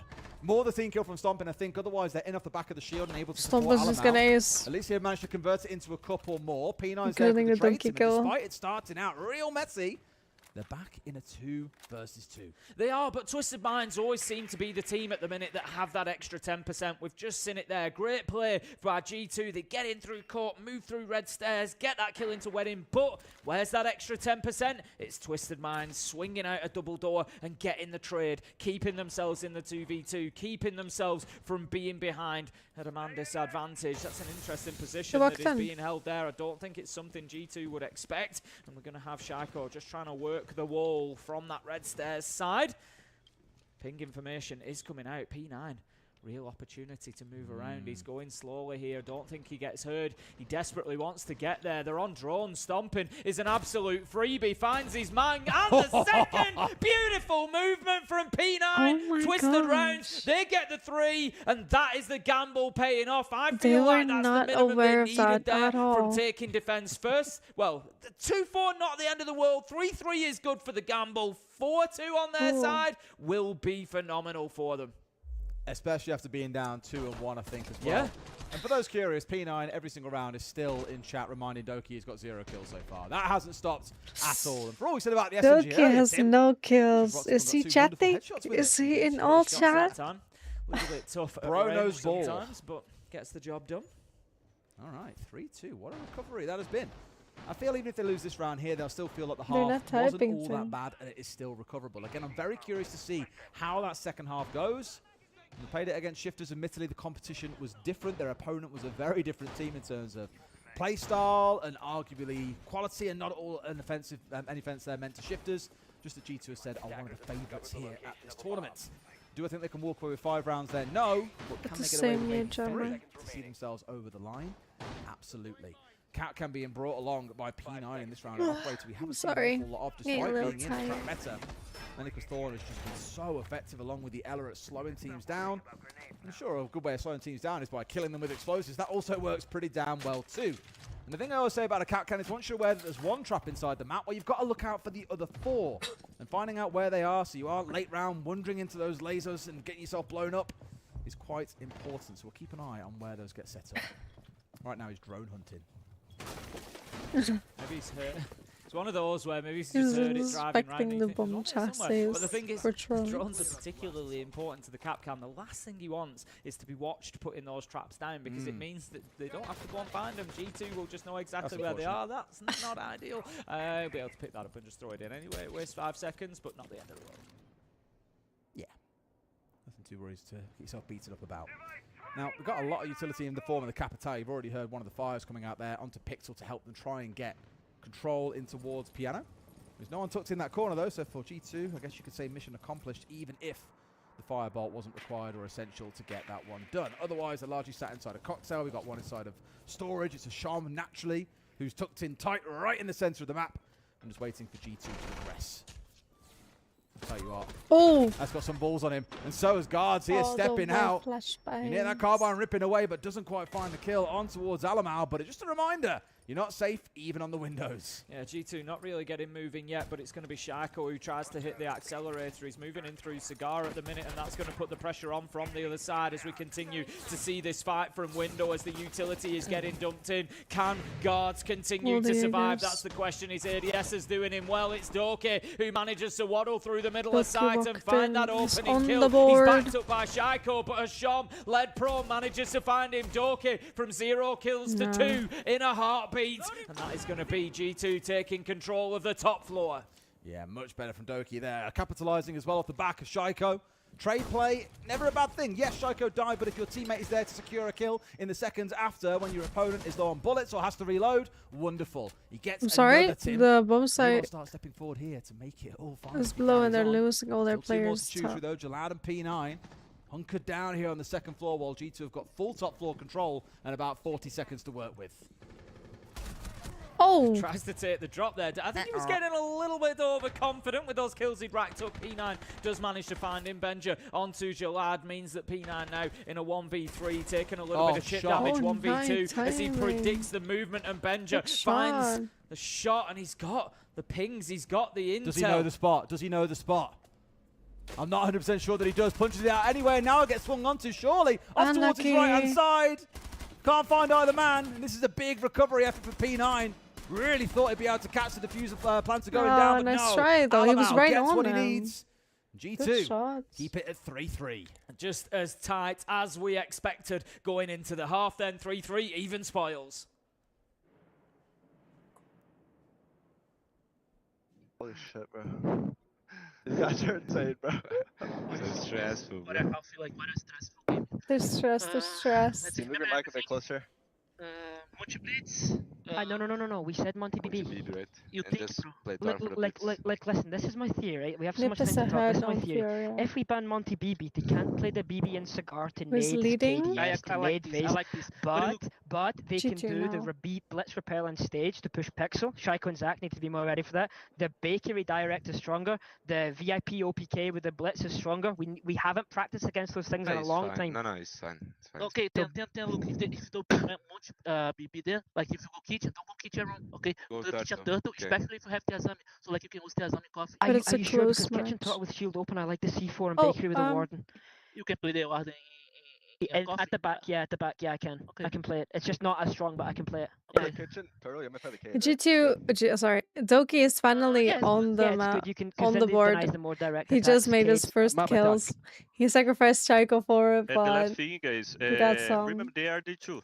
If they're gonna play kitchen, of course, probably they probably have a Valkyrie cam for last rotating cookie. mid round, That's mid why I late don't have round. You know? cookies on my Let's desk. try to put some good drones in prep phase, something like in the second floor or in the third floor stair, and we see if they are hard roaming a bit or not. If they roaming a bit, we can bring Tokaebi, we can try to kill this guy, and we can have the control of the Valkyrie's cameras. Okay. If they hard turtle, just bring IQ, and we deal with the camera, retake camera. Okay? يلا اخوان مبطلة صحصحوا. Let's go, guys. شاب اللي رب الكوكتيل والاماكن هذه شاب دير بالكم من تبرا ودير بالكم من يعني حتى لو تحت رماد راح يسوون دبل رن اوت يحبون يطلعون الكوكتيل. اوكي نقدر نلعب اثنين انا وهشوم. بانز ميرا سولس يس بانز ميرا سلس. سولس اكيد. ايه سلس.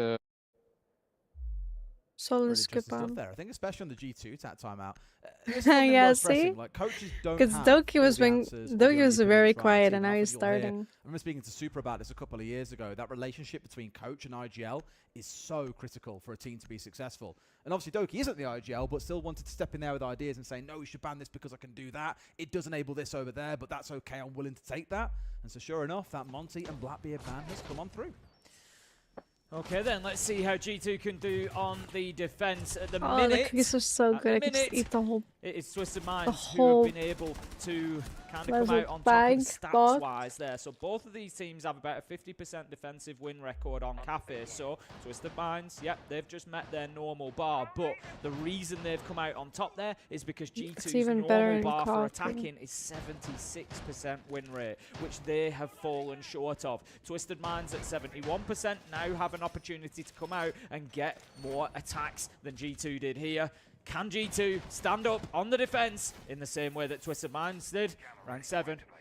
And I think we're going to have at least 6 rounds left to go in this match. Ooh, you reckon? I think we're going to have at least 6 left to go. I mean, a map 3 OT does sound very us, Tim. It'd be very tasty. And Medics, who I believe is observing this game as well. It's that combo. It always happens. Oh, it's Nova. Sorry, Nova. You're not in the OT club, I'm afraid. It's okay, over it's in 4 tied. rounds. Sorry, 3-3. I thought I'm G2 joking, was Nova. I'm ahead. sure we now. can get this one done all the way. Are they Let's just find out what tied? happens then. We've got a lot of C4s that we're doubling in behind, including that Mozzie setup. So a lot of intel denial on the other side. Looking to make Twisted Minds slightly unsure of themselves and able to get a full scope of insight on what's happening throughout the map. Now, I can guarantee you, Alamau's looking to be a little bit cheeky with that pulse scanner. So Manning is going to be the first site for G2. We saw this held by Twisted Minds back in round 4. Benja They is a were really good for successful C4. in their defense of it. G2 were a little bit wild in that round. That was the one where they kind of just threw themselves in through windows, and Benja went running in, trusting the Soliton radar, even though the Pulse was stood on top of a mute jammer, and G2 were punished very heavily for those mistakes. I'm not sure Twisted Minds are necessarily going to give them the same opportunities. All that information you just saw Alamar being fed knows where a couple of players are, and they've already called that Hasham was coming in bottom white. A shot on towards him, Slopping goes round, gets the kill, and then straight back up white he goes before the second player stepping in behind, which was Tricks to believe. They got Hasham. Shaiko onto P9 as well. It's looking great so far for G2. They have completely shut this down, all off the back of that pulse information. Yeah, so solid coming out from G2. Could be a flawless start here. Stompin gets taken down by guards, so it won't be, but you just know that it is a matter of time. Okay, just straight away, back in the old chat, continues it. Alamai is going to be the one to find like the kill. that is what's so wrong with Doki. Like, bro's always in old chat, but when he's not in the stand upon board, defense as well as Twisted Minds did, and it certainly looks to be the case so far in round 7. That was just really straightforward and simple, wasn't it? And what I love, you see this a little bit on the attacking side. Interestingly, we saw it last time on this exact map. I like the G2 background card. And Leakafat was running around on the snake, making use of the information to call to the team what to do, where to go, where players are, so on and so forth. And Alamar here, as the IGL, it was fast, on that could see. There's a player on Repel, there's one that's just coming bottom white as well. Someone they had the swinging. info, Alamar had the info. Stompin just swung the downstairs, capitalizes beautifully. ignoring the grenade. They fold like a deck chair, Tim. Great stuff from G2. Really effective defense. Twisted Minds will probably want to push that one out of their memory and say, right, go again. That was a car crash. Twisted Minds with mostly that's it. Background. You know, if you're a Twisted Minds fan, like I said, coming in here, you're maybe a little bit worried off the back of that, because I said they're kind of relying on that 71% attacking win rate that they've had previously. They've got the job done on defense. Now is the time to come out and close this out. But if they are unable to put up the same sort of numbers, they're not going to manage to do that. We've got G2 on a kitchen defense. Lineup is all pretty standard. Benja is going to be, for me, the key component. Maybe they also got the bug. Maybe they don't even have anything equipped. Moving himself over in that direction. But it's probably the bug. Plan to get him moved. And Benja. Shoot it again. Questions on towards the Havana outside here. Jalad was the one who was marching on forward. Few seconds, arguably too early. On his shots coming through, Benja doesn't quite connect onto the man. However, with the wall now being opened up, he gets a lovely line of sight all the way through down that corridor in towards the bottom of Brown, which starts to restrict the movement possibilities coming out from the side of G2. But Tim, not their gun capabilities. 2 kills. I mean, they're all Doki, split. I'm sure he's having an absolute field day here as single-handedly dismantled this bakery push. Yeah, he's going to absolutely love that. I don't know what's happened to Twisted Minds here in the second half of this one, but they have certainly taken their foot off the gas. I'm going to see them down now at 2 versus 5. Hasham, this is actually smart play. There's 2 minutes left. He's just holding his angle. He's hoping somebody gives him an opportunity, hoping that they give him something, give him a cheap kill. Like, they're all dying really fast. Doki goes to the peak and finds the kill. Come on, what drop is it in chat, Doki. Please entertain me. They're all going for see, they're all Run pushing away, now. Tricks! G2 are coming. Just kill Doki. Just kill Doki. Just kill Now all Doki. back away. They don't want to give him a chance to land a few nice headshots. This is but becoming this round so looks personal at already this over point. and done. Try as he might. There's a lot to do here, and arguably, Tim, that's the second attack that has been an absolute car crash for the side of Twisted Minds. Yeah, really not been good for them so far, has it? Undone this time by a Doki double to kick things off. Guards and P9 both taken down very, very quickly. And again, Twisted Minds just unable to get themselves into the building. Like I say, this looks nice. They know that they're the team that we aggressive, saw so in the maybe they first should half. just They go got a for good side. job done. They shut down what has been historically a very good G2 attack on Cafe, but they just aren't able to get it done themselves. It's like one of them, they've rolled the dice. The first 6 has landed by getting that 50% first half on defense, but now that second dice, it's just tumbling towards a 1, Des. It's not looking good, is it? It's really not. Time, of course, correct, boys. You can't afford to have another car crash attack like the previous, otherwise you go into the last quarter with a 3-round deficit and all 3 sites being absolutely terrible for you in terms of attacking success. Now, Tim, we are going to the top floor. If they're going to win any sites, you would anticipate, predict that this would be the one they'd find some success. It might be the top floor to the win. point than the other sites, so there's less that you have to shoot through. Have to be wary, of course, of those potentially playing downstairs. It's where a Solus would be a bit of a threat, but with that band away, Twisted Minds aren't going to be too bothered about it. Stomping on the Warden. I'm going to keep an eye on him and see exactly where he plays that one. I think he'll be maybe out towards Pixel, just looking to support Benja. You didn't shoot the painting first? Nah. I thought we were in Pro Leagues. Just going to lock himself in freezer. These guys know everything about this game. Into his team. Twisted Minds just having a look at the way they've I hate shaped how up. the They're painting is all always around in the at way moment. because They've it's got not Jalad breaking. moving on to the Heaven Rappel. They've got guards. They're and already then on the Sean rappel. P9 all over on the piano side. So kind of a bit of everything going on. The question is, can they get into the map successfully? That's been the big failure so far. Well, this is the thing. There's like, what, 3 players on I G2, don't all notice staring it. down towards piano. You can see we've got Let's Benja, of course, stomping the pistol earlier, and Shaiko with a C4 We're waiting staying below for committed just the right moment. to the grind. And also hoping to find someone, I thought, actually, by the looks of it from the window, but not quite enough being exposed. Now they'll be able to get inside. Red should be in their control, unless Shaiko's got something to say about it, of course.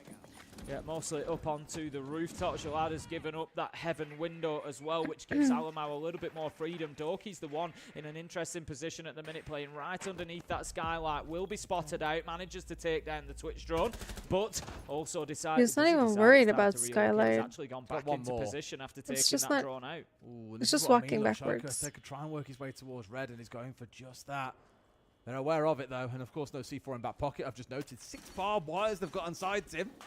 Really trying to stop either side moving around, but there we go. It's Benja to full first, the Thorn offline. The Doka Cole went in from Twisted Minds, but there was no real movement on the back There's of it. There was no random real boots push and to dorms try and take of any Fortress ground. under Yes, they've one got bomb, themselves an and I shut opener them a today little bit because later. of that some Benja guys, was playing but aggressively. I don't know, He was kind of asking for that, I but don't know everything G2 about the game. otherwise has still just dug into sight. And I saw it too today on Pro League.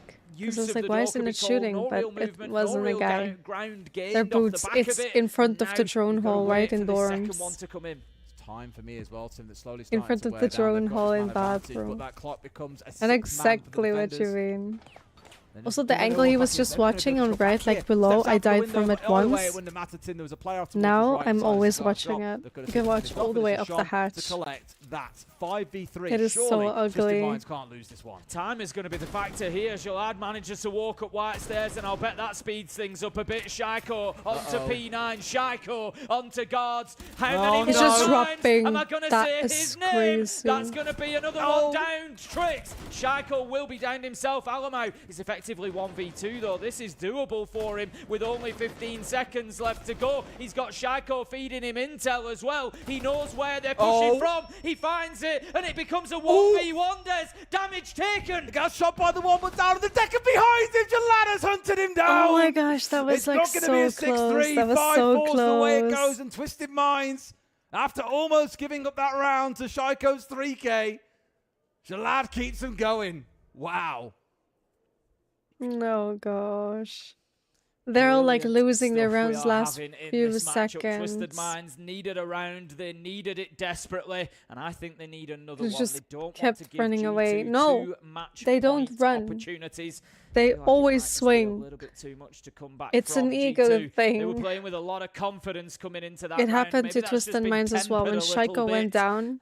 Okay. And then he pushed the last Running guy round on at defense. Like, barricades, his just usual run, self play on the clock. defense, but it might just slow things down. Him and Benja, No I one's think, playing the both got clock. a little bit over aggressive there. Peeks onto windows, moving out into piano, and just really being punished just by locked Twisted in. Minds.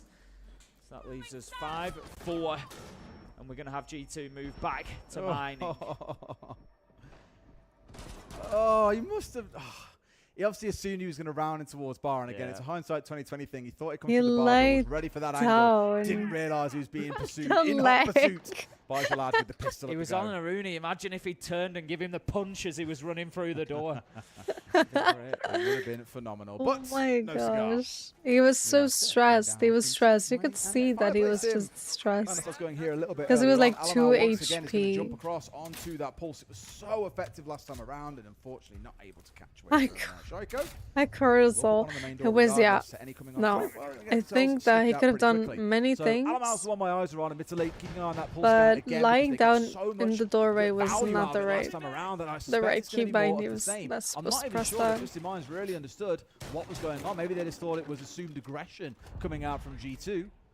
But moments like that show that it's just a game. Everyone, doesn't matter what level you play, it's just normal things. He's actually going to get it out again, and this is the right time because Hasham is up there now. I think he's waiting for the sound cue of maybe a Claymore going down. He is indeed out. It goes, but Hasham, alert to the danger, dips away, sees his man. Opportunity there. Benja really gets away with one. Kind of giving Hasham the Hasham treatment. He didn't even get damaged. Absolute aggression. C4 coming out, stepping up to peek onto the window as well. Doesn't want to let him be comfortable for even half a second. I love how Benji is doing the same thing right now. He's sitting on the mute jammer in train when he just died to that with Snake. No real movement is made. That's kind of ironic. Gonna take the drop on Snake, So he knows it's a thing and he died like that. And can look to start aggressing down towards site. I think that's going to be the angle that he looks to hold. Just looking across the side of G2, nobody now on that top floor, so Twisted Minds are able to go in and get control of that should they wish to. Start to use a little bit of verticality. They don't actually have too much on side that can open up anything. It's going to have to be more of a lateral He just learned the strat. So he's just using that now in pro leagues. Like they scrim, they have strats. He's not just going to suddenly do that. He's going to be like, oh, I just saw that, let's just do it. Sniff on what's going down, as well as the phone call available to Jalad. But of course, earlier on, we also saw a mute jammer get in the way the first time of G2. He took a lot of damage there. Here. The first call onto Benja was blocked by that jammer. So it might not be a case of, again, as you said before, relying entirely on what you see from the intel. Shaco manages to find the first. Grim. Not ideal for Twisted Minds here. Like I said, they really need to be winning this round. Stompin manages to pick up P9 as well. 5 versus 3. Jalad battling left and right. Just misses his shots. Unfortunate for him. Continues to try and fight. Doesn't know where he'll be pushed from. Stompin, Shaco, another one each. A double kill for both of them. 5 versus 1. It's all up to guards. It's on the sub's shoulders. Otherwise, G2 are going to get 2 chances to close this out and qualify to the final stage of the Salt Lake City Major. Come on, Doki, back on the keyboard. This is normally your time to shine when your team's in a 5 versus 1, and not there you go. There he is. I knew it was coming. Pop off the SMG12. Oh no. It is indeed guards who more often than not has found Whiffing. I mean, if I would have whiffed like that, it's time to just switch the gun. 10 seconds left here, and this one is going to be done. It's 6-4, Tim. That means for G2, one more round, and they will be on our live stage on Friday. They get to have a holiday for a few days now. Yeah, that's the other thing. You know, this is a default. Do they even own skins? To prep, to put all the work in, to watch, of course, the other teams and see exactly who's doing what, I who's finally in form, where are they playing, like and where is working, where's not. I'm sure Romalio so will be grateful of It's that been bothering me so bad. And prep. So, G2, 6-4. Twisted Minds just taking the opportunity at the end of that to have a quick 20 seconds as a team and have a chat, see if they can maybe get something in the pipeline that's going to help them get this next couple of rounds over the board. But you really do feel G2 have a huge advantage here. They've been, I said, Twisted Minds had a good defense by going 3-3 and shutting down that good G2 Cafe attack. You felt like they'd given themselves a real platform to build from, but G2 have just said, you know, look, we can do it even better than that. And they've come in and looked really, really solid. They have.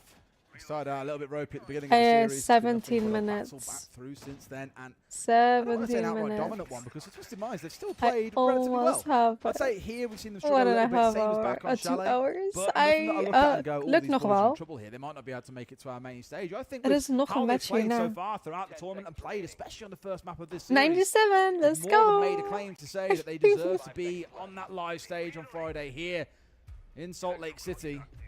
It's best of 3. It's best of 3. So another match, best of 3. Easy. I think there's a very good 1 hour chance that and we see them there. 47 I agree. minutes. I don't How? think Twisted Minds will lose See, too many so that's how I know you're not opportunities, watching and certainly this not stream. generally, you know, sort of nervous. That's or how that you're kind of not team that's gonna That's how I know miss you're the not big watching the occasion. streams. But well, G2, as we keep saying, one of the favourites coming into the tournament. I have the drop since Everybody's the been beginning. saying it, coaches, players, Furia supporters, finally won a everybody round. at home. Furia is Everybody so is thinking the same sad. thing. So to They're lose not here, winning. They're Twisted like Minds is not the end of Falcons. the world. But look, there are 2 rounds left yet. There is nothing Otherwise they're going lost home. until it is done. We know this Their about loser Siege, bracket. Twisted Minds. It's time to get it done. They've got the Sense, they've got the Capitao, they've got Glass, Raura, they've got an absolute ton of utility to throw at G2 in this round. The pressure is all coming towards Bakery at the moment. It's going to be Doki tasked in that position to try and hold on. Shooter with the utility first. Still got a glow canister on the other side that hasn't yet been dealt with either. That's what I thought they were going for with a potential nade bounce. And sure enough, it does get tagged out, taken away. Now got to wait for that to burn through before they can even think about moving on forward from here. Last time round, Doki was the one who got that absolute massacre onto the double door. A singular round? Surely you'd no. hope Twisted Minds don't fall foul to the same thing twice. That is incredibly sad. The Raura panel onto the wall. The Dom panel does its job. They don't expect him there. He's walked under it before it came down. Brilliant stuff as he manages to get the opener onto Jalad. Thinks about continuing fighting. Stompin gets P9. We do see Shaiko taken out at the same point. Guards with a kill onto Doki. He's going to love that one. 3 versus 3, Des. Oh boy, it's still savable for Twisted Minds. They've still got a bit of utility to play behind. They've still got the players and the guns online. Okay. For G2, they got one map. Okay, so Ninjas. But now that he's gone down, they've lost. What do you think is going on? Ninjas or Furia? To be able to bring in the round. Just Alamau and Stompin inside of sight against the 3 on the other side. They've of course got this Soliton. They can get the scan through. They see where those players are. Surely with 60 seconds, Tim can get it done, but oh no. Alamau gets the first. And a second comes in, and Sean finding this one onto Alamau for the trade. Can Stompin clutch up big. 1-0. He knows where he is. Already. It's a 1v1. It's against guards. This could go very wrong or very right. Stompin, we know, has got the ability, but God, he picks him up. He silences Doki for another round, and that is going to be all 12 as a minimum, Des. Probably be some question marks back from Twisted Minds there. Stompin just getting a little bit too comfortable, assuming the guards wasn't going to move. I got the Furia bundle for free. But as we saw, JV gave us a code. Catches them off guard. You said JV is not even on Furia anymore. We've seen 6. Will we see any more? Nip 6-1 ahead have for still got a job to do. Their fans cannot get too excited yet. I would say G2 have been the better team in this second half on the whole, and it came down to a 1v1 in round 11. But they continue to fight. They continue to dig deep. They continue to show us how He hit that grenade, right? He hit that grenade. Yeah, the Dom panel. It cost him his life, but he took one out and they got the round. Stompin is always losing the clutch because he's standing still. I think if he would just swing, he would have won. Twisted Minds to win out that gunfight. So like, where's he going? To round 12 we go. It all comes down to this. We either get a win for G2 or we get a few more rounds of this beautiful game.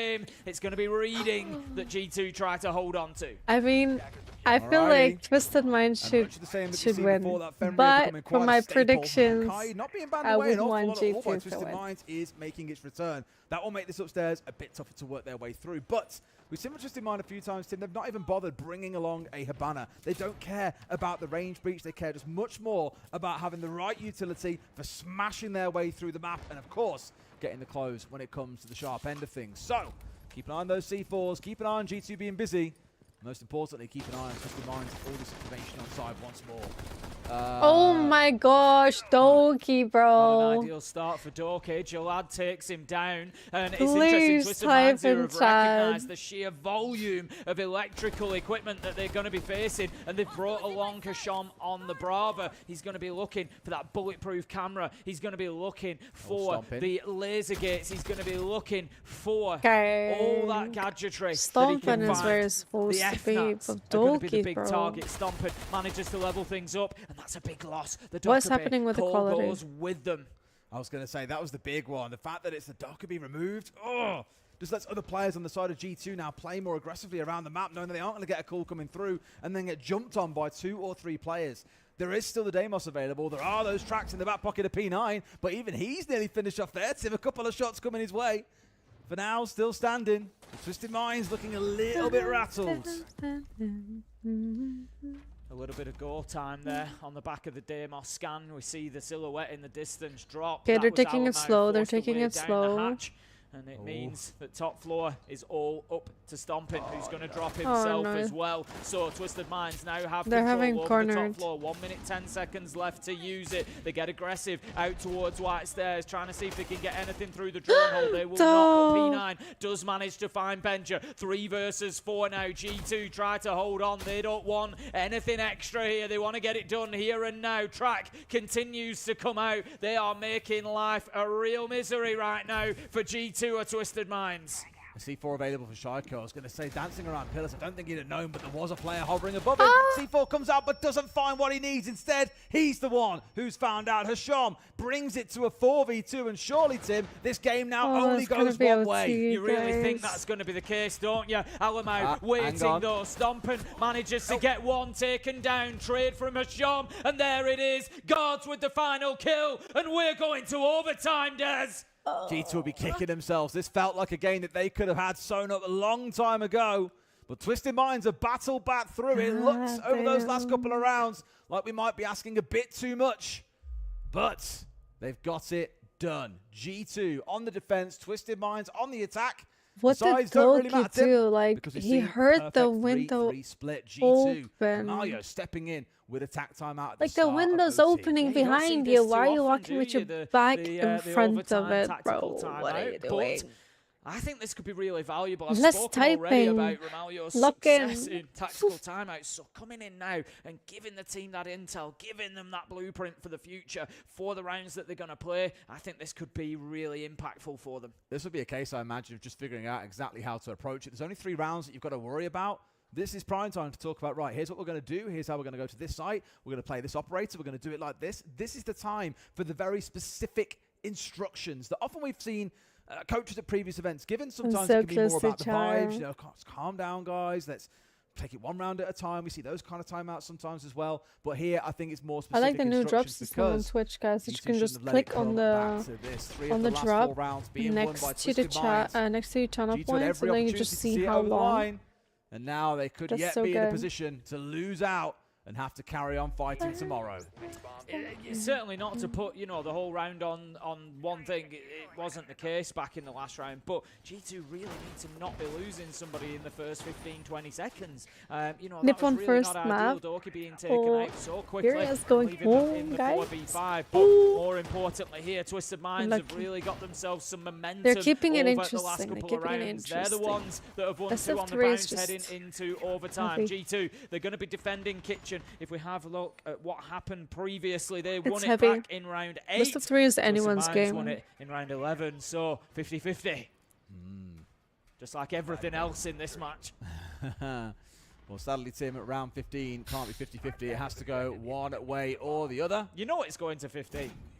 I get the feeling it is. It's gonna. The whole thing is going to come down to one round. But we also assumed that back in the Enterprise Falcons game earlier after 5-1 because they don't need to win 2 in a row, right? When it comes to OT. We could yet see a surprise coming out of either side. Let's see, though, what happens. Trix taking some early shots there. Not finished off, of course, but it's a nice reminder for himself that G2 like to play aggressive as well. G2 have actually...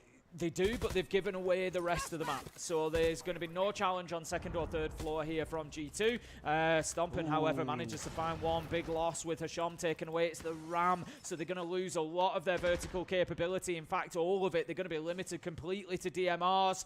That is bad news for Twisted Minds. How can they adapt? How can they overcome? What is going to be the answer? Like you say, DMR's is really the play at this point, though. I think you just don't even bother going vertical. You try and look to go laterally instead. Sadly, the endless overtime is only in SI finals, not even major finals. You've got Benja's watching up towards Y, Alamar's watching restaurant and lobby, and then, of course, Doki and Stompin are keeping an eye on what's going on in Bakery, with Shaiko just hovering around red stairs. And they've then got really good coverage of what's going on. Stops. Looking for something as a phone call available. Might not be a bad shout to use it a little bit sooner rather than later here. Last round he died before he got a chance to use any of it. To win 3 in a row, right? God's just going to hold his position, but he might be challenged by Alamo in a second. However, Alamo looks around, sees the man, finds the kill. Trix taken down. Jalad tries to move out. Oh, he's a bit of a wild spray, though. He has to dip back into safety while Alamo finds another elsewhere. 5 versus 2. G2 look like they're going to be the one with 2 opportunities to win this one. And we got all the phone calls available, Tim. Would really love to see one of those coming out. At least wins the fight onto Benja. Now there's a second off towards his right, the other side of Coat. Feels like you might be asking a bit too much of Jalad and guards here to be able to win 2 versus 4. Shaiko, Alamo both low health though. G2 needs to be cautious here. They don't want to be giving any gunfights away for fun. Situation, but you have to he's going to be win holding one a tight round. angle through sight. Maybe have a look, see what they give you. Do they want to give you anything for free? Absolutely not. Guards taken down to about 10 HP now, and it is not looking good for Twisted Minds. Minds, they continue to try to fight at distance. Jawad even having to be very careful. That barbed wire could have been the end of him. It wouldn't have taken much. He's going to relocate, look to push down red, maybe see if he can get anything going into sight. A smart light screen there is just going to block off and force a little bit of movement from G2. Shaco's tucked himself away beautifully, and it's in the right time. I tell you what, this man's had some magical moves around Small Bakery this game. You love a toe shot, Tim. Shaco finally finished off, but not before the damage has been done. Oh, I thought he with the closing shot. kill. G2 up to match, series, and live stage points. That's right. We get two opportunities as well. G2. Of course, if you get that advantage of winning the first overtime round, then you get 2 bites at the cherry. Twisted Minds go on to the defense. Let's have a look at what site they are going to choose. I think probably Kitchen. They won that twice. 100% win rate. The others they did lose on.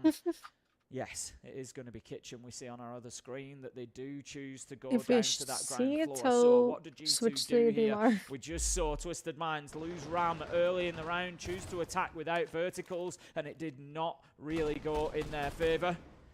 Will G2 take that full map control that we usually expect on Cafe? Is a no sucker was the bad word.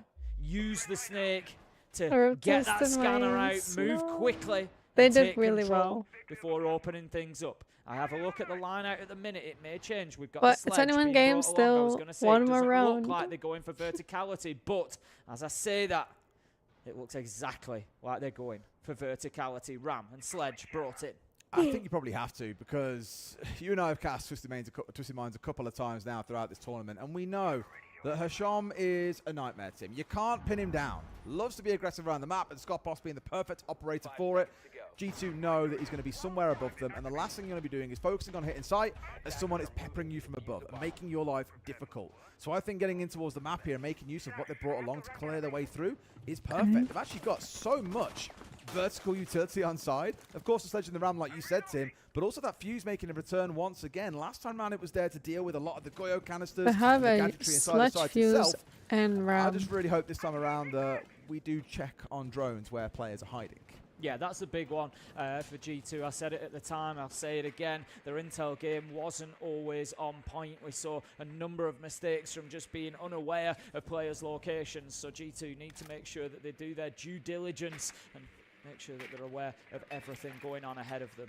Going to have the entry coming in through Reading Door. I think it's going to be Doki looking to get in through there. But the droning will continue on that top floor. Have they spotted Hasham?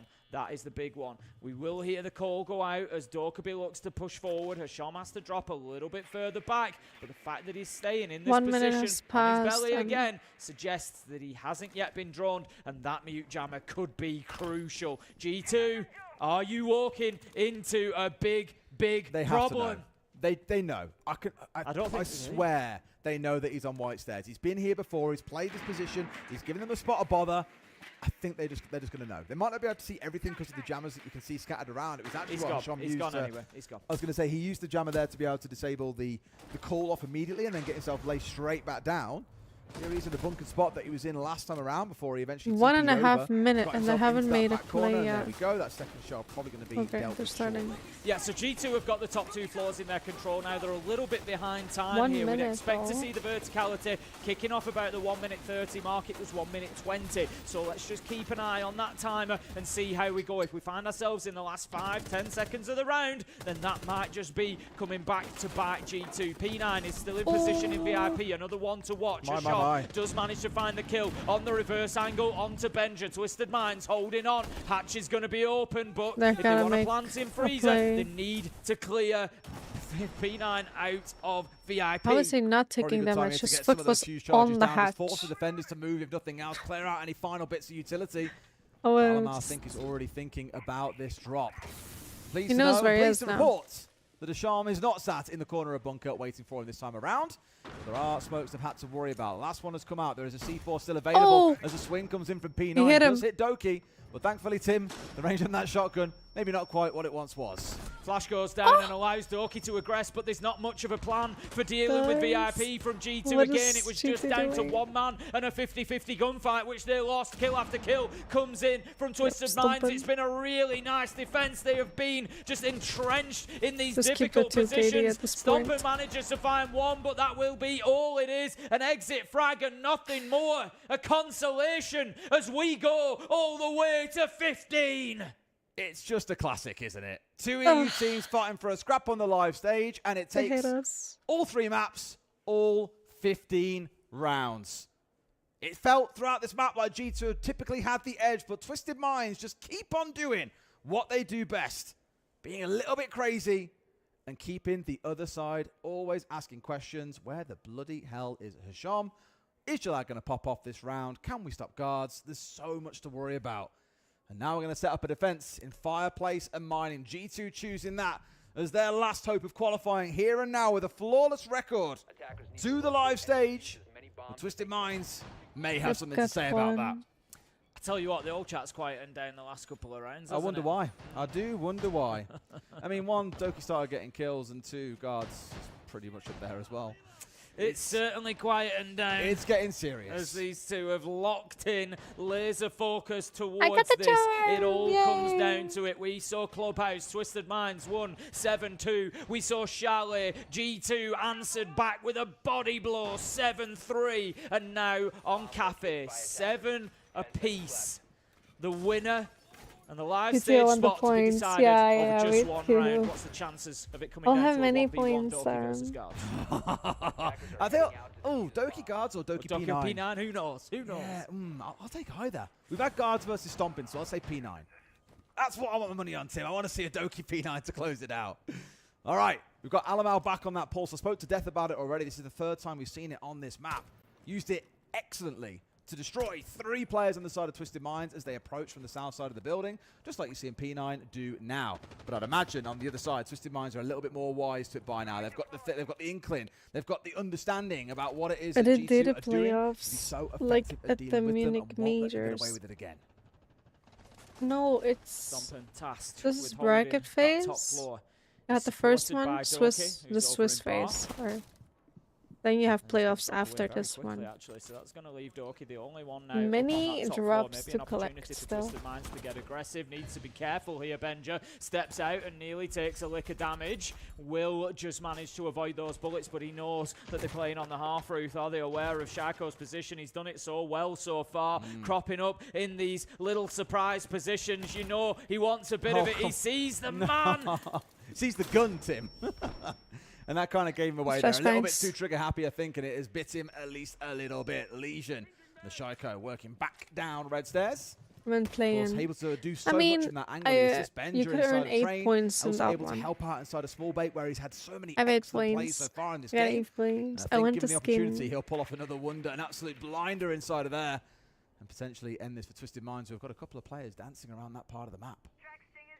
Sean's been holding that angle for a long while now. Oi, Ooh, C4. Selma charge will be successful despite Huh? being I thought he electrified, took so once you damage. get it on the Nobody took surface next damage. to it will be fine. And that's going to open the hatch up above Benja. Going to force 8 him points to already, just be a little bronze. bit more cautious in Yep, his yep, movement. He is yep. in the train I got car at lucky. the minute, and he's going to continue to hold his position. So low. 1 HP may yet prove to be enough. P9 working his way down just above him, but it's stomping to full first. This is not Just looking good, one. Tim. Now you've got Stomping down, you've got With Shaco, the low grenade. health. They're going to chase him down, 2. find the kill. 5 versus 3. This could be a huge moment for Twisted Minds. They could be heading through to the next phase of the Salt Lake City Major. The Goo Mines are still doing Okay, their so job. 8 Des. They're is a win, still guys. It's frustrated. not They're 2 still rounds. slowing down, but with 30 seconds left to go, Benja manages to find one onto Hasham. This is far from done. There They could don't be have to another bomb. twist in a tale full of twists. This battle over red stairs is absolutely huge. I was going to say Trix is coming down to join from above, and he's the one who's found Benja. A 4 versus 2. Who's going to be the hero? Alamal with the pistol for 1. Doki now finished off. Alamal's going to find 4 in the round. Otherwise, it's Twisted Minds going on through. What a shot. Gets rid of Jalad. Diffuse now going down. C4 in back pocket, but it's up on the table, Tim. I don't think he'll quite find his man. No, he will not. Alamal's got to win a 1v2 post plant. And I don't quite think, Tim, he's got enough time to do it. He made such a good effort of that pulse play underneath, predicting the drop from the hatch. Almost found the C4 in the right position, but couldn't do it. He's on the pistol, he's sticking, he's committed, he sees the man, but he's cut down, and it's Guards to finish it off. Twisted Minds are our first team who qualified to the next phase of the Salt Lake City Major. What a game of attrition that was. They dug deep, and they found the win in round 15 of map 3. Can I remind everyone of one very important fact?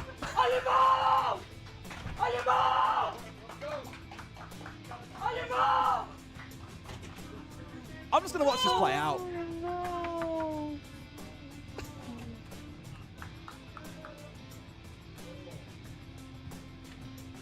Oh my.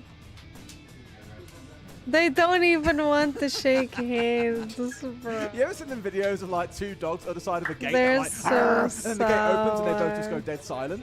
That was Hisham just then. But that was a wonderful reminder of what more you can see between these two. No doubt we'll see it much more during stage one. Yeah, We'll they see it don't. plenty They're more in the so future. But sour. that's been a fantastic game. The reminder again. They're Tim, barking playing so with a loud sub. in the Guards have been phenomenal. The whole chat. team has. We'll go to a break when we come back. Well, a bit more chats about that one.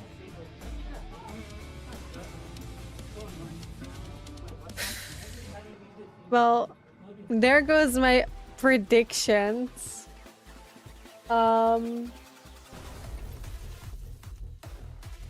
Damn. They're the first. Twisted Mind's the first one to qualify. The playoffs. They'll just go.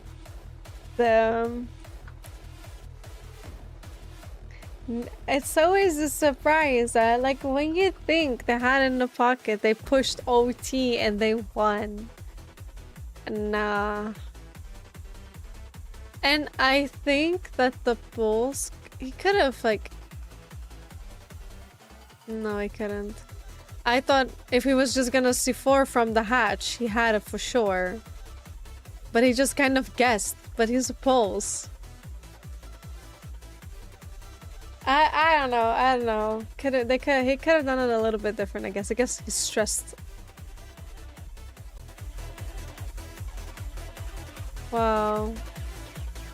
Can't imagine the feeling when you just want to stare at emptiness and gather yourselves, and then the opponent just crashes into the room and you gotta get up and shake hands. No, you know why they crashed into the room? Because they're being like toxic in chat. If you're gonna be so loud and mean in chat, you're gonna like feel it when you're gonna lose, and that's why you should never open your mouth that big. Because the higher you wanna be, the harder you're gonna fall, and that is literally what happened. Stomping so freaking sour, going 15-9, and Doki going 6-11 while he was so cocky. He was like, bro, I was opening your mouth, we're losing. Oh, I can't believe that happened. Oh gosh.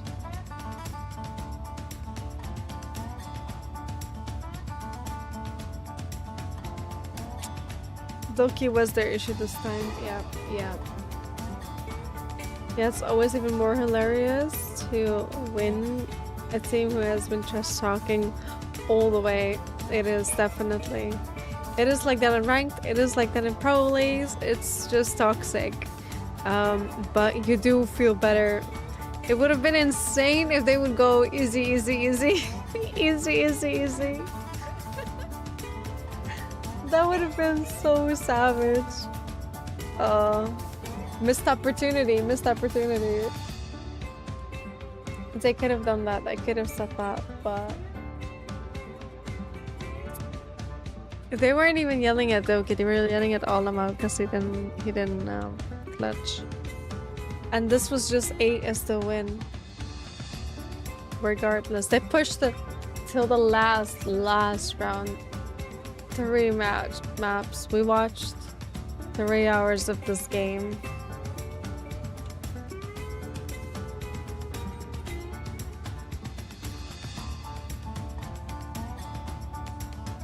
So the next one is gonna be on the stream, right?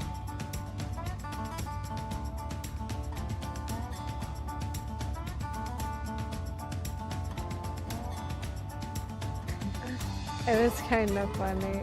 It was funny, guys.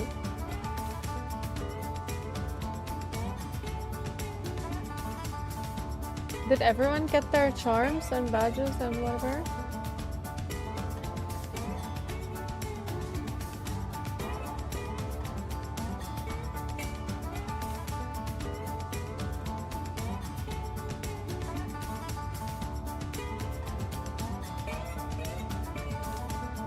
He just said a minute ago, let's go. Best insult would be thanks for the scrimmage game. Oh no. It was just, oh no. I don't even know what to say. I just felt so bad.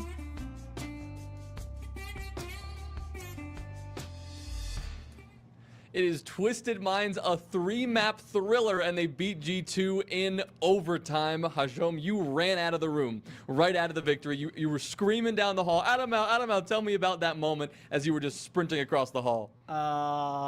Because he talking shit a lot on social media. So I just say that, Alimo. And he talk, we win because of the Bing and blah, blah, blah, and like this. But we see now, when we had good Bing like them, they can't beat us. And you're doing it with a sub, right? Dove couldn't make it. You have guards here instead. How's the team chemistry? How are things going, Trix? I mean, personally, I think guards can still fit with us well because like before the email, we were playing with guards like for the SLC, so he fit in perfectly. Honestly, we quickly adapted to it. Amazing. Well, you guys are on your way to the main stage already, just like that. Flawless so far. They did through good. SLC. They did good. We'll see them on the main stage. I have one thing. Go ahead. Yeah. And don't try to piss us off because when you do that, it's not good for you. And I think Shaku is washed. He tried to play Ayana, Finka. Bro, he can't help his teammate. I don't know what to say. You know what? We'll leave it at that. Back to you guys. Don't piss me off, bro. Don't piss me off. Another villain in the scene. I'll take it. I'll take it. But as you've heard at the end there, they're saying, look, in a zero ping environment, all things being equal, G2 are ass. By 1 round. By 1 round. I really want to stress that point. It was G2 by 1 ass round. by It was 1 very round. close and fair, but it was a great performance. It was a great game. It was a great performance from both teams. It wasn't about anybody losing anything. It was about teams coming out and winning rounds. Twisted Minds have earned their place, moving on to the next phase. Who would have thought that, I don't think many people will have that on their predictions that Twisted Minds would have been the first to qualify. A huge performance from them, and they should be very, very proud of what they've achieved. Totally. And G2 themselves have got to kind of pick themselves up and go again on this one. But that's enough about that series. We've got another banger coming up for you very, very soon. FaZe coming up against Wildcard. This is the one I wanted to what see. A series that's going to turn into. I might and in those case you're out. curious on what maps we're stepping into, I might a little. Chalet Big maps there, Tim. I've seen Consulate. FaZe on Fortress. They're pretty formidable. Consulate. Yeah, it's going to be tasty. I think Wildcard are going to have their work cut out for them on that group of maps, if I'm honest. Put This any is gonna team in the place be of Wildcard against such a FaZe, good and they've got their match. work cut out for Literally them, Tim. anybody. Or Never FaZe is just gonna going be to sweep an the easy floor, one. but we'll let your casters for Wildcard that has series talk more definitely about it been after a break. sweeping We're done for today, teams. so I'm going to go and watch this one with you guys. So catch you very soon. Back in just a few minutes. Okay, break time. Don't go anywhere. We'll be right back. Oh. The light just went off. Why is it so loud for now?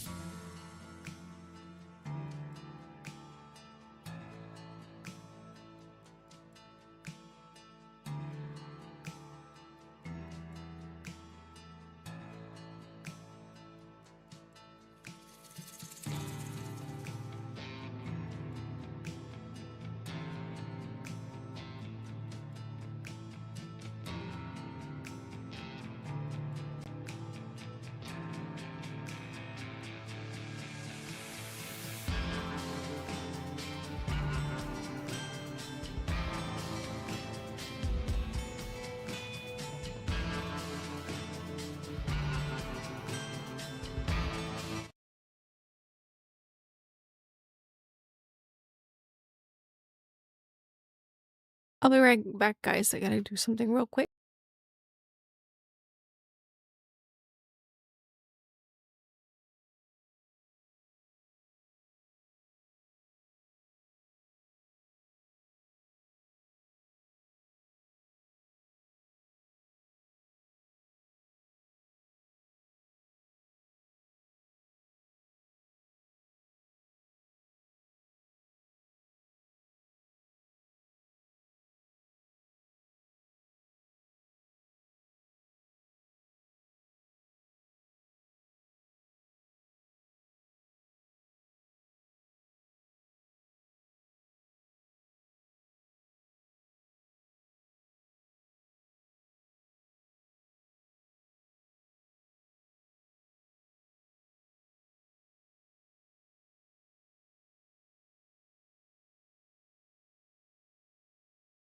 International events, they just kind of clock in, clock out. Even if they struggle in the domestic league, they still find a way to show. We want to show the maps one more time, though, because there's a lot to talk about here, mainly in that both of these teams getting very high preference maps, but also Wildcard have let not just a good map for FaZe, they have let FaZe's best map slip through the ban phase.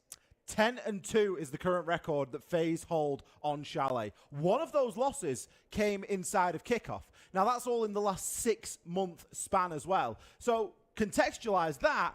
There hasn't been tons and tons of Siege played for all teams inside of the past 6 months. It just so happens that FaZe have kind of been at everything that's important throughout that, mainly SI. And that second loss that you mentioned in the past 6 months was 6 months ago, was at like the absolute top of that range. So this is FaZe's absolute best map, something they brought into the pool leading up into Boston, and over the past year has not only become one of their best maps, one of the most banned maps against them. On the other side, Wildcard for Consulate, they played this once in the past 6 months, I'm pretty sure, all the way back against M80 in Munich. And it was a great victory. It was a 7-2 victory, but it's only one play in past 6 months. We have Chalet coming right up, though, because I just need to get into this, to be honest with you. 10-2 record, Wildcard's confidence letting this through. Whatever they have prepped, whatever they have in store, they've got to live up to some lofty expectations if they're letting that kind of confidence through.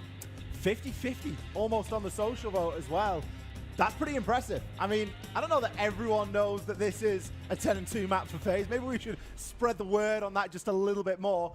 Obviously, the flip side of that is FaZe have played it a lot of times. So there is a hell of a lot of tape out there on them for this specific map. And there are some very key ways and some serious player patterns that they've started to develop because there's been a lot of exposure on Chalet at this point. So if Wildcard have done the homework, they could see themselves with a couple of nice little counterplays here. That being said, we do often see teams go on and have incredible runs across maps over good periods of time, and there's not really too much that people can do about it. And a great example is FaZe. Back when it was in the pool, Oregon was their best map, and I mean, what are you really going to do? Like, you can ban Oregon against them, but it's also Oregon. Pretty much everyone is going to think they feel comfortable on that map, and FaZe at one point, I think, had like a 15-2 record on it. But this is what I was curious about, because you talk about player tendencies. FaZe actually don't have a lot of clear preferences on this map. They like to play the shield. They like to play the disruption ops. But aside from one funny player preference that I'll mention later, the only other one is Cyber likes to play 2 info ops. He likes to play Deimos, but his most picked op, albeit just by one, is the Solid Snake. And that's what I was curious, where Wildcard want to leave Cyber in possession of the Soliton scanner, and I just think the answer to that question has to be no. No, going to be removed straight away along with that Monty. We, of course, know that FaZe is a team that is very capable of playing on those shields. And in this instance, Wildcard don't want anything to do with it. Mirror and Arcade Band to round out the other side. Wildcard starting off on the defense here. They're going to be taking us downstairs into Bar and Games. And it looks like they're going to have a fairly hefty extension up onto that top floor as well, even operating it as far away as Master Bedroom. I have to thank KDS because I do get to talk about the other funny player tendency on this map. In the past 6 months, KDS has played now 41 rounds of Striker, by far and away higher than literally any other operator picked on this map from a player from FaZe on attack or defense. A third of the rounds FaZe have played in total on both attack and defense. KDS has played Striker. You're obviously never going to ban Striker because why would you? It's just something funny, though. This is a comfort op for KDS on this map. And playing positions like this, FaZe have mastered the exterior angles on this map. They know how to play these windows. They know how to use it to facilitate that legendary component of FaZe. The way this 4 to 5 man unit, depending on what Cyber's up to, can play off each other and can zone out and zero out players and map control when they decide to. Handy going to get himself onto that solar rappel. He's going to be greeted with a couple of castle barricades. That's going to make getting in maybe a little bit easier. He's certainly going to have a bit more confidence to put those Xkyros pellets out there, especially when Cyber is going to be walking up those solar stairs as well. Only really the rotation to start to deal with. And they've already got a very good idea as to where Spike is going to be playing. Just tucked in behind that office desk at the moment. He's going to be a real target right now for this extension. And it's bold of Wildcard, because if you look at the time, they're already doing a good job to waste a lot of this going into the map, because don't forget, this is a bar and games defense, and they're still holding quite deep on this top floor. Very deep on this top floor, though. 2 players looking to try and deal with KDS on this window. Baby Shark peeking out from behind Blackwall. Another player sticking their head out beyond Ivy. It's Kansan the first to fall, though, as KDS is ready for it. Easy pre-fire for Cyber. This extension not being made quick work of necessarily, but when FaZe decide to kick things into gear, Wildcard get the message pretty fast. Handy, taking a lot of damage, but both KDS and Souls getting in on the action. Now in a 1v5, you might have banned the Snake with that Deathmark tracker, the nemesis of anybody in a 1vx. And now Bay's been spotted inside of Library. This intel on the Deimos' position, cold comfort for Azami at the moment. And that'll be the end of that. KDS comfortable as he gets that 3K, and FaZe get there first on Chalet. No need to overcomplicate that there. Just take a little bit of a bait and switch. Cyber can track, KDS can swing, and the final kill can come in. Almost a flawless round to kick things off there for FaZe. Not really too bothered about that hefty extension. And Wildcard doing a lot to try and waste a good portion of time there. And they've done a great job. But the problem was they didn't have anywhere to fall back onto. As soon as you lose control of Solar, as soon as you start to lose control of Master Bedroom, Office becomes very restricted, especially when it's fully reinforced and you've got someone on piano or window. It was this position here from KDS that got a lot of work done. He's able to get 2 kills from outside to in there and pick up that final frag.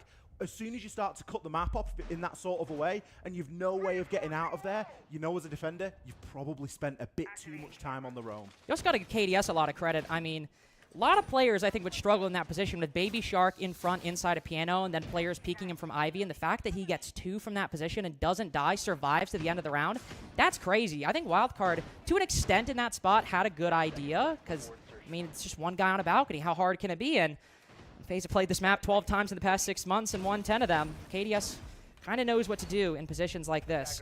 Wasting time, I think, is the right idea against FaZe. To talk about one of their only losses, 8-6 to Fluxo W7M inside a kickoff. It's one thing they did, but a strategy they employed quite heavily was Cade Tuber out in that kind of denial rather than the castle barricades. But Cade obviously being banned, Wildcard deciding to try it out with the extension and not having the same success that we saw inside of kickoff in SAL. So we move into the second round.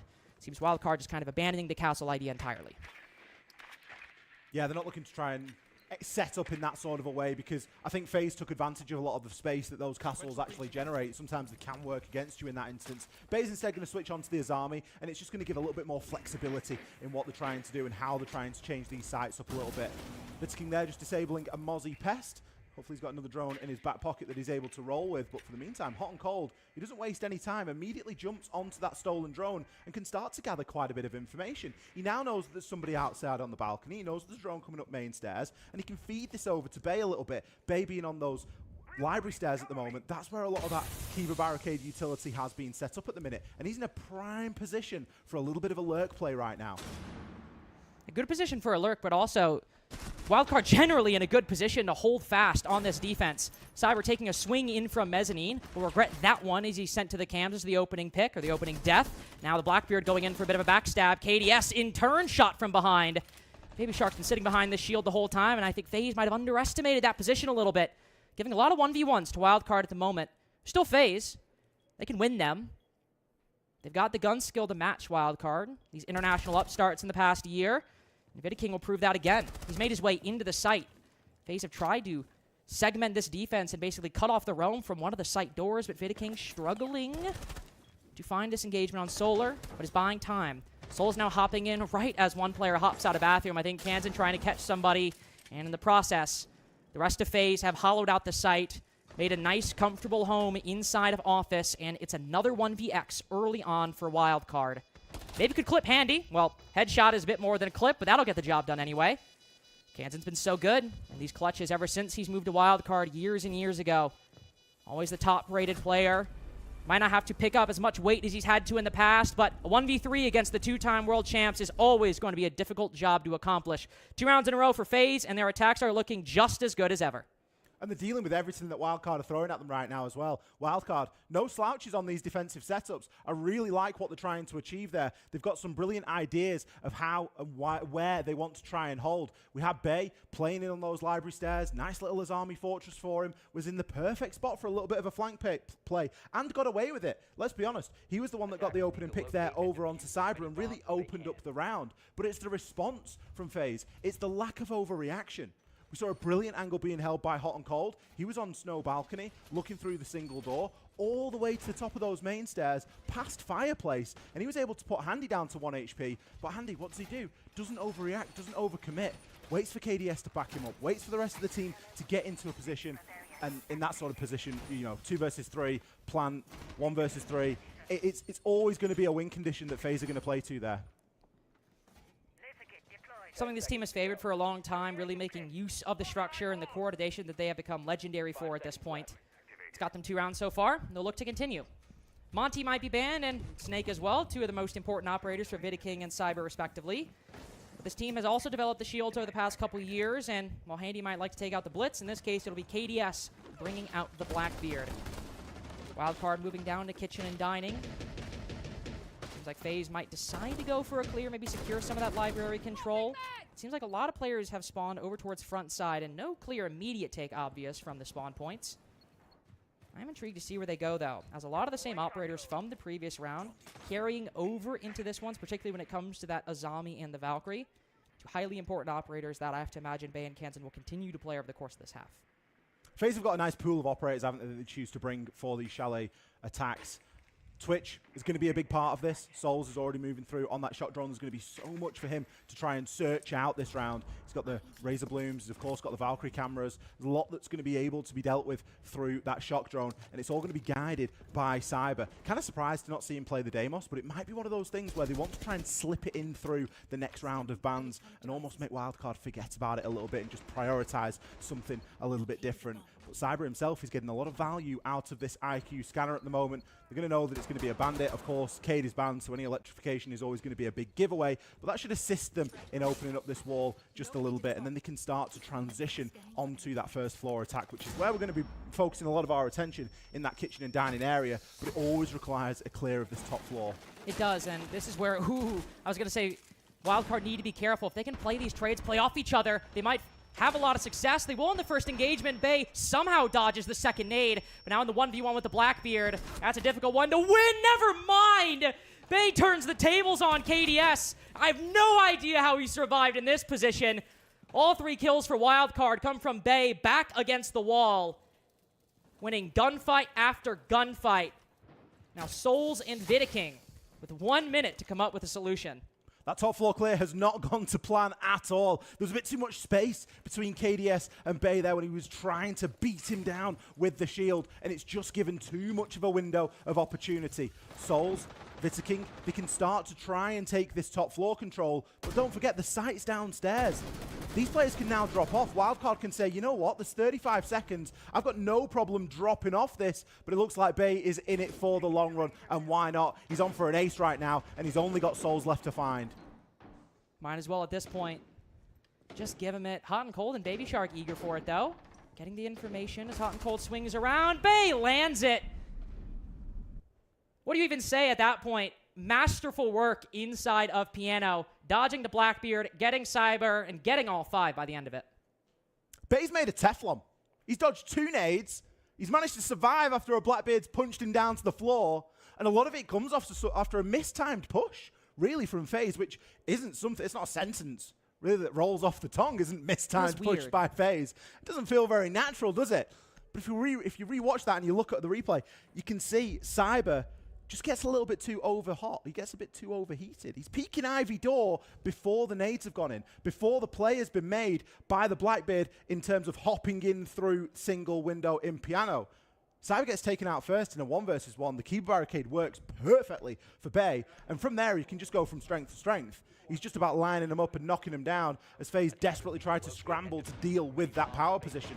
Unable to do so, and it's going to credit Wildcard with their first round here. They're actually going to take us downstairs to basement.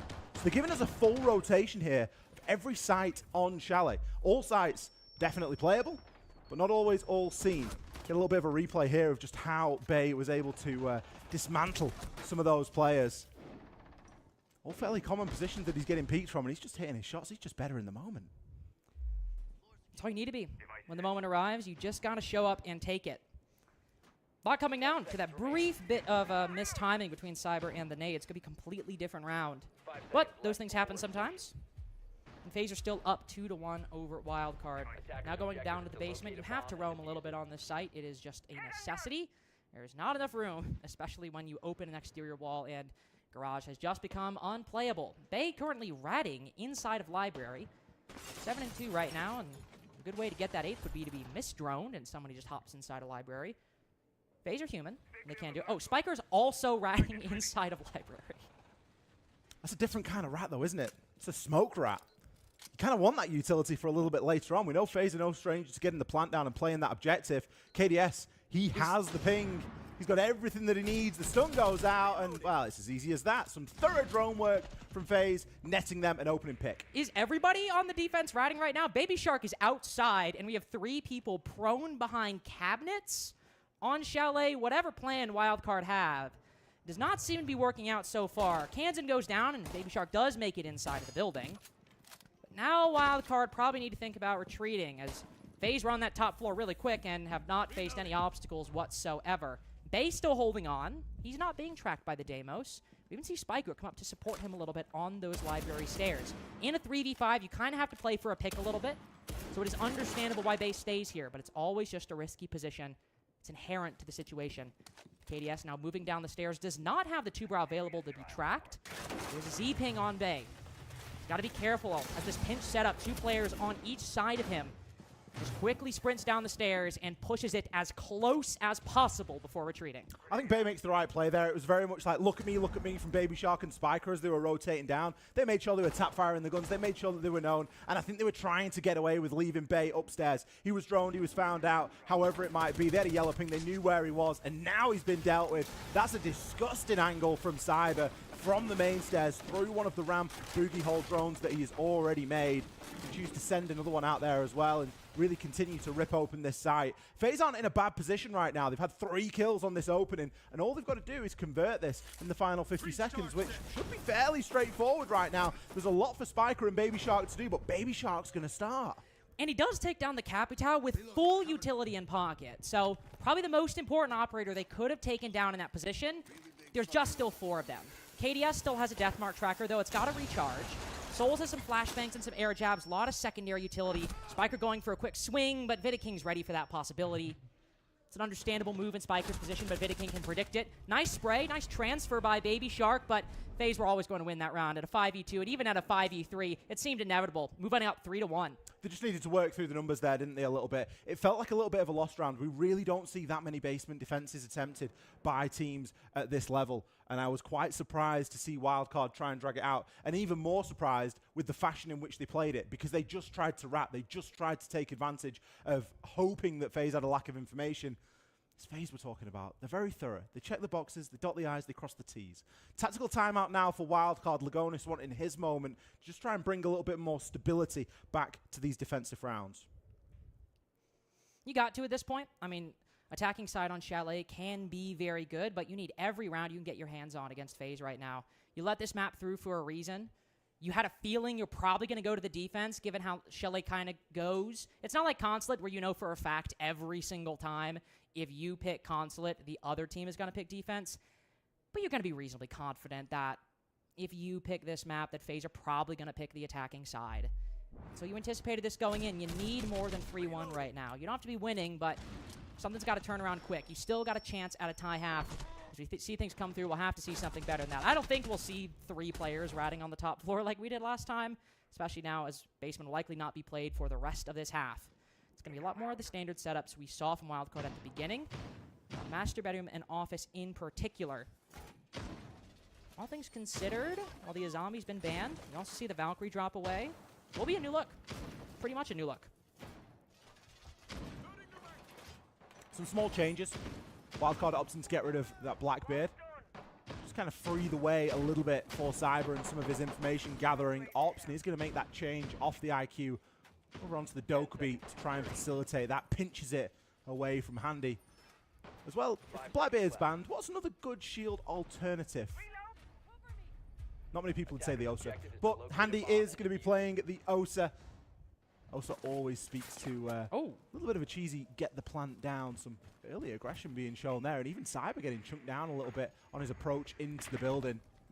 This Mozzie is actually serving quite well as well. We've seen it flexed around between a couple of different players on Wildcard, but it's having the desired effect. It's slowing down the drone work, even if it isn't always capturing Jones the same way that we've seen it done previously.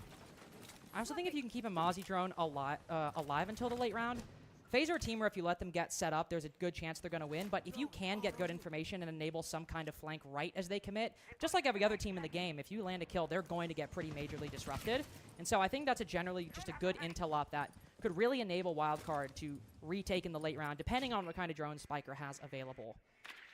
I really like the ROU projector that KDS has just sent out. He hasn't activated it yet, but it's going to be blocking off that Ivy single and that Piano single window, which is, of course, in an attempt to disrupt a little bit of the vision. So going to affect onto what's going on in bathroom as well, depending on which side of that ROU projector you're going to be on. And especially with the fact that the Osa's being brought and that nothing's really happened yet this round, it really feels as though FaZe are just gently setting up for something right now. We've got a bit of pressure being applied toward the bottom of Trophy. Cyber going to be downstairs as well, maybe going on one of his signature solo plays, as we often kind of call this FaZe team as 4 players plus Cyber, because they do operate very independently when required. Call goes out. Gotta be curious. Are they gonna move in? And it seems like they will. Handy repels in, shield in hand. Souls doesn't really trade him out as Handy doesn't die.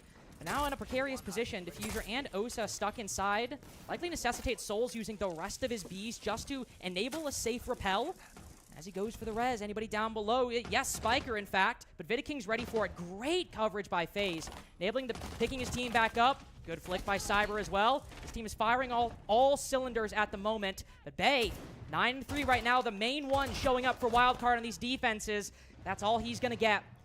Another 3v1 that FaZe seem primed to convert. Cyber low HP, some information of a player inside a bathroom. Hot and cold. One of his best showings this tournament was on Chalet. Won't get anything in the 1vx. FaZe 4 rounds on attack. Don't seem like they're stopping anytime soon. I don't really feel like we ever got to see the full conclusion of that strategy or that plan and why the Osa was brought and where the plant was going down. It was going to go down inside a Master, and I think that was the general gist of it. But it didn't really fully come to fruition. That didn't stop FaZe from winning the round, however. Cyber was very busy downstairs, making sure that a lot of those kills were getting cleaned up as they went. KDS sat in Narnia with his ROU projector, keeping him nice and safe, just solely watching onto that bathroom. He was just everything was hurting. That's all his task was that round. You know, he did a great job. He just had to rotate and move a little bit when things went slightly south a little bit later on. But as we enter now round number 6, FaZe, whichever way you cut it, have a commanding lead here on the attacks of Chalet. And with the record that they had going into it, is it too much to say that we're surprised? No, not really. I mean, going back to what we talked about at the beginning when it comes to like player tendencies, we had some Vidaking on Monty, Cyber on Snake, which, let's be honest, odds are if you go looking in the stats, I bet there's a few maps you could say that about. There are really no team tendencies for FaZe on this map. They play shield attacks and win them pretty often. They play kind of disruption-style attacks with Yings and Drims and win them pretty often. Intel Ops, the same story. They're a very flexible team in general, it's FaZe Clan. But this being their best map, they have played a wide variety of styles in the past 6 months. And even if you ban the Monty, the Blackbeard, and the Snake, they use so many tools on this map. They are such a well-rounded attacking team on this map. that it's very difficult often to find the right solution against them. You could even say they've played a wild variety of attacks just on this very map. Yeah. Because no 2 rounds have been the same. There's been very different and separate win conditions. We've seen plants going down as being the main focus. We've seen pushes for kills. It really has been whatever has been most appropriate at that time. Wildcard, a reminder, they have used their tactical timeouts as well. So they've only got themselves to go toward, especially when they change half. Still a chance for them here to come away with something. We've got Baby Shark. He's going to be tucked in to the back of bar stock there. This position is going to be known. He's got some nice little murder holes to work with and can just sort of flick and flop between the two. Doesn't want to take that engagement just yet, though, especially against Cyber. Baby Shark. Oh, nice He's not a shot. killer tournament, but his support, that player going down, you know FaZe are thinking about a pinch in bar. I mean, they might just hit the side at this point. Baby Shark, low HP, Handy winning that 1v1, can now creep up the stairs. We've got 3 players ready to take down Baby Shark if they can just push in. Handy FaZe will fall. not winning. Cold, trying to support I'm his not gonna teammate as give best he any can. points In the on my process, Hanson's also predictions. gone down. Seems like this round might just end on the bar game side as Wildcard investing a lot of resources to keep Baby Shark alive, knowing FaZe will focus on him. The KDS finds him through the stock wall. Only full HP player for Wildcard out of the 2 remaining. Hot and Cold creeping down the staircase. As we're in that difficult position that defenders often find themselves in. You got to push for a kill, but if you die, it's just Kansan left. And FaZe have got this infuriating tactic of they'll get themselves into this position, but there'll be a minute left on the clock, and they'll just entirely disengage. They'll wait for you to make the mistake. Hot and Cold didn't know which way to turn there, and They're it's no getting surprise to wall see him banged cleaned like up. crazy. We knew exactly where the last player was. They'd not moved for the entirety of the round, and that's going to get cleaned up there by KDS. At the halfway point, I'm sure there's going to be some pretty stern words, particularly in the wildcard camp, about how those first 6 rounds have gone. Das pessoas via a arma dele, varei mais pra esquerda. Achei que vocês iam me ajudar, cara. Gastei quase todos os meus peixes naquela dispensa É lá. porque a gente tava pegando os outros caras, né? Os caras tava dando retake Tá na gente apertado pra full, pô. ajudar. Tá dando muito tiro, cara tão dando all-in. Os caras tá com medo de tudo, cara. Colocar 4 caras pra te peitar lá, sabe? Os caras tão na tropa do all-in full, viado. É aquela parada, né? Tu falou que o nome já causa medo.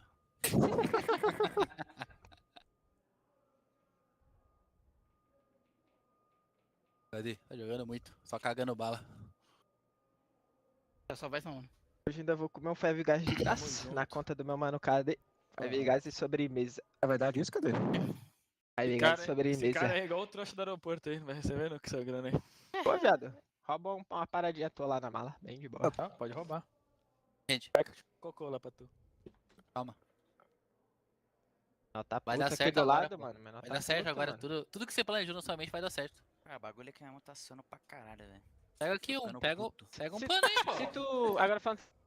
More. That's it. They're playing really slow. Yeah, they're playing slow. They were just like waiting for us to react and getting the kills when we reacted. Yeah. A lot. They're able So- to rise with some kills, but now focus on attacks. Focus on step Yeah. by step. Remember to bait ways for the indirect bomb sites, right? So we have all the time in the world to work around, cook them, open we the slow walls, work right? 'em. Yeah. Yeah. And of course, remember, like during the match, of course, played 2 rounds, like we won, but was not that good. If you need to play a little faster pace, feel free to do it. Like remember how to. Let's Yeah. understand what is the truth about this map, right? Yeah. Let's it. Focus on the communication, guys. Super important. Communication, step by step. Heard. Okay. Let's manage. Let's go. Let's go, guys. Round by round, fellas. Round by round. Yeah. Try and spam some 3-2-1s. Yeah. Let's go, guys. Remember to count bodies a lot too. If we find Yeah. Cyber, that's like the guy who'll be Yep, outside the puzzle. Nobody one. else. Ooh, I like that. No. I was about to say, Oh, small my note at chat the end, is but not very important. updating. We mentioned this earlier in the DZ game. Even if you know things, even if they seem like truisms, it's just helpful to say it every now and then, and that's one of them. Remember, if we find Cyber, that's the one piece of the puzzle or Yeah. whatever it was. It's a good note by Spiker. It might be obvious, but sometimes you need to remind yourself at moments like this. And if we think that Cyber plays kind of alone and a little bit solo on the attack, wait till you see him on the defense because he is just out there 9 times out of 10. It's Of course, crazy that Fury after I've didn't said make that, I'm it. sure this will be the one They game where he gone home plays now? linked up with the rest of the team and Cyber holds actually- somebody's hand. We're about to see a crazy 6-round wildcard comeback with Cyber playing 6 rounds of smoke. He's sitting in sight. Just locking himself next to Vita King for the entire thing. They've given Cyber a sight setup that lasts until 2 minutes 30. Somehow, I don't think that will be the Oh, case. no. Double shields banned out by FaZe. Monty and the Blitz. And the response, speaking of smoke, You've spoken the Smoke man. That looks so bad for them. There. You didn't mention it, but Azami and Smoke both removed by Positive wildcard. So rematch. maybe in an attempt to try and There buy should be a themselves a little Furia bit of in time your later predictions, on. But Smoke, rematch? fantastic operator. Real no complaints about it, but it leaves quite a lot available, a lot on the table. True. It is Vidiking's most played op on this map as well. Again, does not come close to KDS's 40 rounds on Striker going into this, but solid 25. That is pretty respectable, but also this is Vidiking after all. That's probably true on a lot of maps in FaZe's pool. Smoke, that is just for the utility, and any disruption it might have for Vidiking is probably just a No Furia. Good. Me neither. People are telling me I was crazy not putting Furia in. But, you know, that's the fun of predictions. Everyone has something else. Ivy balcony. Won't find anything. Down on the flip side, heard some words from Spiker about Cyber. I imagine one thing they will also keep in mind for FaZe is Baby Shark. There's the one player on Wildcard that plays a bit similar to Cyber. Usually the one off from the rest, the one playing the Dokkaebi. I'll see y'all tomorrow again. We'll be here tomorrow again. Bye, Remus. Thanks for chilling. Cyber taking a lot of damage. I'll be here maybe a little bit later, but I'll try. Patient pays off. No surprise to see Baby Shark with that opening pick. He's a great player at just walking in and making something happen. And often on Shallow, you don't even need to walk in, do you? You can get those kills from outside to in. Hot and Cold got them in the next player to fall here. Will be taken out as a trade. And like you say, it's going to leave the diffuser cold. I don't think it's too far away from Bay. It's still going to be something that needs recovering right now. And recovering it under these vertical angles. I mean, we still see FaZe making them at this point in the round. Just a little bit more work with that TCSG. I don't know if they were ready for the Blackbeard hop-in through trophy window, but they were ready for some kind of hop-in. Normally, we will see players playing down below a bit more aggressively, and to be fair, we did for FaZe. But adding on the vertical angles as redundancy on top of the two players playing around West Main and Kitchen Dining is a really nice touch for FaZe that obviously really pays off. Takes down the Blackbeard, disrupts Wildcard quite substantially. This is still a master bedroom off his defense. KDS and Handy, I think reasonably with a minute 15 left, decide to fall back. Look at the change as well. Immediately going from that Solar side and realizing, okay, they've recovered the diffuser, they're not pushing Solar now. Where do we need to be? Where do we need to change? And the line immediately changed. Everybody turns their attention over toward that library side from FaZe, and that's where they start to think, okay, maybe this is where it's going to be coming from. There's been a massive stall out right now from Wildcard, so much so, we're back on Trophy Window, we're back on Solar Repel. And we've already been over toward Library. We've already started the round over here. I mean, this is FaZe's match. FaZe around a little bit right now, it seems. Big window, still not open, so the defender's moving with zero consequence right now. Spiker, please, open it. There's going to be two for you if you do. He gets Vidiking. One is better than nothing at this point. With the Blackbeard going down so early, Could have a man had advantage. two. This is great. This is excellent for Wildcard. We've got three people all kind of stuck around Solar Stairs at the moment. Only other one is Spiker on the bedroom window. But he can only do so much to help his team. Nades going in won't disrupt Handy that much. Kansan just takes a raw 1v1 and wins it on the staircase. Very glass is so big. That's the point. It's covering half of my face. So my eyes like don't fall on the glass this row. Hey, how are you doing that? To come up with a solution. 6-1 now for FaZe. I think Wildcard's confidence going in has been probably dashed extensively by now. Just feels like FaZe have got too many opportunities at converting this into a map point right now. Wildcard, quite a significant stall Dylan, out what's up? inside of round 7. I'm good. How about you? Oh my god, dude, I'm tired get the still. Pick and then just From yesterday I think that's one of the things that when you watch it's even FaZe worse attack, today. in this game, they get the opening pick. I go that they so much scene. They just fill it with So bodies, just fill it took with like utility, a fill it with shower drones, and gather care. information, and Just it's get like ready for water bed. rushing If this through is and over, I'm eroding going the straight to sides of the bed. defense. And this time, it felt like the opening pick came, and we just backed up. And what happens? Everything starts to knit back together, and that gap that was there just disappears. And even then, the I'm little like that they those did, having the Blackbeard hop in and If I'm watching a major, no, I was already tired. They were just trying to clear out the one guy still down I had like a below, little and FaZe are ready take for it. medicine today because I was in so much pain. Every contingency It's like I has been could mapped barely out do by anything. FaZe at the moment against Wildcard. 6-1. It just So I'm getting like drowsy stopping from the until we pain. hit a regulation victory. Even if it takes a few more rounds from Wildcard, which is possible. Still only But one I wanted attack to watch. attempted by Wildcard with that Hey, Blackbeard dying so early. thank you so much Maybe for it's a your different round if break. Cold's able to get in, even if he doesn't get a kill. But maybe if he's able to survive. Bar Games will be the potentially final site attempted by FaZe. How was your stream? How was your stream? What did you do? Good, though. I was about to say, if he's got the heartbeat scanner out, this It is looks so weird when they're repelling here. Nade already cooked. I throw it in, destroy some utility. Soul's currently still just running around. Might be able to find these two players over by library, and that'll be good information to relate to the defense. Especially if you're playing inside a stock, he's going to need to know if there's players on there just to how Sleeping deep or also how shallow so he can bad. play My his rim hand. is like.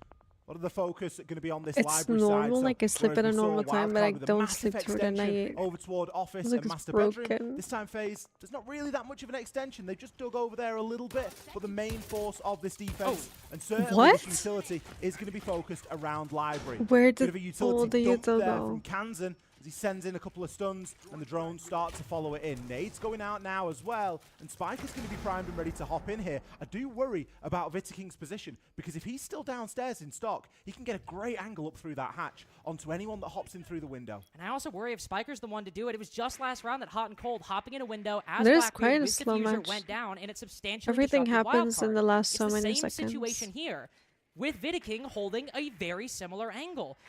They're not committing to it yet. Still trying to find information. Baby Shark takes down Cyber first. That is a big one. Baby He's down, I Shark think, got roaming Cyber. around the basement. We'll go toe-to-toe. Roamer for roamer, lurker for lurker. It works out very nicely, and some calls occurred in the wildcard comms. Spiker dropping off, rotating over to the bar double window. I think maybe seeing if they can get away with what it, but FaZe happened? flooding into library. KDS watching You the rated hatch, before, providing now a you lot of rated support. again? How's that They are work? not letting Wildcard get set up, and FaZe are thinking really quick on their feet. can Wildcard do react that? in turn. Firebolt going out, that means That's KDS so is funny. forced back. But they might be prolonging the inevitable because Wildcard seem like they still want to go. How is KDS still alive How are you? here? How are He's you? even I throwing don't impacts know. just to make sure he gets rid of all of his utility before he inevitably falls. The first kill will come in at about the 50-second mark, I don't and know it's what Handy happened. taking down Baby Shark. I saw you Another come in laser with gate your raid. reactivate, and that's the You typed in second the one we've chat. seen. Wildcard, they are Tired. throwing everything possible I get it, I just to get it. disable Me this too. utility. Finally, Long we see days. Spike Did you jump watch in. the majors But how or were you telegraphed playing? is this play? Vidaking's ready for the swing in from Hot and Cold. They downed on the outside. Spiker What down is inside. happening? And Everyone is Kansan. down. Another round with it all to do. 7-1. We had such high hopes. It's not Wildcard's pick. It's FaZe's best map by a country mile. But letting it through, giving them this right out the gate, we thought that maybe Wildcard might have something up their sleeves, some kind of trick they'd pull out to show us The that they C4. have something to prove. Yeah, I needed And to they go still because will, if I'm going late, into Consulate. Their picks coming up I next, needs but to go to FaZe, bed. No, confident, understandable. cool, and clear-sighted. It is late, it 1-0 is in the late. series. Let's just make that 11-2, shall we? As the past 6-month record here for FaZe on Chalet. They are stamping down was an a quick one. authority on this map. Clean sweep. You better believe you are a brave, brave team to take them there in the future. We'll be back right after this.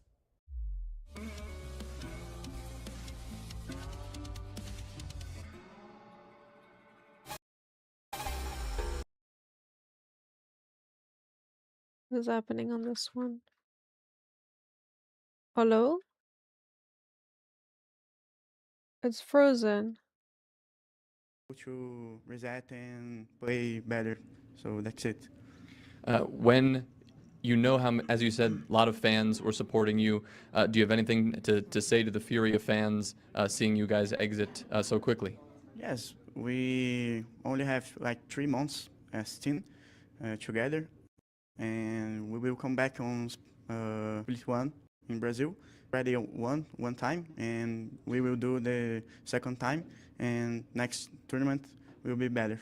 So thank you for our support, and that's it, guys. Thank you so much. Back to you guys.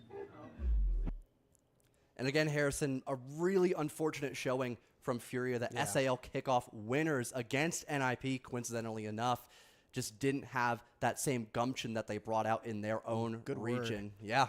Gumption. Glad I got to bring it out there today for the broadcast. Not the word of the day, unfortunately, though, but at least for NIP, they still have another chance going into round number 4 for another best-of-3 elimination matchup to potentially have that chance of making it to the main stage. And I feel like for Fury as well, they were definitely a dark horse pick going into the SLC Major, too. Yeah, I think as far as favorites were going, I think a lot of people just had Furia as their favorites because they won Brazil, and Brazil tends to be the strongest region. I mean, there's more favorites like FaZe, right? Back-to-back world champions. G2 are still in the tournament, who, by the way, just lost to Twisted Minds 7-8 on map 3. That so our first 3-0 That was so crazy. Are, that Twisted match Minds. was We can crazy. actually take a look at how the bracket has shaped up, including that 2-0. So as you can see, unfortunately, we have to say goodbye to CAG and Furia. On the other side, though, Twisted Minds have confirmed 3-0. Eliminated. And actually, I think Wildcard Qualified. FaZe is going on the A stream right now. Wow, that is Was an that absolute kind of banger Furia game. going I'm honestly for- looking forward just to sit down, relax, and watch that video and take notes on it. Two of the best teams that we have in this SLC event currently. But with that being said, that concludes our afternoon on the B stream. We'll now move over to the A stream and see you all tomorrow for more FaZe 2. Have a great night, everybody.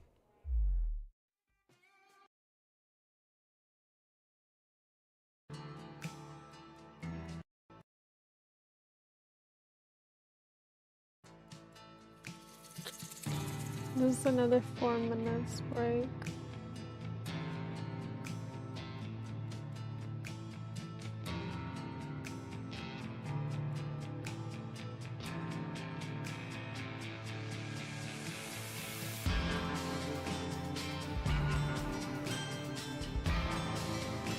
You're 99 for the charm. You're almost there. Almost there.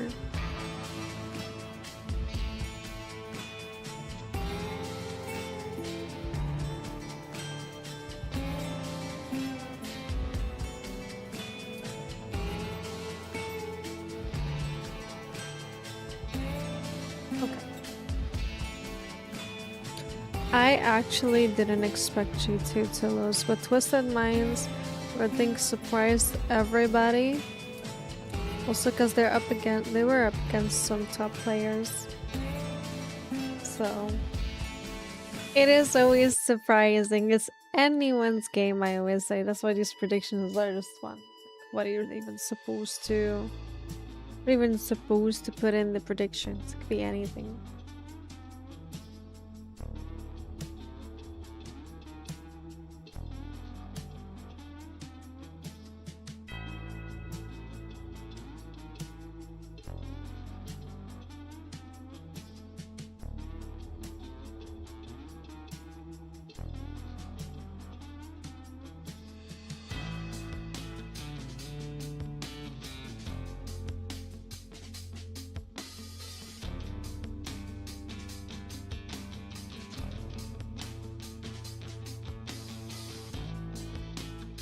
Just gonna be on the steps. Hey, Unwrap, how are you? Get this bottle of water. Bottle of water. I'm good, how are you? I'm okay, I'm okay. I'm really exhausted. My whole body is hurting. But we're here for the co-stream. We're here for the co-stream. Down, Wildcard got erased in the first game. Yep. 7-1. It was really slow. Like, I did go take a shower quick, get ready for bed, but from what I've seen, it's a lot of waiting until the last, like, 1 minute 30 seconds before they do something. So, I don't know. This was FaZe's map, though. So, now we're gonna watch Consulate, which was Wildcard's pick. So, maybe more things are gonna happen.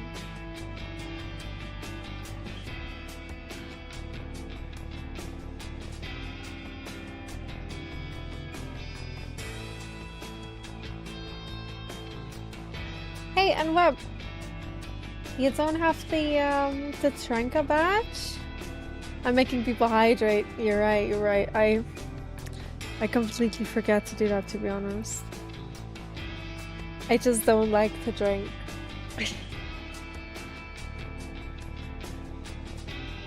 Because I saw that you had the Pokemon one. That's so cute. I don't have it. Yeah, I saw. I clicked on the badge that you have, so I thought maybe you already have it. But the Pokemon one is so cute. I didn't even know there was one like that.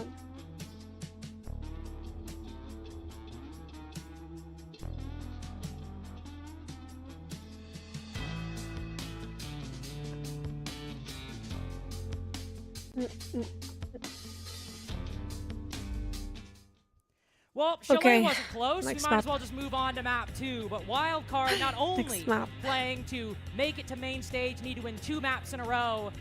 But 72 Salt Lake for City FaZe. I on mean- home soil, at this point, they're playing for the pride of the region against FaZe. They really are. I don't think FaZe have got the memo. Or maybe the people that organize the games haven't understood how this works. We bring teams from all over the world to Salt Lake City to play each other. And so far, FaZe have only played North American teams. And they have only beaten On to North the next American person. teams up Yes, until you this can do point. that. Now, of Thanks, course, and the web. series isn't over, Bye but They still bye. won map 1, and they won it very handily. Especially when you consider that the previous 2 engagements that FaZe have found themselves in here at Salt Lake have been a 7-5 and a 7-5. One against SR, one against 5 Fears. So the trend is trending. They're going in the right direction. I've never felt more trend is conflicted. On one trending. hand, my favorite team ever. On the other hand, they're smoking my region so hard. They're up 3-0 against North America. Wild card. You need to win 1, even if you lose this series, just so I can feel a little bit better going into the main stage if FaZe are going to be there. And let's be honest, Ollie, even if Wildcard win this, that is the thing about FaZe, isn't it? Their participation on the main stage, it feels inevitable. They haven't, I don't think they have qualified out of the Swiss stage at anything less than a 3-1 I feel in the like past 3 it's years. so They've not always gone familiar, but 3-0. I'm just But trying to FaZe on the figure main out stage, from it where. just feels like it has to happen and that it will Wanna happen. just be if not now, specifically then her, maybe just And her there's a lot of talk on voice this or the FaZe way of roster as well. Let's not speaking. forget that. We talk about dynasty rosters and teams that are able to go back-to-back FaZe, back-to-back world champions. It's not all the time that we get to say that. It's not all the time that we get to see teams that will continue on that fine form that they often set at the 6 Invitational and then continue throughout the course of a calendar year and go through and win event after event after event. Now, we're not there yet. However, that's what FaZe are looking to do. That's the sort of legacy that they are looking to stamp down here. And as fundamental as it sounds, it all starts in a group stage. It all starts in the Swiss. It all starts with a best of 1 all the way at the beginning. When they play that first North American team, and now when they're playing a best of 3 up 1-0 against Wildcard, who themselves, I think, conversely to FaZe, who have remained so consistent, and getting excited about FaZe qualifying to main stage is kind of a hard thing to do when it's happened every year for 3 years now. But for Wildcard, this team has still surprised us quite basically every single time, making the main stage at Reload, making a deep run at Munich, top 6 at SI. Now with a sub, still up 2-0 in the promotion stage. Flash. 3 best of 3s, 3 chances Flash they have someone. to make a crazy run with hot and cold subbing in. And you feel like they can do it with the success they had that came out of nowhere. You okay. feel like they've got something to offer. FaZe playing Yada, that's the first time I've seen that operator in years. It's Kansan with the first pick though. Souls immediately whips around, knocks Spiker off course, and Bay comfortable with a G36. He has put FaZe on the back foot, on the top floor, moving directly into the site. Both KDS and Vidiking. Oh, look at the Fire on glacier Flash, now skin forced to there. take out the SMG. Bay Looks so stuck good. behind the desk, hops back up. Hot and Cold credited with the kill. Wildcard looking to change their fortunes right out of the gate. Momentum flying the way on attack. I think that's how Wildcard have to approach this game from here on out. They cannot afford to meet FaZe softly. So they I need think to be they're like aggressive. rushing they need it to in show now. us that flair that they have, Aggressively. and especially given that they're playing with hot and cold, because they can be unpredictable. They can make these pocket plays almost and just go for broke on some of these rounds. And defuse as many bombs as they can. Got to do what works. And with one attacking win out the gate on Consulate, you know when you're picking this map that your opponents are picking defense. You just know it. It's a law of nature, or as close to it as we can get when humans are involved. And so with that knowledge, making that very quick play down the yellow skylight and losing their blitz basically immediately, by the way, with very little impact, and still they're able to get so much control. Bay with 3 kills, of course. That's quite impressive was in the the grand scheme of part- things. I mean, we literally saw a wildcard attack fall apart by losing a shield. And They that all one, it was swapped. just I a didn't blip know on they the were radar. going below. Yeah, I mean, Spiker was nearly on forward watch, wasn't he? All right. Nah. Don't you talk about him like that. But- I will tolerate a lot. I will tolerate a lot from you. Do not say that about Spiker. Souls had his back to him, and he missed like 3 shots, and Souls spins on a dime. Yes, I said It's a dime, because you'll Souls! get it. It's Souls! What do you want him to do? Good attempt. from Wildcard, and it credits them with a round. It's a round they needed because the momentum of the series was only going in one direction, and now they have broken that. We often talk about Consular as a map that 1 or 2 attacking rounds can be good enough.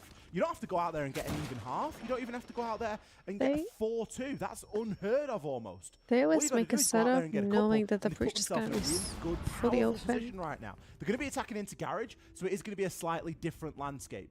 And I don't think that anybody knows the landscape that Cyber is operating in right now, because he is really tucked away upstairs inside of Visa. Cyber is sneaky. Like, thing about Cyber, well, I was gonna say, you know he's ratting somewhere. You He's just don't always know where ratting. it is, unless you're Baby Shark in round 2, who just walks into Visa, has him pinned down on the hatch, walks away. Wildcard now with another shield, but a different one for the first round, in different hands as well. Can just continue on with the rest of their execute, the rest of their take, without having to expend anything for taking down that Ella. He's on second 2 rounds, 2 opening picks.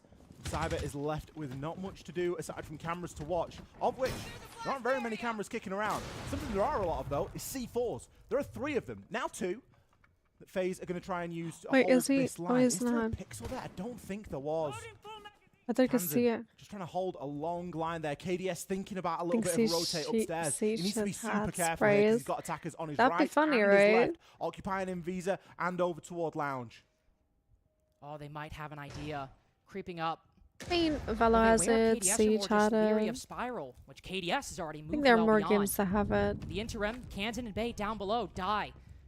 Well, call goes out for Wildcard to execute. Spiker moving in as well. KDS will have to retreat. I don't really think but it fits the fact that game. a flank doesn't need to occur because there's the so many attack things seems to that be falling don't fit apart is the game, okay. like He's some still of the going to retake the mementos. hatch. Takes down Baby Shark from the vertical angle. Oh, In FaZe, not at all nice. worried about a one-off on top floor. They blink, they pick basement, and win a round that seems like it could have fit right alongside the rest of their chalet They're in a defenses. better mood today. More happy. That retake was really strange, wasn't win. it? Because we're watching attacking POVs there, and they're in defender positions. We're like bottom yellow and tucked into security, and they're still fighting bodies that are upstairs. KDS with a brilliant play to just take that space. Understanding, hey, if I can get up to the top of Spiral, if I can just hang around there, I'm going to be very unpredictable. Wildcard are not going to expect in this position, when we're 3 versus 3, for one of us to make a play like that. They will more likely be expecting us to dig into these power positions, and it's the exact opposite that FaZe brought out there. They are going to be mixing things up once again here with a reattempt up Trying on this top up floor I think again. we're going to see the same success if attempted some sort of a rush play. I think that FaZe now knows that they will rush, at the time. so The first time we've seen Yana they'll play set it up this whole differently. tournament long. I think that's the first time I've seen Yana played in at least a year, maybe more. I've not seen her in a long time. Won't be a shield. No shields today. Instead, They're setting up the whole map. Baby Shark We on can't that even Damos. like set up the site Snake is available, but not wanting to bring him. because everybody is off of it. Kaden Bandit banned by Wildcard, but more specifically for the attacking team. Montaigne and Grem, probably one of the most common, I feel like, ban combinations for the attack I think you and I have at least casted or we've seen so far in this tournament. So, with a lot of intel remaining, Baby Shark will pick at least one of them. It is kind of surprising to not see Snake be brought, especially when Crazy. about how techy some of the corridors can be here on Consulate. Especially knowing that Cyber is just going to want to be out on a bit of an island on his own often. It hasn't done them too well so far, and I think it's been a big focus from Wildcard to make sure that they aren't leaving any stone unturned and really choosing to find They are Cyber checking all their at the corners, so they're forefront and playing up making a well. bit more of a priority. Speaking of priorities, a bit of barbed wire to get rid of. Bay is diligent. He's going to be using his Rotero drones to get rid of not only the barbed wire at the top of Spiral, but also inside of Yellow. Perhaps a little look over toward that long bar as well, just to open up some further angles and give a few options, or take a few options away, should I say, from some of the defenders. Cyber and She has KD some both getting fire. softened up a little bit here. It looks like Hot and Cold is joining into the party. Open up an early Oh, the angle white into the site. That flashes. position is very difficult to play, though. You've got the angle in from main lobby, but by the same token, if you back out the door, back out down the hallway, you're still a little bit visible. Bay, where has he found that one? Handy on the smoke going down as Baby Shark almost finds Cyber. He's Might wasting send a lot Deathmark of Tracker time. after him. That's indeed what will happen. A lot of lurking from Wildcard, trying to find these gaps, and it seems to be going very well. Kansas now taking down Vidiking, though massive trades coming in from FaZe. Still with quite a bit of fight left in them. Oh, just giving up the yellow skylight angle right as Souls passes. Wildcard have their advantage. Looking for the next dome. Souls right in front of them. It's been a very hectic round, a very bizarre round as well. Stop, start, staccato throughout round really 3, far and offside. KDS tracked in a 1v3. We've seen this story before.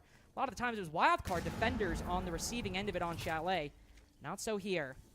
They'll still check some of those boxes, but dropping down into the site is pretty easy. In a 1v3, I mean, they know where he is, so... Right down this hatch and flash off the angle. Hot and cold moving into the piano. C4 misses. KDS's main chance at evening the odds, giving himself a bit more advantageous of a position, and it will go unrealized. Wildcard retake their lead. Massive correction from the shield rush we saw in round 1. A full clear, a slow take, and one that pays off. Wildcard not taking any chances there either. 3 versus 1. They're still using Deathmark trackers. They're still getting the plant down, and there's still only 1 person committing to the site and 2 watching from above. They're giving enough respect over to pretty much every member on this FaZe side and saying we are not squandering a single chance. Rewind back to what I said only a couple of rounds ago. Consulate can often be decided by 1 or 2 rounds on the attack. And Wildcard, for me, they've hit that marker. And you can tell because FaZe have now taken their tactical timeout. Only down 1-2, but on these defenses, they are so important. If Wildcard are able to get 2 out of the 3 rounds played on the attacking side on Consulate, that should start ringing some alarm bells. You shouldn't start panicking, but FaZe definitely need to be a little bit concerned because a rush in round 1, that's one thing. But in round 3, that was a really good full clear from Wildcard. They able to find Handy early, getting a good view of that top floor. Hot and Cold and Baby Shark approaching it from different angles, cutting off those roamers as FaZe either try to retake or try to retreat. Just a very standard, utility clear into the cutoffs, into the site push in the 3v1. But on Consulate attack, the basics themselves can feel like Herculean tasks at point. And for Wildcard to do that successfully only in round 3, not at like round 6 in some kind of Hail Mary late attacking play, that's great for Wildcard, but it's worrying for FaZe. Attackers need to locate and defuse bombs. Let's see what the timeout has done for FaZe here then as we enter round number 4. Some big changes straight off the bat as I'm noticing a lot more trap operator presence here. We've got Thorn, got a little bit of Mozzie Pest as well. Cyber is sort of handed over the operators that he has been playing. You think about Ella, you think about some of the Valkyrie that we've seen. It's not had the desired impact. He's getting searched out, and searched out good and proper. There's a real rescue mission going on at the minute from Wildcard to make sure that they take Cyber down. They're not wanting to give him any space to work in. And as such, he's had to switch over on something that's going to help him in that endeavor. Remove a little bit of the information, place some of those pests out there, make droning just a little bit more difficult, because information and any information that you can take away from Wildcard at this moment is going to be a decent idea. They certainly seem to have had a very good handle on the information game in the first couple of rounds. That's going to be something that FaZe are looking to change. Round 3 especially, right? Whenever you're going to go for a full clear on a very normal style take like that, information is always going to be of critical and crucial importance. It always is in Siege. But if you're using all 3 minutes, you're going to have recurring bouts of information gathering. It needs to be good for all of them. Pulse getting some good information. You're for the doing defense, yellow spotting side. at least one attacker, but literally everybody currently around the yellow stairs at the moment. Handy asking for a what? pause. One guy. Not entirely sure why, but I think it will be granted. Don't know entirely what happened. Something, I guess, with his heartbeat scanner, maybe, because we saw him try to scan somebody, and I guess maybe got stuck or something. I don't know, actually. He looked like he was stuck in the bathroom. I've been there. He left the round. It's going to take a little bit of the pace Wait, out of the game. But hopefully we'll get everybody back in as soon as possible. Player crash. Oh my gosh. Timeout for FaZe ahead of that. Timeout. And then into a tech pause. Of course, the tech pause very drastically different. You can see that computers are being messed around with here, and we're getting everyone back on into the game. only momentarily. The changes in that round number 4, they weren't just on the side of FaZe. FaZe bringing in a couple of different operators to that lineup. We've not had an Azami up until that point, and I mentioned at the time the Mozzie. The Thorn we'd seen, but it hadn't been a mainstay, the same way that we see it be in some games. But the changes weren't only there either. We actually got the introduction of the Sense, and for one, I always love it when the Sense comes out, because you don't always see it in regular league so play. Many of them have the booting keyboard. Saved for events, because once you've shown one of your RU projector lines, you kind of given the game away a little bit, haven't you? You sort of know what there is to be expected there, and they don't always tend to work. So we did have a little bit of Sense action. I hope we get that again, and we get to see the full picture on what wildcard we're looking to try and achieve with that. I don't think that this break is going to do FaZe any harm. They had some brilliant momentum coming off Chalet, and since getting onto Consulate, the momentum has definitely shifted. I don't think it's going to do anybody any harm, really. I think you even saw back on Chalet, the vibes still seem to be pretty good for Wildcard. They were down, like, I think 5-1, 6-1, and Spiker was still joking, keeping the team positive and active. Going back to me jokingly getting on you for making fun of Spiker, his progress inside of the NAL and inside of the national scene is probably one of the most, I think, impressive stories we've seen in the past 3 years. I mean, starting out as a young IGL with a lot of responsibility foisted upon him in his first stage back in 2023. Now consistently making international events, still quite young to be a fragging IGL at just 21 years old. It requires a lot of you.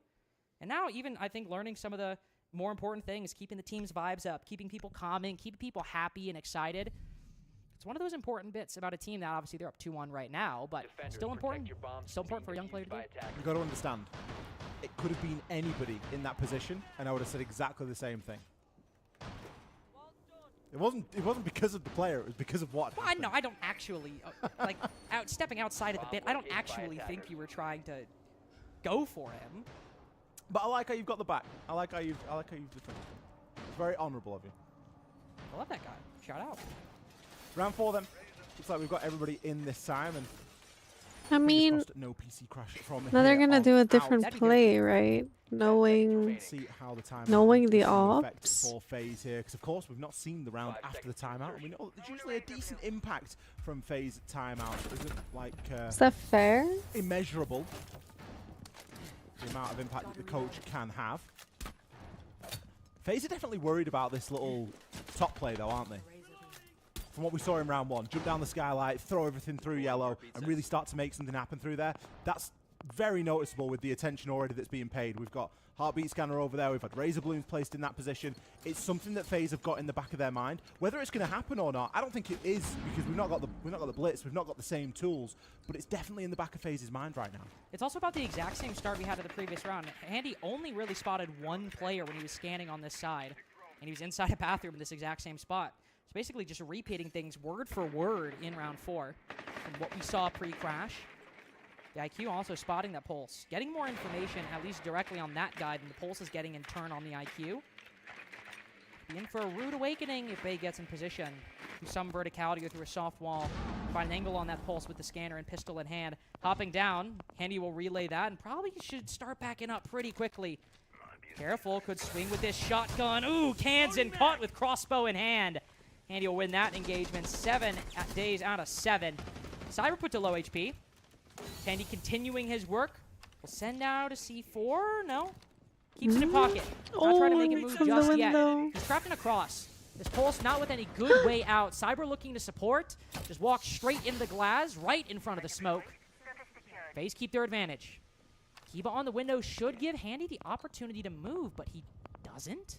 Look at the teamwork here. KDS has come to Handy's rescue, and Handy's just gone, yeah, I feel pretty comfortable. I'm just going to try and challenge onto the angle. He really fancied himself for that one. Two teammates died. Just manages to thread it. It still levels things up 3-3, and the advantage still isn't entirely clear. Baby Shark's on basically no health at this point and can't push up due to that toxic babe, but that's the last one. And once that dissipates, it's going to be down to impacts and other means to slow them down. Souls, he doesn't need much of an invitation. Domes the head off Hot and Cold. KDS takes Baby Shark down, leaving it all on this young player in Spiker. Well, and going against Souls, not many people, no matter their age, will be able to win that fight. Was playing really odd over there. Again.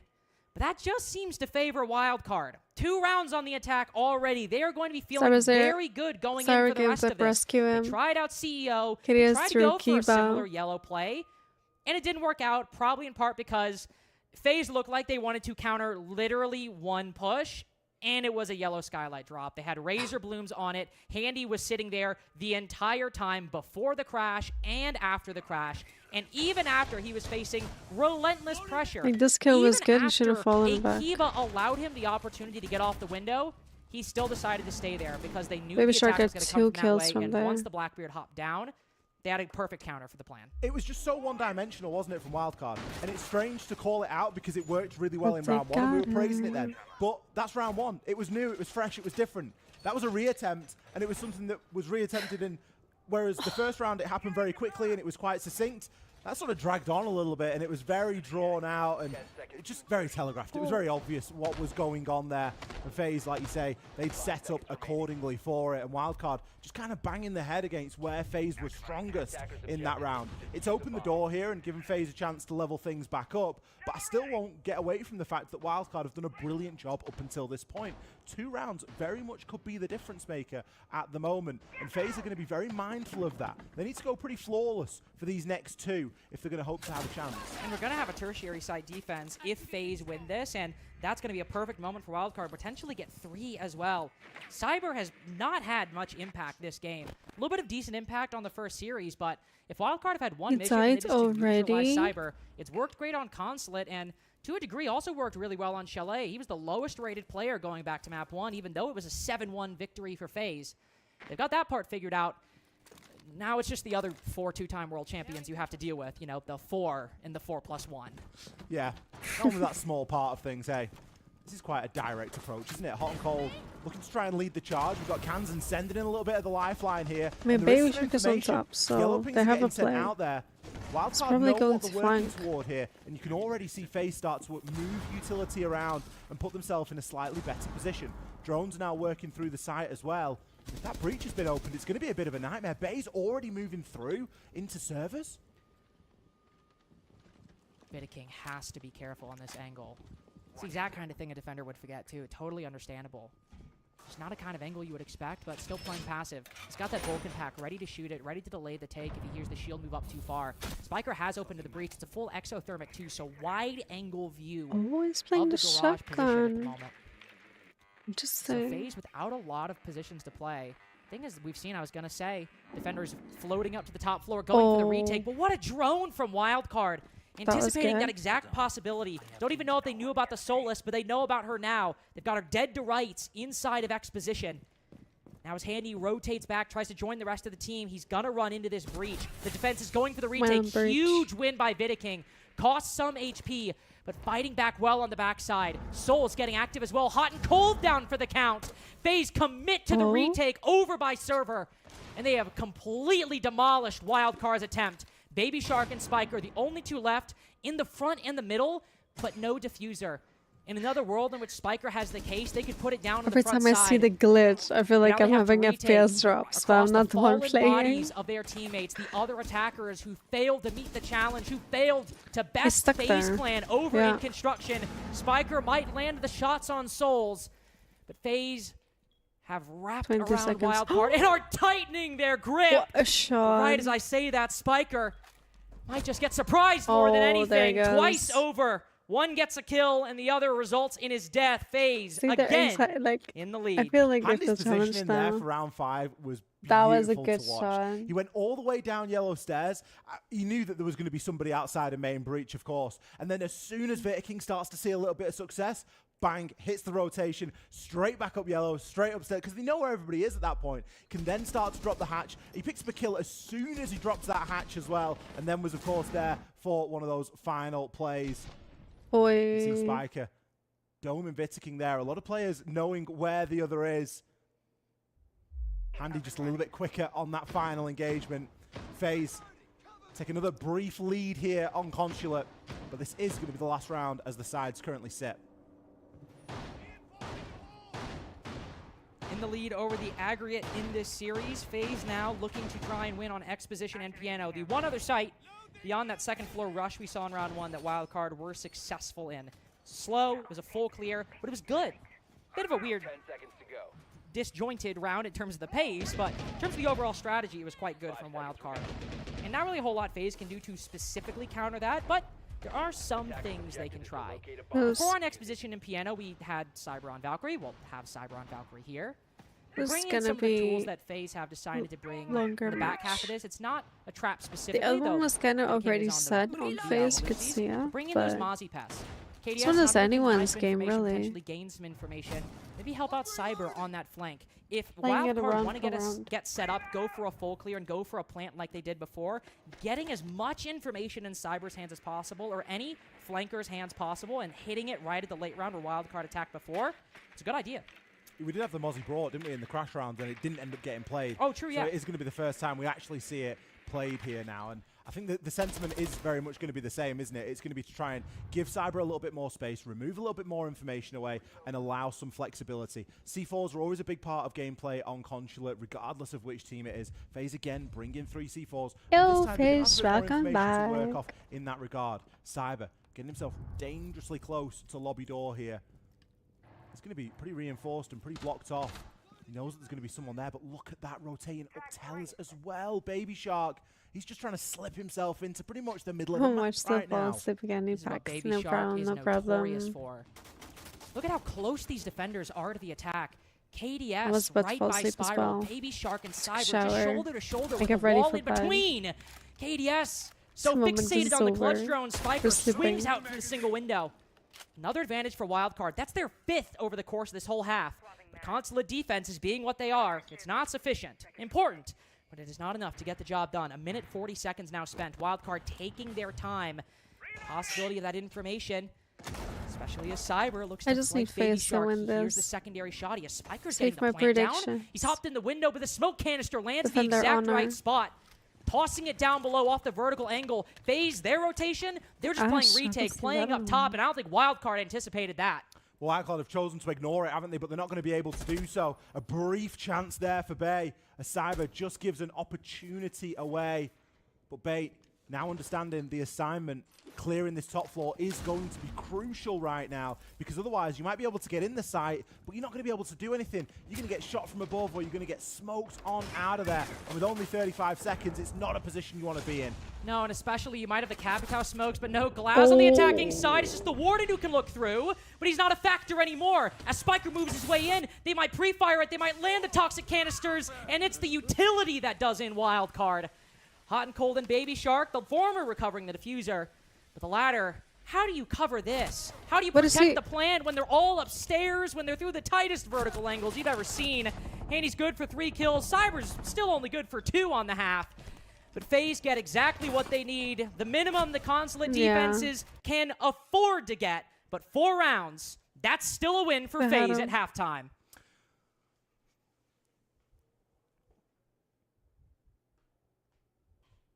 I hear nothing anymore. Smoke ali. Calma, os- cabeça. Cara, O cara vai Oh. chegar. Acho que ele vai vai ter secretário, chegar, primeiro O cara não. vai chegar. Não, então, eu smokei Ah, não vi. esse porta secretário ali. O cara comeu. Eu até Ah, parei de marcar, marquei banheiro pra Fala, tu. professor. Fala. Matou essa brava? O ataque vocês levam? Aham. Não dá pra falar não, ué? Você pique esse mapa só, mano. É, pode ser que eles culpados igual um louco, né? Janela amarela, Então, tipo, se a gente for fazer a play da DM lá, vocês vão ter que só varanda. falar. É, a amarela vai ser rapidão. Do you want to play A Valorant amarela, this a week? bagulho é o We seguinte, can play Valorant no this split week. amarelo, It is pra ver new se os caras vão season ali though, so montanha. we have enough time. Aí faz com a Eng no seu, Enough que é o time to Souls, hit plat. e quer que eu faça com o quê? Boneco só Um, de arma mesmo? Pra I trocar am. tiro? Oh wait, I am Bang, solta, super solta, busy ajuda já. though. Você bangar lá Quer a fazer um tabelada. blitz ou acho que não precisa de shield? Should we do afternoon? Wednesday afternoon? When are Yes. you off? That's a Faz better a bang mesmo question. pra mim. When are you Dá uma off? tabeladinha ali? É, tipo, não um quadrado, um padrão. If since the first round you guys wanna like fight right there, but it's okay, and then Spark can participate on the lobby door. Or you guys wanna Yeah. like chill a little bit more, and then we play 2-layer. I think we fight early. I think Fight? we're gonna Okay, fight. so I think we're gonna get just- fucked on next yeah, game. just commit to the idea. And one thing of the success right here, guys, the key in my opinion, Kind of free the this mid week. rounds is the We perfect could do moment that you guys can afternoons. get the kills against them. Tomorrow I'm busy So though. remember, like they're gonna be talking, they're gonna Evenings be I have doing co like streaming though, so we could a do progression map, afternoon but follow and mid-round then is the evening moment that you guys co can get some streaming. kills when they use some Or utilities, etc. packs. Focus on this moment, right? Execution round is gonna be a little bit difficult in the late round because they're gonna be already set. But in the middle round, when they're clearing long desk, Vayne, etc., for We any can bomb play side, from this moment that you guys Wednesday. can get kills. Yeah, Like, heard. on this moment, like Heard. Try to talk a little bit more. That was the example on Chalet, right? When they were clean Bay and Piano. So mid of the round, right? Is that the your And game is remember, coming out? let's have a plan, right? On Chalet could have been Wednesday. could have been better. But here, let's be better. A plan. Okay, we're fighting. We're leaving. What is the win condition? Make the question. Okay, what do we need to do? Talk about it, right? Yeah, win conditions, etc. Guys, let's Sure, remember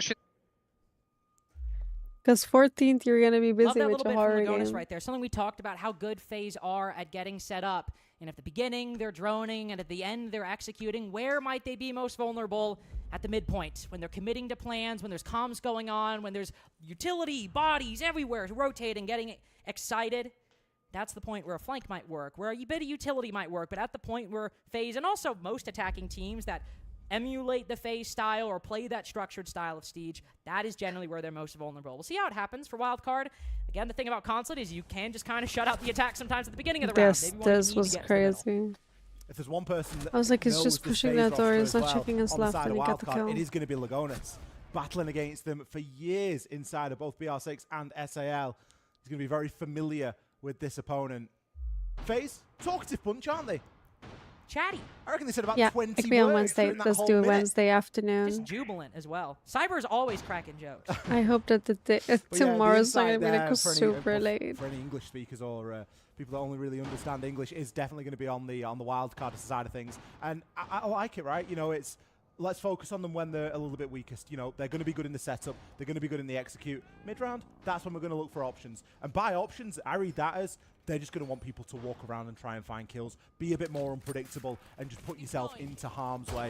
And they've got a couple of good players at doing that. Baby Shark and Bay, no stranger to being put inside of harm's way. Bay will probably find himself in harm's way on a Vigil, kind of the natural spot for Space him to be. Station Spiker as game. well on the Ella.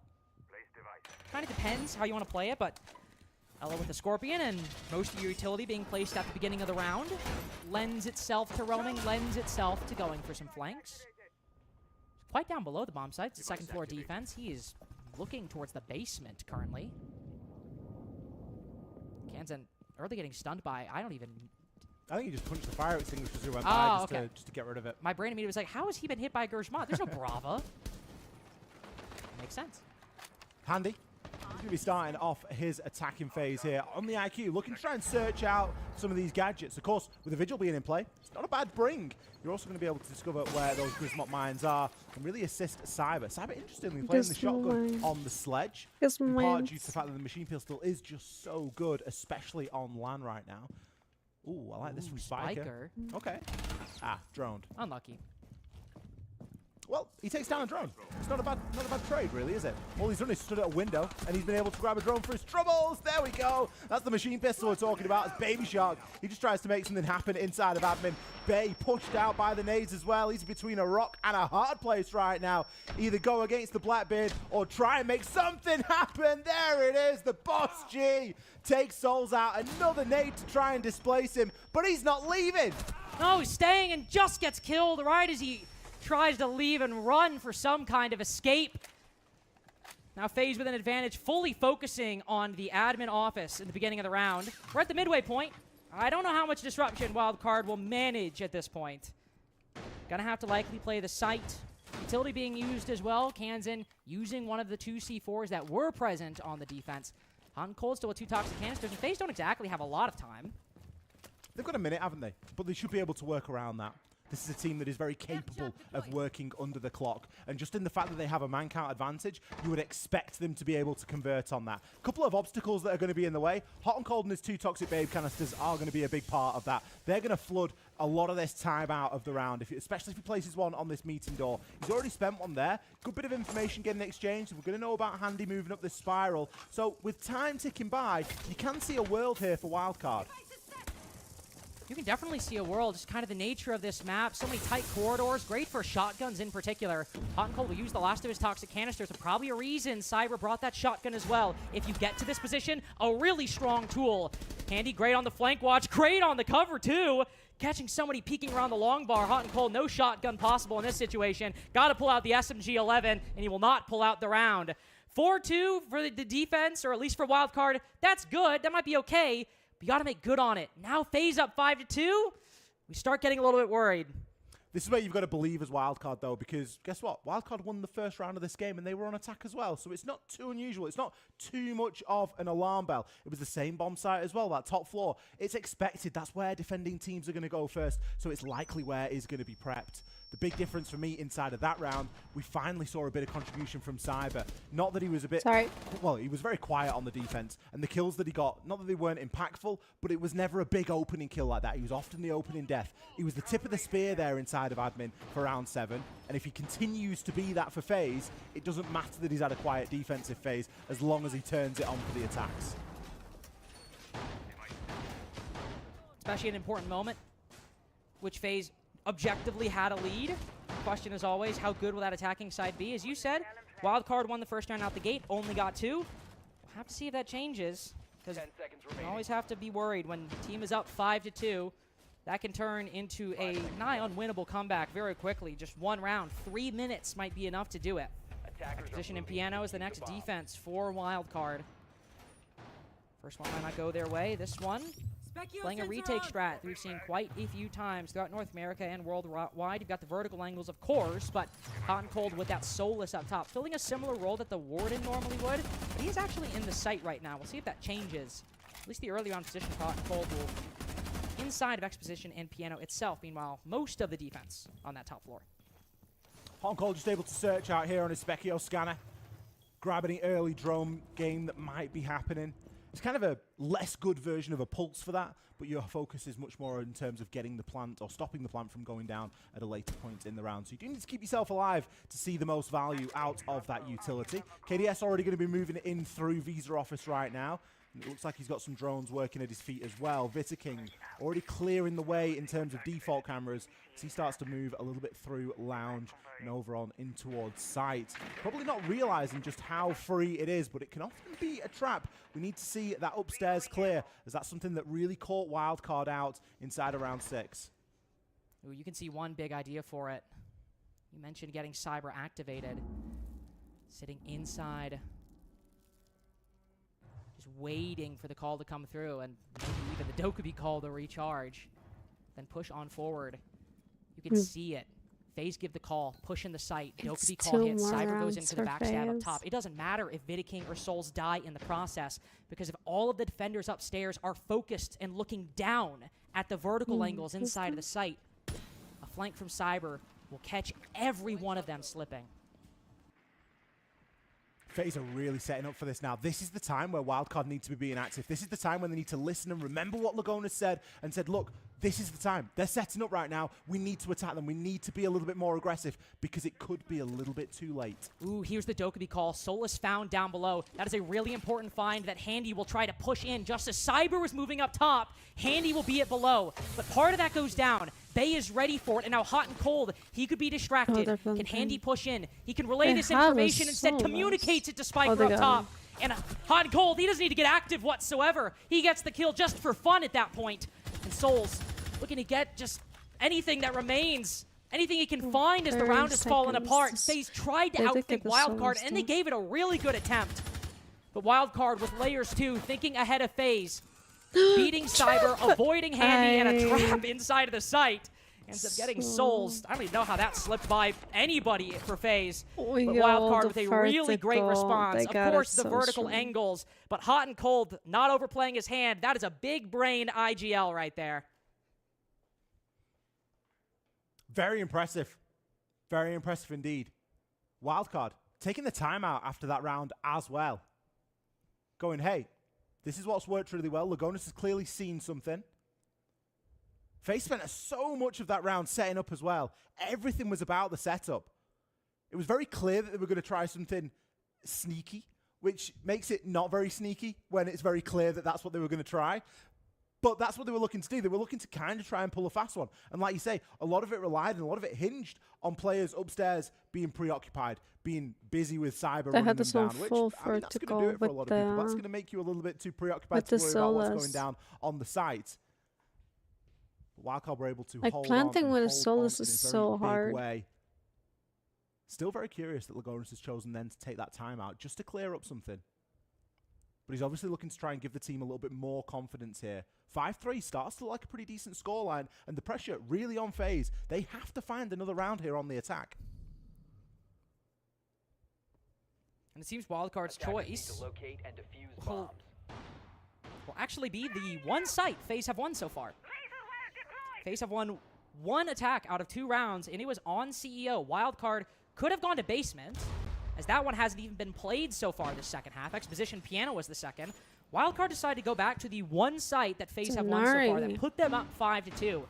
Could be a risky decision. Still one of the primary sites, so it's not like they're going to, you know, the split site, but still something to consider. Clearly not only something they saw in the round, but an idea Lagonis might have had going back to the beginning to what we saw either go well for FaZe or go poorly for Wildcard. And when you think in the latter category, it was that admin hold that got quickly dismantled. This round was won and lost inside of admin, wasn't it? Pretty much. FaZe were very quickly able to get in there. They were able to use the Blackbeard a little bit as well. They brought the Blackbeard this time. Souls is going to be playing that Cyber. He was playing his sledge shotgun. I'm sure that we're going to see the same again. Plenty of nades trying to flood those players outside of admin. Now, I doubt that the don't really have any. Guys, it was fine because it wasn't fine, was it? There were a couple of operators take rid of the util. Only grenades. If FaZe go for the same kind of push now, they're going to be met with a very different prospect. What is going on here? I feel like they got There's a crystal maze of Denari trip right now, just spanning right across the length of the map, all the way from vending, all the way over to the other side of those visa stairs. And it's going to be a bit of a problem to deal with. Now, a couple of nades and it should be done. But if you're able to provide enough distraction and you're able to provide enough sort of nonsense going on inside of admin, it might make things a little bit easier. And that could be something that gets a little bit overlooked, or something that takes even more utility. Lurking around.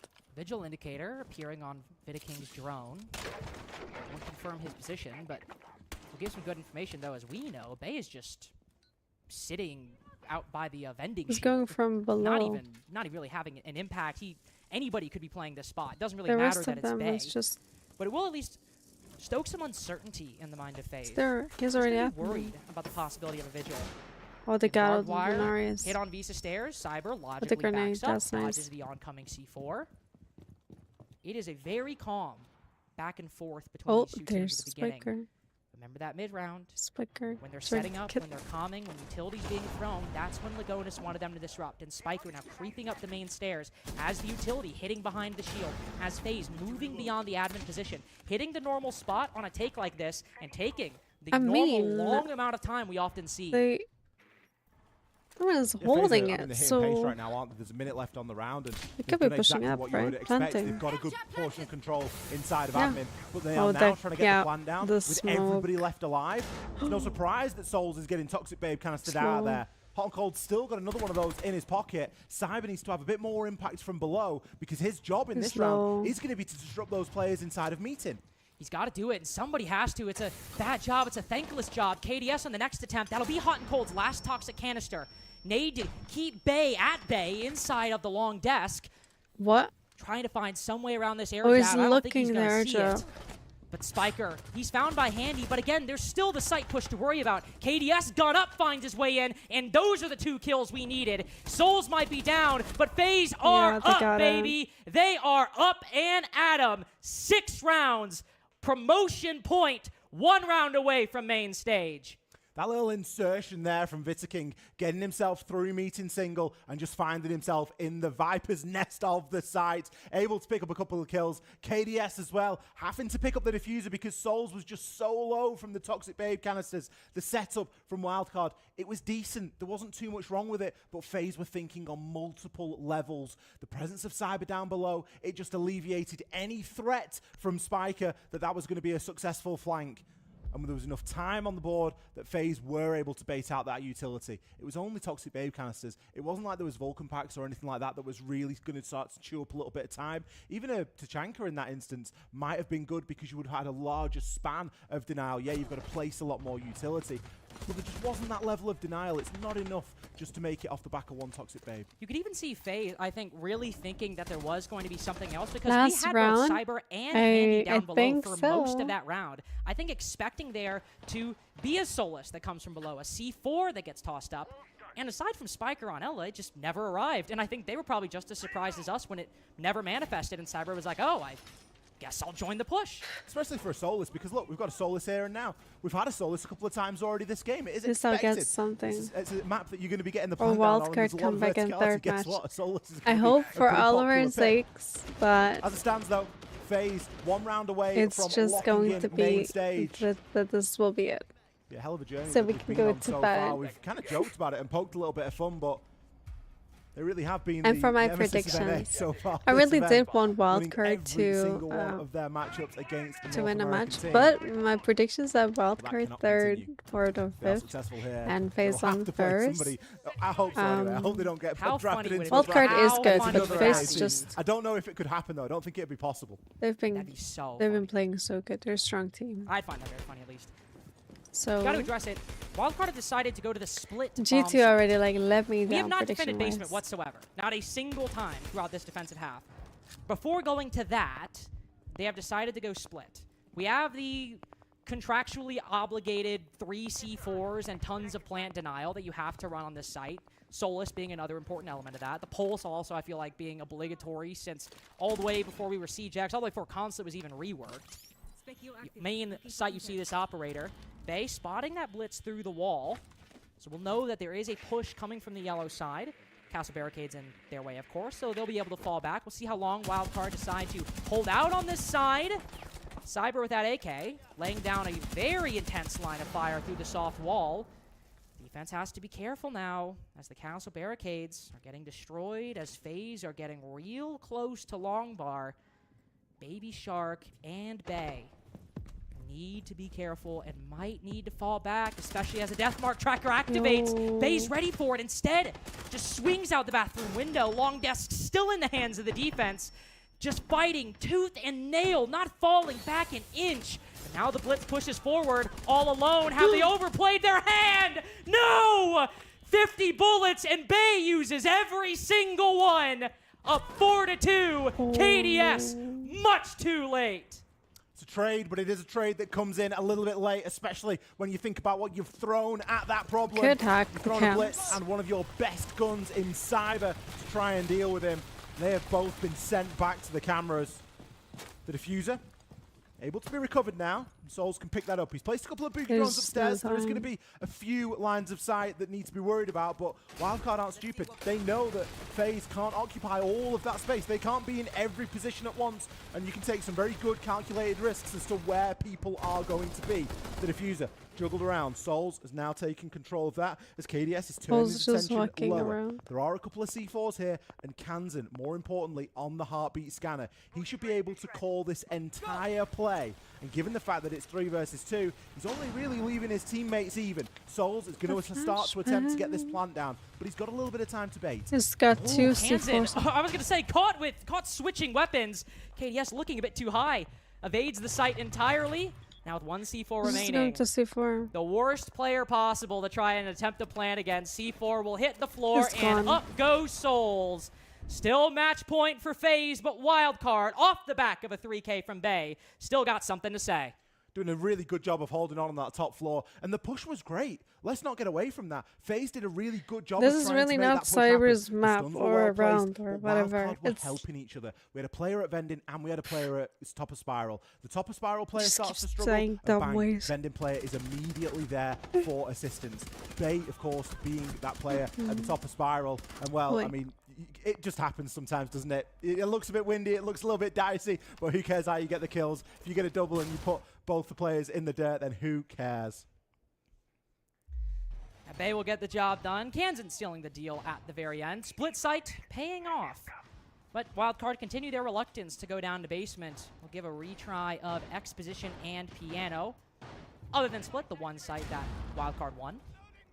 And won it they did. You could see FaZe thinking, really calculating for a long period of time how to disrupt it. And Wildcard, even though FaZe came up with good solutions, Wildcard were ready for not only one, but both of them. Yeah, I don't think that we can't see the same thing from FaZe again because it didn't work. And I don't think that it would have worked even if it had gone as they sort of anticipated because of the line. Now, the lineup's very different. We've actually got a Capcom coming out this time as well.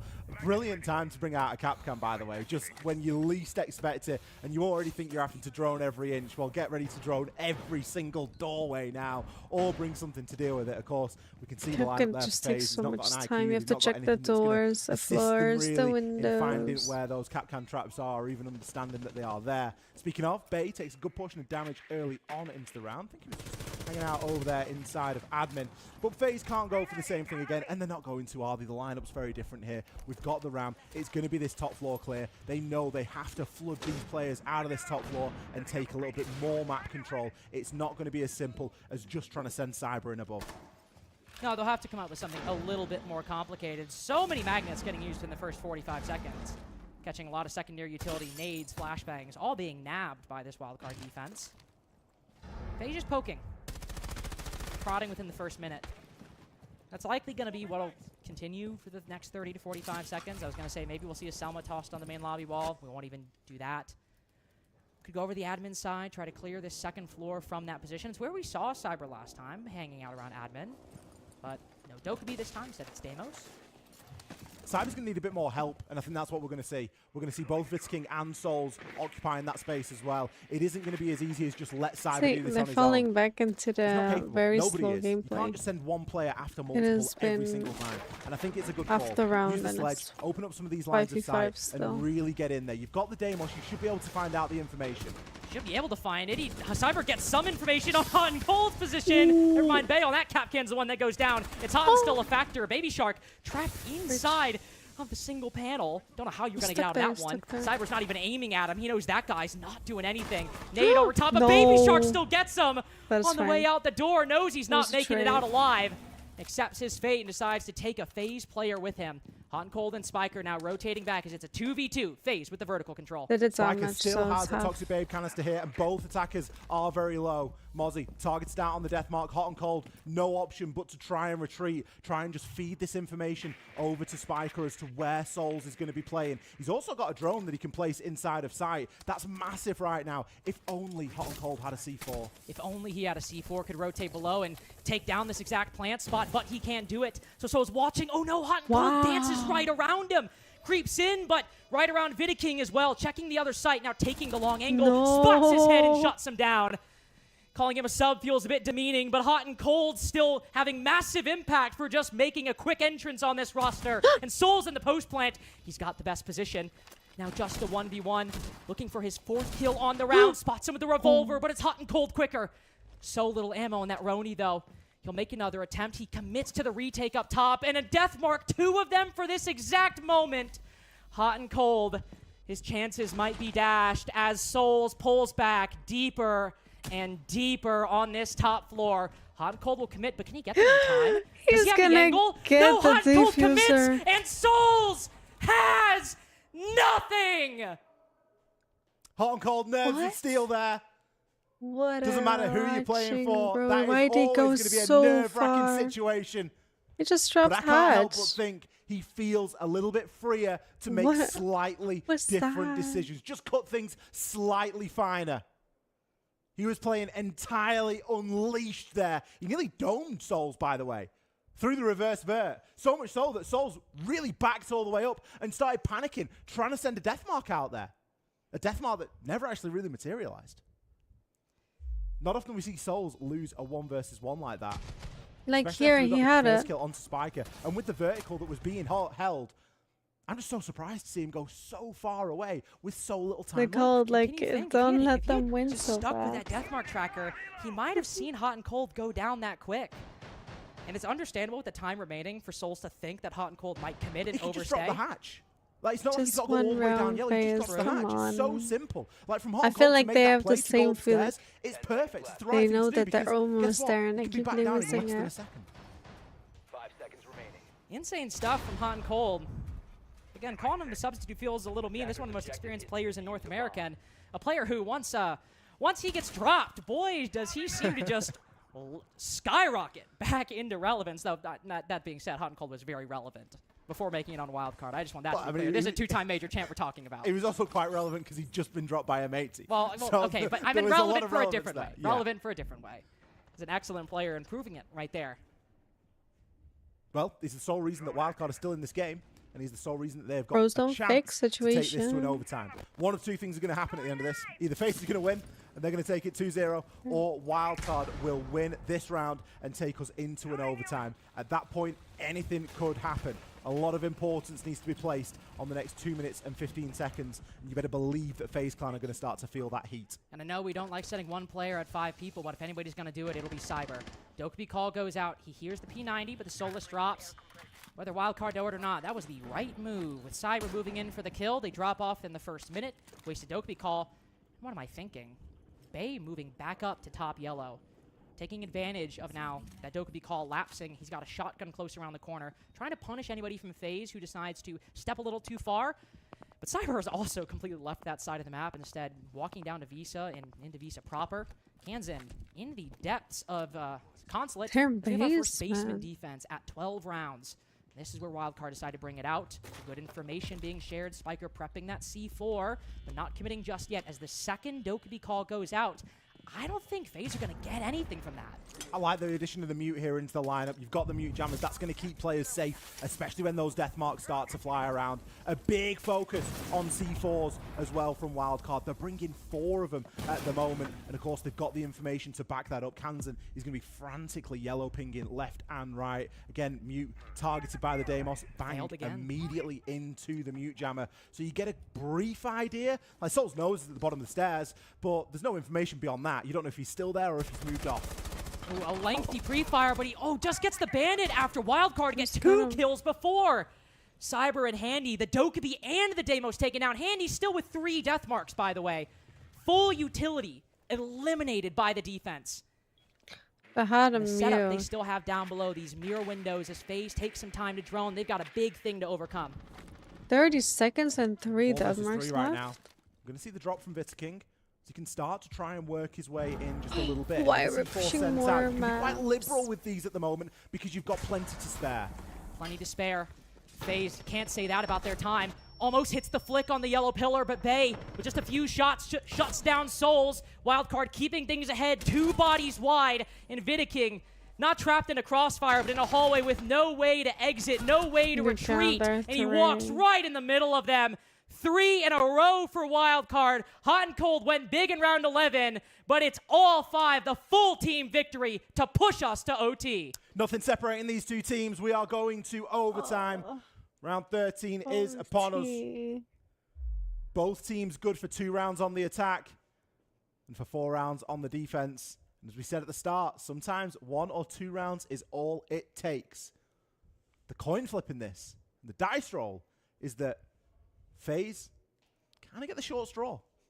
Unlucky. They're going to have to attack twice in this overtime. Wildcard, they get the defense side. So if the balance of things remains the same, you would expect Wildcard to walk away with a map here and now. FaZe, they're going to have to do something that they've not been able to do. They're going to have to be successful on this attack. Yeah, they've done it twice. Wildcard did it twice as well. So what? Wipe the slate at this point. It's 6-6.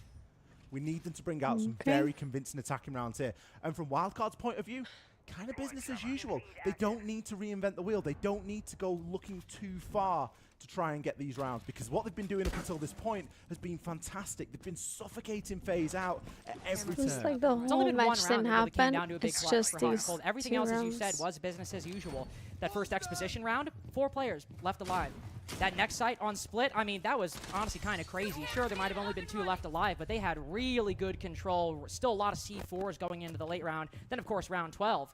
Didn't even feel close overall. Putting FaZe down 5-3, then very quickly 4-3. Wildcard, the majority of the defenses they've won have been team victories, really good, strong, team-wide performances, though, of course, with a triple kill from Bay thrown in there and a hot and cold 1VX as well. Baby Shark was trying to find some information, contemplating a run out, maybe just shooting a drone. Ooh. That was fake. Decides not to reinforce off the rotate. Now decides to reinforce off the rotate. Thinking better of it, probably for the best.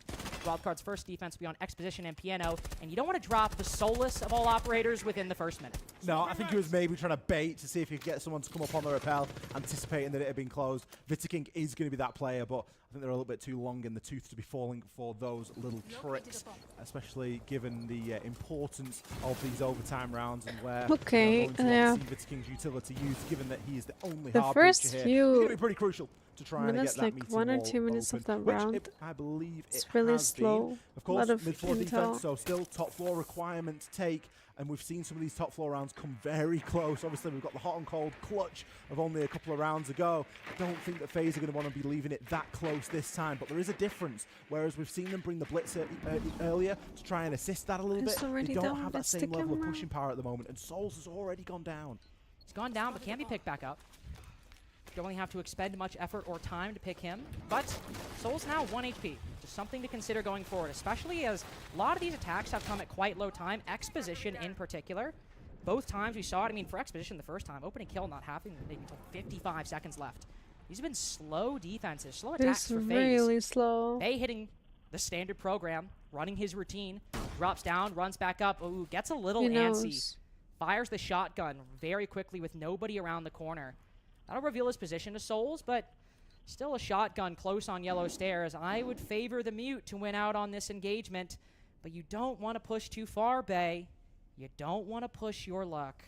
I don't think this is the end of the world because Bay is in a position where he can't retake upstairs because Souls is watching him and keeping an eye on that angle. Bay's instead actually going to drop off, and Vitakin going to continue to try and chip away a little bit at this site. Baby Shark takes Handy down. Some terrible timing there for JDS, but the plant is being stuck. Yeah, Vitaking trying to move in off the back of that 3v5, not super worried, and Wildcard not very aware. Pulse and Solus on the board, nobody aware that the diffuser's been put down.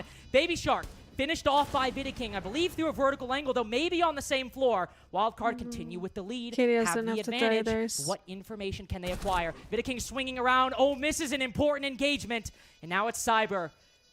In the eye of the hurricane with Calm about to retreat, tags up Kanzan. Pushes him back with the nade. 2 line up for him, but only 1 goes his way. And Kanzan, good for it. Counter defuse, somebody. Get on the diffuser. Get on the diffuser, please. There we go. 2 seconds remaining. That was a little too close for comfort, but Wildcard still on map point. Very close there towards the end. I didn't like that. I didn't like that. There was a bit of a panic. I don't know if it was, well, that's your job. That's your job. Where is it? I don't know where it is. It was a little bit stressful. 2 seconds. Not a lot of time. Cyber had done quite a lot of work there. He'd certainly created a lot of distance. He had the right idea for a lot of those flicks. But again, Wildcard reacting really well to it. No overreaction. Really even if he would have had that kill, that would be one on first. FaZe really trying to pull a fast one. This timing on KDS is so bad. I must admit, though, if there's anyone that's going to pull it off, it's Cyber. I think even if Flickton got hot and cold, it would have been a very different series of events. I probably would have lost my mind at that point because that would have been a nutty spray transfer. I don't even know what I would have done at that point. Attackers need to locate. Well, the expected outcome, Wildcard won their defense. Now they've got to win their attack. If they don't, they give them the chance. They get defense again in the overtime. Like everybody on all the long way. However, FaZe, they were pretty good on their own defenses, so I'm kind of expecting it to take it double digits to the max distance. I expect that too. And to be clear, I'm not going to predict it. And Cyber's not one of them. Well. There is a little interesting wrinkle with this second floor's defenses and attacks, though. Because both times, FaZe, well, the second time certainly, but both times FaZe anticipated and Wildcard committed to a completely linear, direct yellow skylight drop. Yeah. The first time it worked because FaZe weren't expecting it. The second time it failed because FaZe literally weren't expecting anything else. But we've only seen literally one attack from Wildcard in which they dropped down onto one part of the map. We've not seen anything else from this attack, let alone anything more complicated like, I don't know, involving a second room. So, Wildcard could very well surprise FaZe because based on what we've seen, it's been very limited for these attacks, or for this attack on this site specifically. Oh, Spiker! Oh, just taking quick control on yellow. I eat my words, it's not the skylight drop he's doing, just a quick rush up the stairs and pulse down right off the bat. It's totally different. What do you mean? True. It's the same staircase. It's the down, not the up, though. He's not dropped skylight. He's walked up from the bottom. This is entirely fresh right now. Just gave it away. I apologize. Great first find, though, and especially onto the pulse. Removes the C4, removes the heartbeat scanner. Hot and Cold can now start to get this meeting single panel open and can really work from there. There's no need to rush here from Wildcard. This is a massive opportunity, not only to get the game, but really stamps down a bit of authority for them. And it's going to give them loads of confidence in the series. Also, now thinking about it, that was probably a counter strat, knowing that the pulse was there earlier. Spiker just quickly running up, not anticipating Handy to have fallen back to bathroom yet. Oh, there's so many layers to that. I'm a big fan of it. Snake also coming out. I think this might be one of our only snakes the whole series Yeah, played only one other time by Wildcard, barely at all by FaZe, who are still getting active. I was so focused on the operators, I look back up, and FaZe have just won round 14. Hot and Cold, trapped inside of the breach. He's Kiva in his trapped. way. And 4 guns trained in his position with, and this is the best part, Ollie, Nah, a this is just diffuser on bullying. the opposite side of the map. Yeah, that diffuser is on the just opposite side of the map. bullying. Toxic Babe canister in that close proximity is always going to be a bit uncomfortable as well. So forced out and kind of just forced to spend a little bit of time here. Can maybe get herself up onto the roof, can maybe just run back into spawn, just have a bit of a discussion, steady the nerves ahead of what is going to be the final round. I'll take a because seat. as good as Hot and They're Cold is, and as using impressive this as as a he's been, chit-chat I don't care moment. who is in this position. We Tactical can't give him the timeout. benefit of the doubt at the moment. FaZe, they know this. I think they are just going to dig in themselves. Probably not a bad time for FaZe to have a little breather between themselves as well. I know they're not the most talkative bunch. I'm no expert, but now might be a time for chatter. You know, this is the first time in a long time, actually, we've seen a player in like a 1vx actually like go into spawn and take the full We're gonna time. wait The 30 impromptu timeout. seconds. I call it the pseudo tac timeout. Yeah? Both, I think, fair. Well, I do wonder if you were in like admin or yellow instead of the breach, because that's just such a comically unwinnable position. Oh, that, horrible. That you're just like, all right, there's just, 15 seconds left. trying this would even be embarrassing.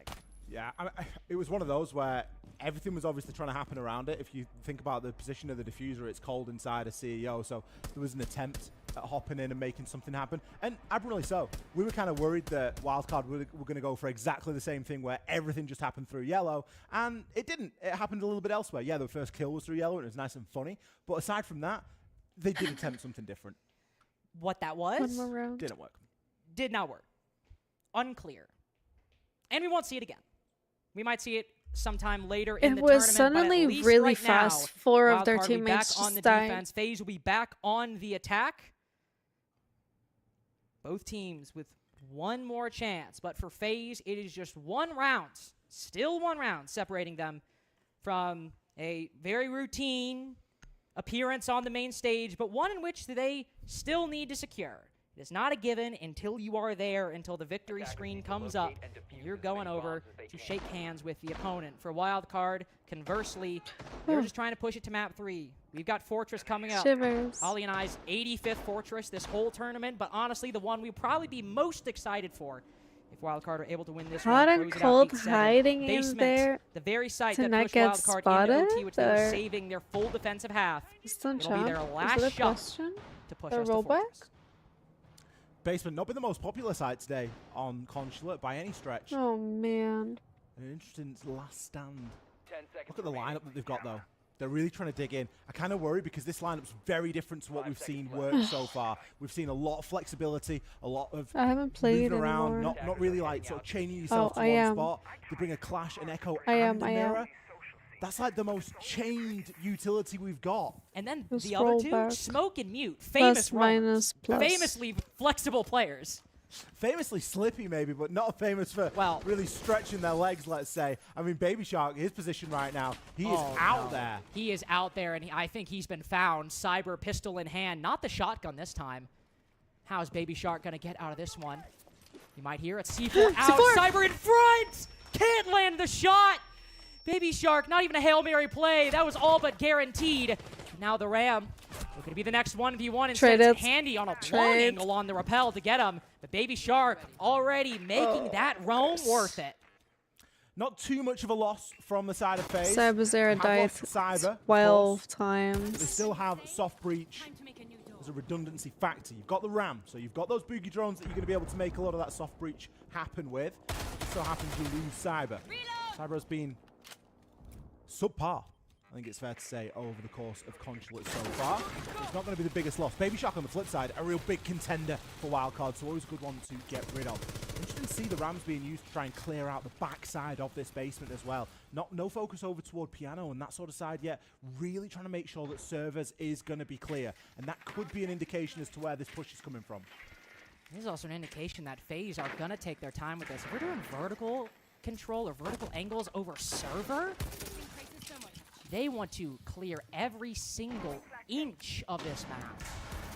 And rightly so. We've got Bay. I joked about the smoke not being the most flexible player, but if Bay is holding that shotgun, he likes to play these aggressive positions. Yellow stairs, we've seen him a lot. But now in server, only issue, he's a bit cut off from the rest of the defense. These two SES operators might need to play their lives far away from the site, far away from any kind of help. But it's bought wildcard 2 minutes and 5 seconds. And Bay might still have some funds left to spend.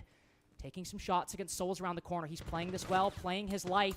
Information on one, lands the headshot on Souls, and still waiting. Another player around the corner, can't land the flick on the shotgun, but 2 minutes, 20 seconds, I'd make that deal. It's a really good deal. You've got some incredible value out of both of those SAS operators now. They And now have you an can echo. lean into some of the That's messed strengths up. that you brought a little bit earlier on. You've got Hot and Cold on the Clash. You've got Kansan with those Yokai drones, able to rotate those around and move them. And the biggest problem that FaZe have got right now, they haven't got the extra man to send round to that front side, and it's going to leave them a little bit light. But now they have an extra man, advantage found. KDS cutting not only Hot and Cold, but the Clash as well. C4 can't land the kill. Handy instead gets it. And it's the young IGL in the 1v3. Has information on one of the planters, but he doesn't know the stakes. He doesn't know where he is. KDS keeps it cold and wildcard. A great attempt, but it's the inevitable. It's what we all knew. It's FaZe, your second team to make the main stage.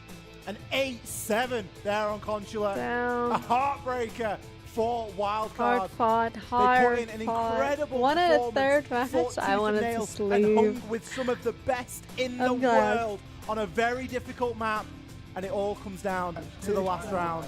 And FaZe again do what we know them to be fantastic and very consistent at doing, and that's closing out series. They literally get paid to do one thing. And for 3 years, they have done basically one thing. A team who, in terms of majors and SIs, their worst result is top 8. Nothing else you should expect at this point. They will make the main stage 3-0. And wildcard, we're still all good. They're 2-1 right now. They'll have a promotion best of 3 tomorrow. And given this team's international success in the past year, Ollie, I have a feeling even with a sub, they're going to put up a good fight and a good argument to make it there too. Wildcard have given a good account of themselves, and I don't think that Okay, whoever they're going guys, to play thank you tomorrow so much is going to look at them and for go, oh, it's only watching. Wildcard. That's going to mean something, that game against FaZe. They showed a hell of a lot of heart. Hell of a lot of heart. We'll on be here Consulate, but tomorrow still again a lot more Siege. with Not the today. We'll be back right after this to give a recap with the rest and of to the lay land matches. for tomorrow. Sorry, Everybody with remember new that. drops, and then I'll see you guys tomorrow. Bye.